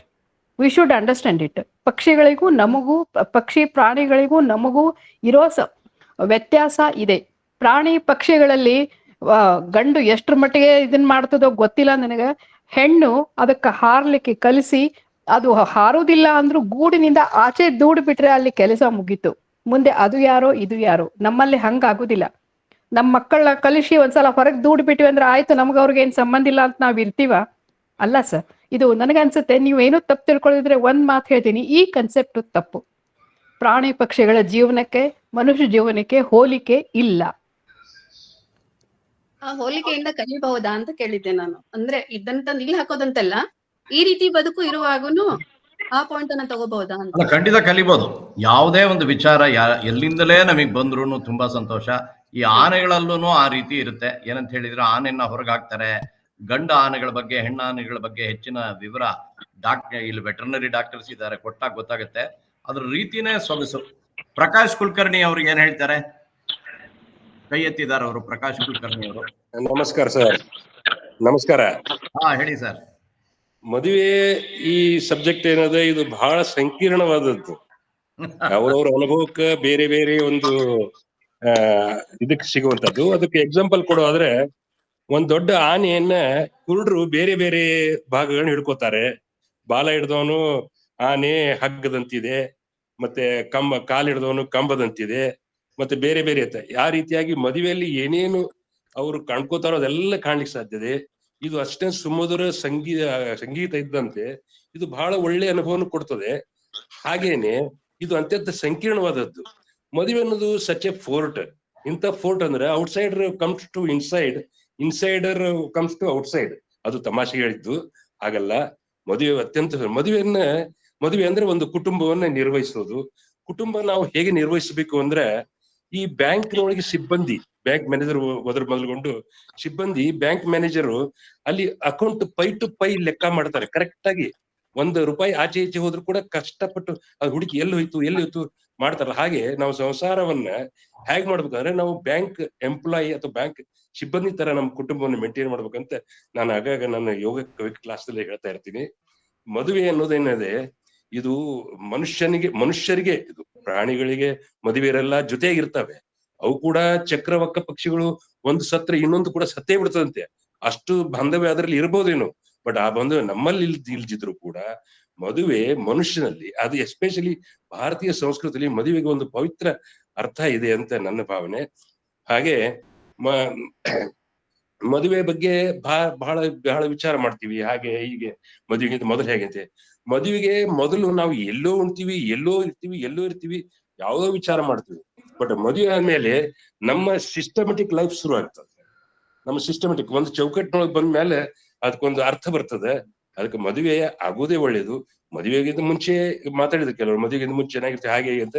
ಅವ್ರು ಯಾರೋ ಹೇಳ್ದಂತ ಆಯ್ತು, ಅವ್ರು ಒತ್ತಾಯಕ್ಕೆ ಕಟ್ಟ ಬಿದ್ದು ನಮಗೆ ಈ ಸಬ್ಜೆಕ್ಟ್ ಕೊಟ್ಟರಪ್ಪ ಅಂತ ಹೇಳಿದ್ರೆ ಆಗ್ಲಿ, ಮದುವೆ ಆದ್ಮೇಲೆ ಸರಿ ಆಯ್ತು ಅಂತ ತಿಳ್ಕೊಂಡು ಇನ್ನೊಬ್ರು ಯಾರೋ ಹೇಳಿದ್ರೆ ಹೈಜಾಕ್ ಮಾಡಿದ್ರಂತೆ. ನಿಜವಾಗಿ ಒಳ್ಳೇದು, ಮದುವೆ ಆಗ್ಬೇಕು, ಮದುವೆಯನ್ನು ನಿಭಾಯಿಸ್ಬೇಕು. ಮದುವೆ ಅಡ್ಜಸ್ಟ್ಮೆಂಟ್ ಗೆ ನಾವು ಅಡ್ಜಸ್ಟ್ ಆದ್ವಿ ಅಂದ್ರೆ ಅದು ಎಂಜಾಯ್ಮೆಂಟ್ ಕೂಡ ಆಗ್ತದೆ ಅಂತ ನನ್ನ ಅಭಿಪ್ರಾಯ. ಧನ್ಯವಾದ ಸರ್. ನೀವು ಹೇಳಿದ ನಿಜ, ಸಂಕೀರ್ಣವೇ ಜೀವನ, ಸಂಕೀರ್ಣವೇ. ಲಲಿತಾ ರಾವ್ ಅವರು ಏನ್ ಹೇಳ್ತಾರೆ? ಸರ್, ನಾನು ಸ್ವಲ್ಪ ಇಂಟರ್ಫಿಯರ್ ಆಗ್ತಿದ್ದೀನಿ. ಈಗ ಮಾತಾಡಿದವರು ಸ್ವಲ್ಪ ಬ್ಯಾಂಕ್ ಬಗ್ಗೆ ಏನು ಹೇಳಿದ್ರಲ್ವ ಸರ್, ಬ್ಯಾಂಕ್ ಬಗ್ಗೆ ಏನು ಹೇಳ್ತಾ ಇದ್ರು. ಬ್ಯಾಂಕ್, ನಾನು ಅದಕ್ಕೆ ಒಂದು ಓದಿದ್ದು ನೆನಪಾಗ್ತಾ ಇದೆ, ಹೇಳ್ತೀನಿ ಸರ್. ದಾಂಪತ್ಯ ಅನ್ನೋದು ಬ್ಯಾಂಕ್ ಇದ್ದಂತೆ. ಮದುವೆ ಆದ ಕ್ಷಣದಿಂದ ಪತ್ನಿ ಕೈಯಲ್ಲಿ ರೊಕ್ಕ ಇರ್ಬೇಕಂತೆ, ಪತಿ ಕೈಯಲ್ಲೂ ರೊಕ್ಕ ಇರ್ಬೇಕಂತೆ. ಇಬ್ಬರ ನಡುವೆ ಜೀವನ ಚೊಕ್ಕವಿರ್ಬೇಕಂತೆ, ತಿಂಗಳಿಗೊಮ್ಮೆ ವೆಚ್ಚದ ಲೆಕ್ಕವಿರ್ಬೇಕಂತೆ, ಮೆಚ್ಚುಗೆಯ ಮಾತು ಇರ್ಬೇಕಂತೆ.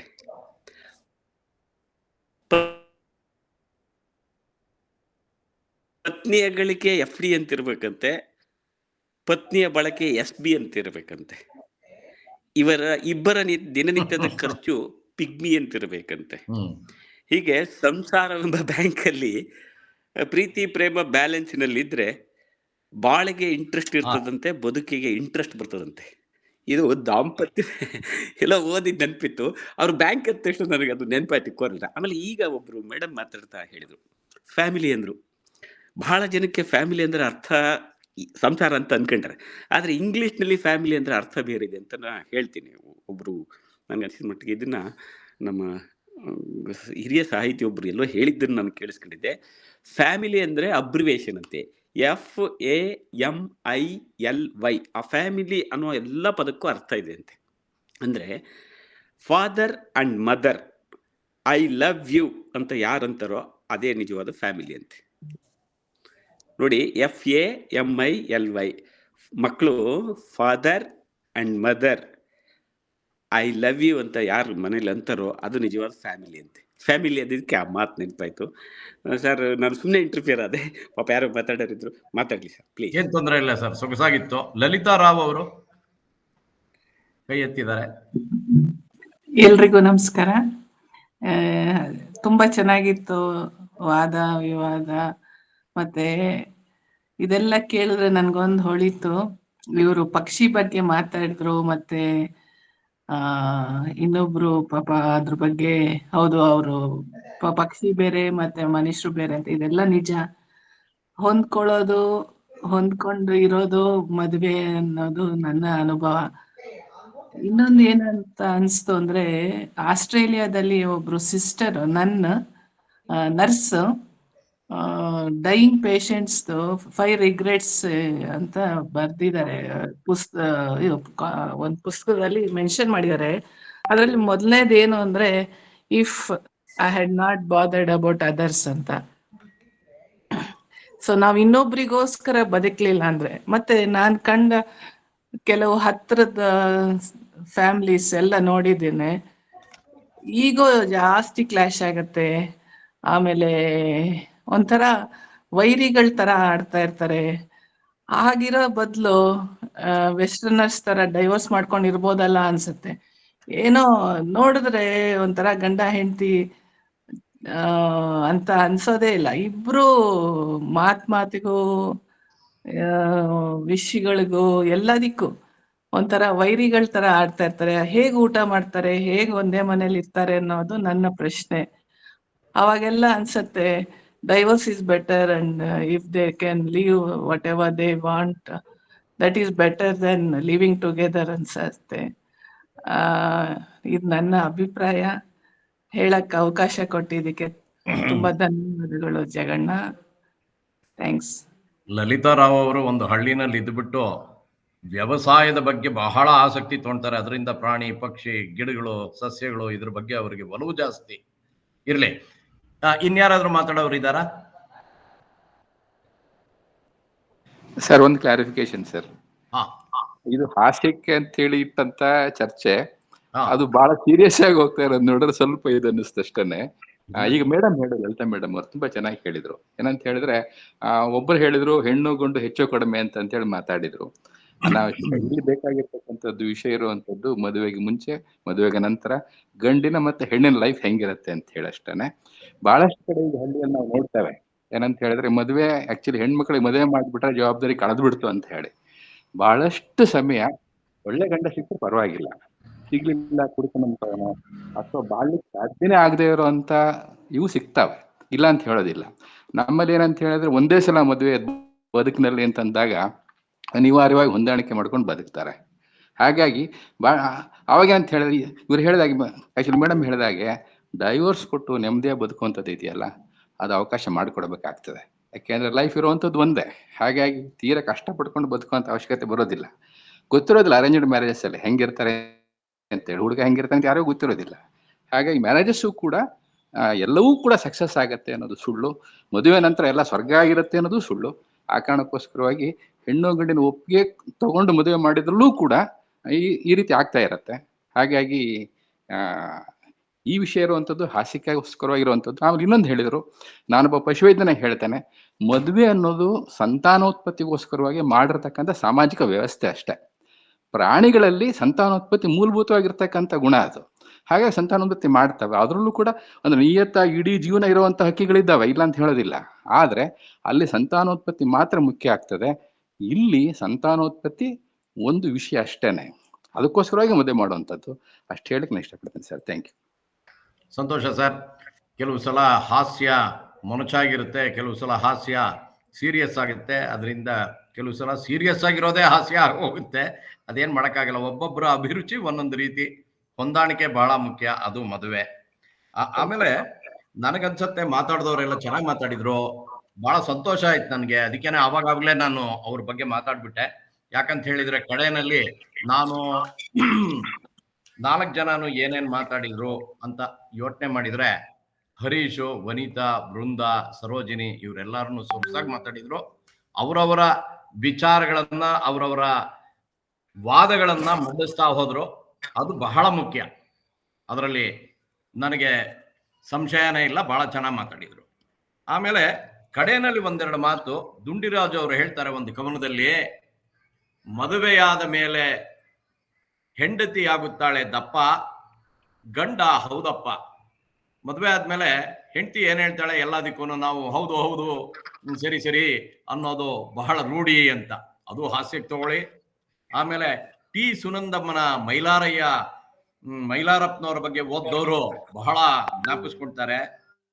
ಇನ್ ಟಿವಿನಲ್ಲಿ ಪಾಪಾ ಪಾಂಡು ನೋಡಿರ್ಬೋದು. ಪಾಪಾ ಪಾಂಡುನಲ್ಲೂ ಅಷ್ಟೇ ಅವನನ್ನ ಎಸಿತಾಳೆ. ಅದನ್ನ ನನ್ನ ತಮ್ಮ ಮತ್ತೆ ಚಂದ್ರು ಇವರೆಲ್ಲ ಸ್ನೇಹಿತರೆಲ್ಲ ಮಾಡಿದ್ದು. ನಾನು ಒಂದು 10 ಎಪಿಸೋಡ್ನಲ್ಲಿ ಮಾಡಿದ್ದೆ, ಸಣ್ಣ ಸಣ್ಣ ಪಾತ್ರ. ಇನ್ ಕೈಲಾಸಮ್ಮ ಅವ್ರ ಬಗ್ಗೆ ತಗೊಂಡ್ರೆ ಪಾರ್ಲಿಮೆಂಟ್ ನಲ್ಲಿ ಹುಲಿ, ಮನೆಯಲ್ಲಿ ಮೂಗಿಲಿ ಅಂತಾನೆ ಅವ್ರ ನಾಟಕ ಬರೆದ್ಬಿಟ್ಟಿದ್ದಾರೆ. ಅದರಲ್ಲೂ ಅಷ್ಟೇ ಹಾಸ್ಯದಿಂದಾನೇ ವಿವಾಹನ ಅವ್ರು ನೋಡೋ ಅಂತ ರೀತಿ. ಕನ್ನಡ ಸಾಹಿತ್ಯದಲ್ಲಿ ಮದುವೆ ಬಗ್ಗೆ ಕಥೆನಲ್ಲಾಗ್ಲಿ, ಕಾದಂಬರಿನಲ್ಲಾಗ್ಲಿ, ಕವನದಲ್ಲಾಗ್ಲಿ, ವಿಮರ್ಶೆಗಳಲ್ಲಾಗ್ಲಿ ಅಥವಾ ಪ್ರಬಂಧದಲ್ಲಾಗ್ಲಿ ಸಾಕಷ್ಟು ಕೃಷಿನ ನಾವು ನೋಡಿದೀವಿ. ಅದರಿಂದ ಬಹಳ ಸಂತೋಷ ಆಗುತ್ತೆ. ಇವತ್ತು ಕಡೆಯಲ್ಲಿ ನಾನು ಯೋಚನೆ ಮಾಡಿದಾಗ ಇಲ್ಲೊಂದು ಹೆಸರುಗಳನ್ನೆಲ್ಲ ನಾನು ಹಾಕಿದೆ. ಅದರಲ್ಲಿ 59 ಜನ ಭಾಗವಹಿಸಿದ್ದಾರೆ. ಬಹಳ ಸಂತೋಷ ಆಯ್ತು ನನಗೆ. ಸರ್, ಒಂದು ನಿಮಿಷ ಇಂಟರ್ಫಿಯರ್ ಆಗ್ತದೆ, ದಯಮಾಡಿ ಅನ್ಯತಾ ಭಾವಿಸ್ಬಿಡಿ ಯಾರು. ಈಗ ಒಬ್ರು ಮೇಡಮ್ ಮಾತಾಡ್ತಾ ಸಂಬಂಧಗಳ ಬಗ್ಗೆ ಹೇಳಿದ್ರು, ಅಲ್ಲಿ ಹೆಂಗಿರ್ತಾರೆ ನಾವು ಫಾರಿನ್ ಅಲ್ಲಿ ಹಾಗೆ ಹೀಗೆ ಅಂತ ಹೇಳಿದ್ರು. ಅಲ್ವಾ ಸರ್? ಹೇಳಿದ್ರು. ಅಂದ್ರೆ ನಮಗೆ ಭಯ ಆಗುತ್ತೆ ಅವರು ಫ್ಯಾಮಿಲಿ ಹೆಂಗಂತ ಬಿಟ್ಟು. ಆ ಸಂಬಂಧಗಳ ಬಗ್ಗೆ ನಾನು ಒಂದು ಸಣ್ಣದೊಂದು ಓದಿದ್ದು ಹೇಳ್ತೀನಿ, ನೆನಪಿದೆ, ಭಾಳ ಚೆನ್ನಾಗಿದೆ, ಎಲ್ರಿಗೂ ಒಂಥರ ಒಳ್ಳೆ ಸಂದೇಶ ಇದೆ ಸರ್. ಸಂಬಂಧಗಳು ಮೊದಲೆಲ್ಲ ಮಣ್ಣಿನ ಪಾತ್ರೆ ಥರ ಇದ್ವಂತೆ ಸರ್. ಒಂದು ರೀತಿ ತಾಳ್ಮೆ ಇರ್ತಿತ್ತಂತೆ. ನಾವು ಊಟ ಮಾಡುವಾಗ ಏನೇ ಮಾಡುವಾಗ ಒಂದು ತಾಳ್ಮೆ ಥರ ಇರ್ತಿದ್ವಂತೆ. ಅದಾದ್ಮೇಲೆ ಎಲೆ ಮೇಲೆ ಬಂತಂತೆ ಸರ್ ಸಂಬಂಧ. ಅಂದರೆ ಎಲೆ ಥರ ಬಂತದ್ದು. ಎಲೆ ಊಟ ಮಾಡುವಾಗ ಸಂಬಂಧಗಳು ಬಹಳ ಹಸಿರಾಗಿದ್ವಂತೆ ಸಂಬಂಧಗಳು. ಈಗ ಲೋಹದ ಪಾತ್ರೆಯಲ್ಲಿ ಊಟ ಮಾಡುವಾಗ ಸಂಬಂಧಗಳು ನವೀಕರಣಗೊಂಡವು, ಅಂದರೆ ಮಾಡರ್ನೈಜೇಷನ್ಗೆ ಅಡ್ಜಸ್ಟ್ ಆದ್ವಿ ಅನ್ನೋ ಥರ ಹೇಳ್ತಾರೆ. ಗಾಜಿನ ಪಾತ್ರೆಯಲ್ಲಿ ಊಟ ಮಾಡುವಾಗ ಸಂಬಂಧಗಳು ಸಣ್ಣ ಸಣ್ಣ ಮಾತಿಗೂ ಒಡೆದು ಹೋಗೋ ಥರ ಆಗಿಬಿಟ್ವಂತೆ. ಈಗ ಕಾಗದ ಪಾತ್ರೆ ಊಟ ಮಾಡುವಾಗ ಸಂಬಂಧಗಳು ಬಂದಿದೆ. ಕಾಗದ ಎಲೆ ಮೇಲೆ ಊಟ ಮಾಡ್ತಾನೆ, ಯೂಸ್ ಅಂಡ್ ಥ್ರೋ ಒಂದು ಆಗಿದೆ ಅಂತೆ. ಸಂಬಂಧ ಎಲ್ಲ ಈಗ ಯೂಸ್ ಅಂಡ್ ಥ್ರೋ ಥರ ಇದೆ ಅಂತೆ. ಅಂದರೆ ನೀವು ಬಳಸ್ಕೊಳ್ಳೋದು ಮರ್ತು ಬಿಡೋದು ಆ ಥರ ಆಗ್ತಿದೆ ಅಂತೆ ಸಂಬಂಧ. ಅನ್ನೋದಕ್ಕೆ ಆ ಮಾತು ನೆನಪಾಯ್ತು ಸರ್, ಅದಕ್ಕೆ ಹೇಳಿದೆ. ಸ್ವಲ್ಪ ನಾನು ಇಂಟರ್ಫಿಯರ್ ಆಗಿದ್ದಕ್ಕೆ ದಯಮಾಡಿ ಕ್ಷಮೆ ಇರಲಿ. ನಿಮ್ದೊಂದು ಮಾತಿನ ಲಹರಿ ಹೋಗ್ತಾ ಇತ್ತು, ನಾನು ಸ್ವಲ್ಪ ಹೋಗೋ ಅವಸರದಲ್ಲಿ ಇದಕ್ಕೆ ಹೇಳ್ಬಿಡೋಣ ಅಂತ ದಯವಿಟ್ಟು ಮಾತಾಡಿದೆ ಸರ್.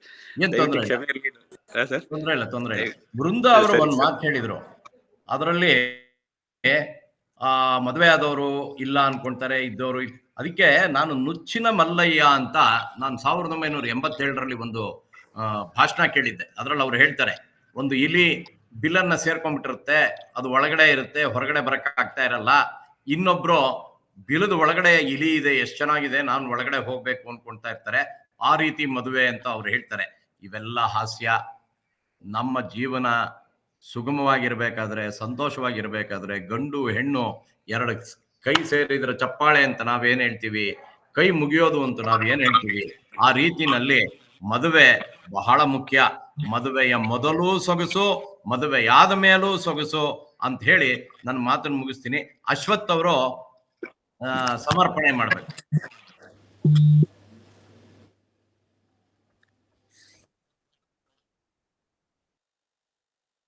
ಇವತ್ತು ಭಾಗವಹಿಸಿರ್ತಕ್ಕಂಥ 4 ಜನ ನಾವು ಮುಂಚೆನೇ ಚರ್ಚೆ ಮಾಡಿದ್ವಿ. ಈ ಕಾರ್ಯಕ್ರಮ ಒಂದು ಚರ್ಚೆ ಆಗಬೇಕು, ಬಟ್ ಅದು ತುಂಬ ಗಂಭೀರವಾಗಬಾರ್ದು, ಹಾಸ್ಯದಿಂದ ಕೂಡಿರಬೇಕು ಅನ್ನುವಂಥ ಒಂದು ಇದನ್ನು ಹಾಕ್ಕೊಂಡಿದ್ವಿ. ಇದು ಮನೋರಂಜನೆ ಕಾರ್ಯಕ್ರಮ ಅಂತ ಅಂದ್ಕೊಂಡಿದ್ವಿ.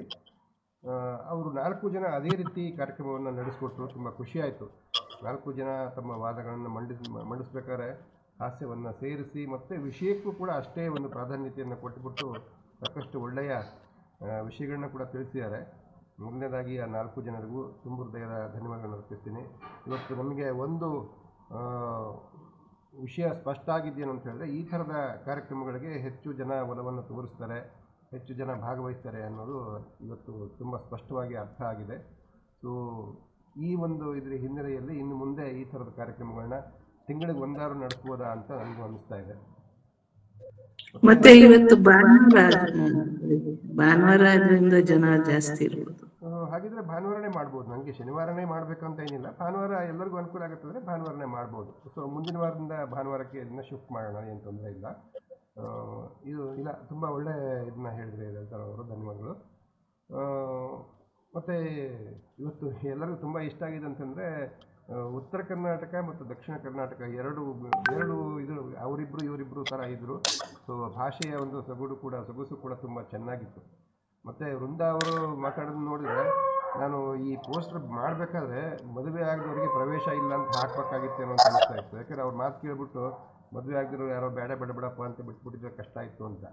ಸೊ ತುಂಬ ಚೆನ್ನಾಗಿತ್ತು, 4 ಜನ ತುಂಬ ಚೆನ್ನಾಗಿ ನಿಮ್ಮ ವಾದವನ್ನು ಮಂಡಿಸಿದಿರಿ, ತುಂಬ ಖುಷಿ ಆಯಿತು. ಮತ್ತು ಈ ಚರ್ಚೆಯ ನಂತರ ಆಗಿರ್ತಕ್ಕಂಥ ಮತ್ತೊಂದು ಚರ್ಚೆ ಇದೆಯಲ್ಲ, ಭಾಗವಹಿಸಿದವರು ನಡೆಸಿದಂಥ ಚರ್ಚೆ, ಅದು ಸ್ವಲ್ಪ ಗಂಭೀರ ಸ್ವರೂಪವನ್ನು ತೆಗೆದುಕೊಳ್ತು. ಯಾಕಂದರೆ ಇವತ್ತಿನ ಮದುವೆ ಏನಿದೆಯಲ್ಲ, ಈಗಿನ ಸಮಾಜದ ಮದುವೆ ಏನಿದೆಯಲ್ಲ, ನಿಜವಾಗಲೂ ಕೂಡ ತುಂಬ ಗಂಭೀರನೇ ಆಗಿಬಿಟ್ಟಿದೆ. ಸೊ ನನಗೆ ಅನ್ನಿಸ್ತು ಈ ವಿಷಯ ಬಗ್ಗೆ ಇನ್ನಷ್ಟು ಗಂಭೀರವಾಗಿರ್ತಕ್ಕಂಥ ಚರ್ಚೆನೇ ಮಾಡುವಂಥ ಒಂದು ಕಾರ್ಯಕ್ರಮ. ಅಂದರೆ ಒಂದಿಷ್ಟು ಜನರಿಗೆ ಈ ಮದುವೆ ಅನ್ನೋದ್ರ ಬಗ್ಗೆ ನಾನು ಒಂದು 2 ವರ್ಷದ ಹಿಂದೆ ನಾವೊಂದು ಕಾರ್ಯಕ್ರಮ ಹಾಕ್ಕೊಂಡ್ವಿ, ಬಟ್ ಅದೇನೋ ಅಚಾನಕ್ಕಾಗಿ ನಿಂತು ಹೋಯ್ತದು. ಅಂದರೆ ನಮ್ಮ ಇದು ಏನಿತ್ತು ಅಂತಂದರೆ 50 ವರ್ಷಗಳ ದಾಂಪತ್ಯವನ್ನು ನಡೆಸಿರ್ತಕ್ಕಂಥ ದಂಪತಿಗಳಿಂದ ಹಿರಿಯರಿಗೆ ಒಂದಿಷ್ಟು ಹಿತವಚನಗಳನ್ನ ಹೇಳುವಂಥದ್ದು, ಅವರ ಒಂದು ಅನುಭವ, ಬದುಕಿನ ಅನುಭವಗಳನ್ನು ಅವರಿಂದ ತಿಳ್ಕೊಳ್ಳುವಂಥ ಕಾರ್ಯಕ್ರಮವನ್ನು ಮಾಡಬೇಕು ಅಂತ ತುಂಬ ಇತ್ತು. ಸುಮಾರು 8 ದಂಪತಿಗಳನ್ನ ನಾವು ಹುಡುಕಿದ್ವಿ, ಅವ್ರನ್ನ ಒಪ್ಪಿಸಿದ್ವಿ, ಅವರೆಲ್ಲ ಮಾತಾಡೋಕ್ಕೂ ತಯಾರಾಗಿದ್ದರು. ಆದರೆ ಅವತ್ತು ಏನೋ ಸ್ವಲ್ಪ ಸಣ್ಣದೊಂದು ಅಂದರೆ ಲಿಂಕ್ ಕ್ರಿಯೇಟ್ ಮಾಡಿದ ಲಿಂಕ್ ತಪ್ಪಾಗ್ಬಿಡ್ತು, ಅದು ಸರಿಯಾಗಿ ಯಾರಿಗೂ ಆಗಲಿಲ್ಲ. ಹಾಗಾಗಿ ಕಾರ್ಯಕ್ರಮ ನಿಂತೋಯ್ತು. ಆ ಥರದೊಂದು ಕಾರ್ಯಕ್ರಮವನ್ನು ಮತ್ತೆ ಮಾಡ್ಬೋದಾ ಅನ್ನೋದ್ರ ಬಗ್ಗೆ ಖಂಡಿತ ಮತ್ತೊಮ್ಮೆ ಯೋಚನೆ ಮಾಡೋಣಂತೆ. ಮಾಡಿಬಿಟ್ಟು ಆ ಥರದ ಕಾರ್ಯಕ್ರಮವನ್ನು ಈ ವೇದಿಕೆ ಮೂಲಕ ಮಾಡೋದಕ್ಕೆ ಪ್ರಯತ್ನ ಮಾಡೋಣಂತೆ. ನಿಮಗೆ ಗೊತ್ತಿರೋ ಹಾಗೆ 50 ವರ್ಷಗಳ ಸುಖವಾದ ದಾಂಪತ್ಯ, 50 ವರ್ಷಕ್ಕಿಂತ ಹೆಚ್ಚಿನ ಅವಧಿಯವರೆಗೆ ಸುಖವಾದ ದಾಂಪತ್ಯವನ್ನು ನಡೆಸಿರುವಂಥ ಇದ್ದರೆ, ಆ ದಂಪತಿಗಳಿದ್ದರೆ ದಯವಿಟ್ಟು ಅವರ ಮಾಹಿತಿಯನ್ನು ಕೊಡಿ. ಅವರಿಗೆ ಕಾರ್ಯಕ್ರಮದಲ್ಲಿ ಭಾಗವಹಿಸೋದಕ್ಕೆ ನೀವು ಕೂಡ ಸ್ವಲ್ಪ ಸಹಾಯ ಮಾಡಬೇಕಾಗತ್ತೆ. ಯಾಕಂದರೆ ಆ ವಯಸ್ಸಿನವ್ರಿಗೆ ಈಗಿನ ಈ ಟೆಕ್ನಾಲಜಿ ಅಥವಾ ಈ ಗೂಗಲ್ ಮೀಟು ಇವೆಲ್ಲ ಅರ್ಥ ಆಗಲಿಕ್ಕಿಲ್ಲ. ದಯವಿಟ್ಟು ಯಾರಾದರೂ ಜೊತೆಗಿದ್ಬಿಟ್ಟು ಆ ಕಾರ್ಯಕ್ರಮವನ್ನು ನಡೆಸ್ಕೊಳ್ಳೋದಕ್ಕೆ ಅವ್ರಿಗೆ ಸಹಕಾರ ಕೊಡಬೇಕಾಗತ್ತೆ. ಸೊ ಇದ್ರ ಬಗ್ಗೆ ಸ್ವಲ್ಪ ಗಂಭೀರವಾಗಿ ಆಲೋಚನೆ ಮಾಡಬೇಕು ಅಂತ ಅನಿಸುತ್ತೆ.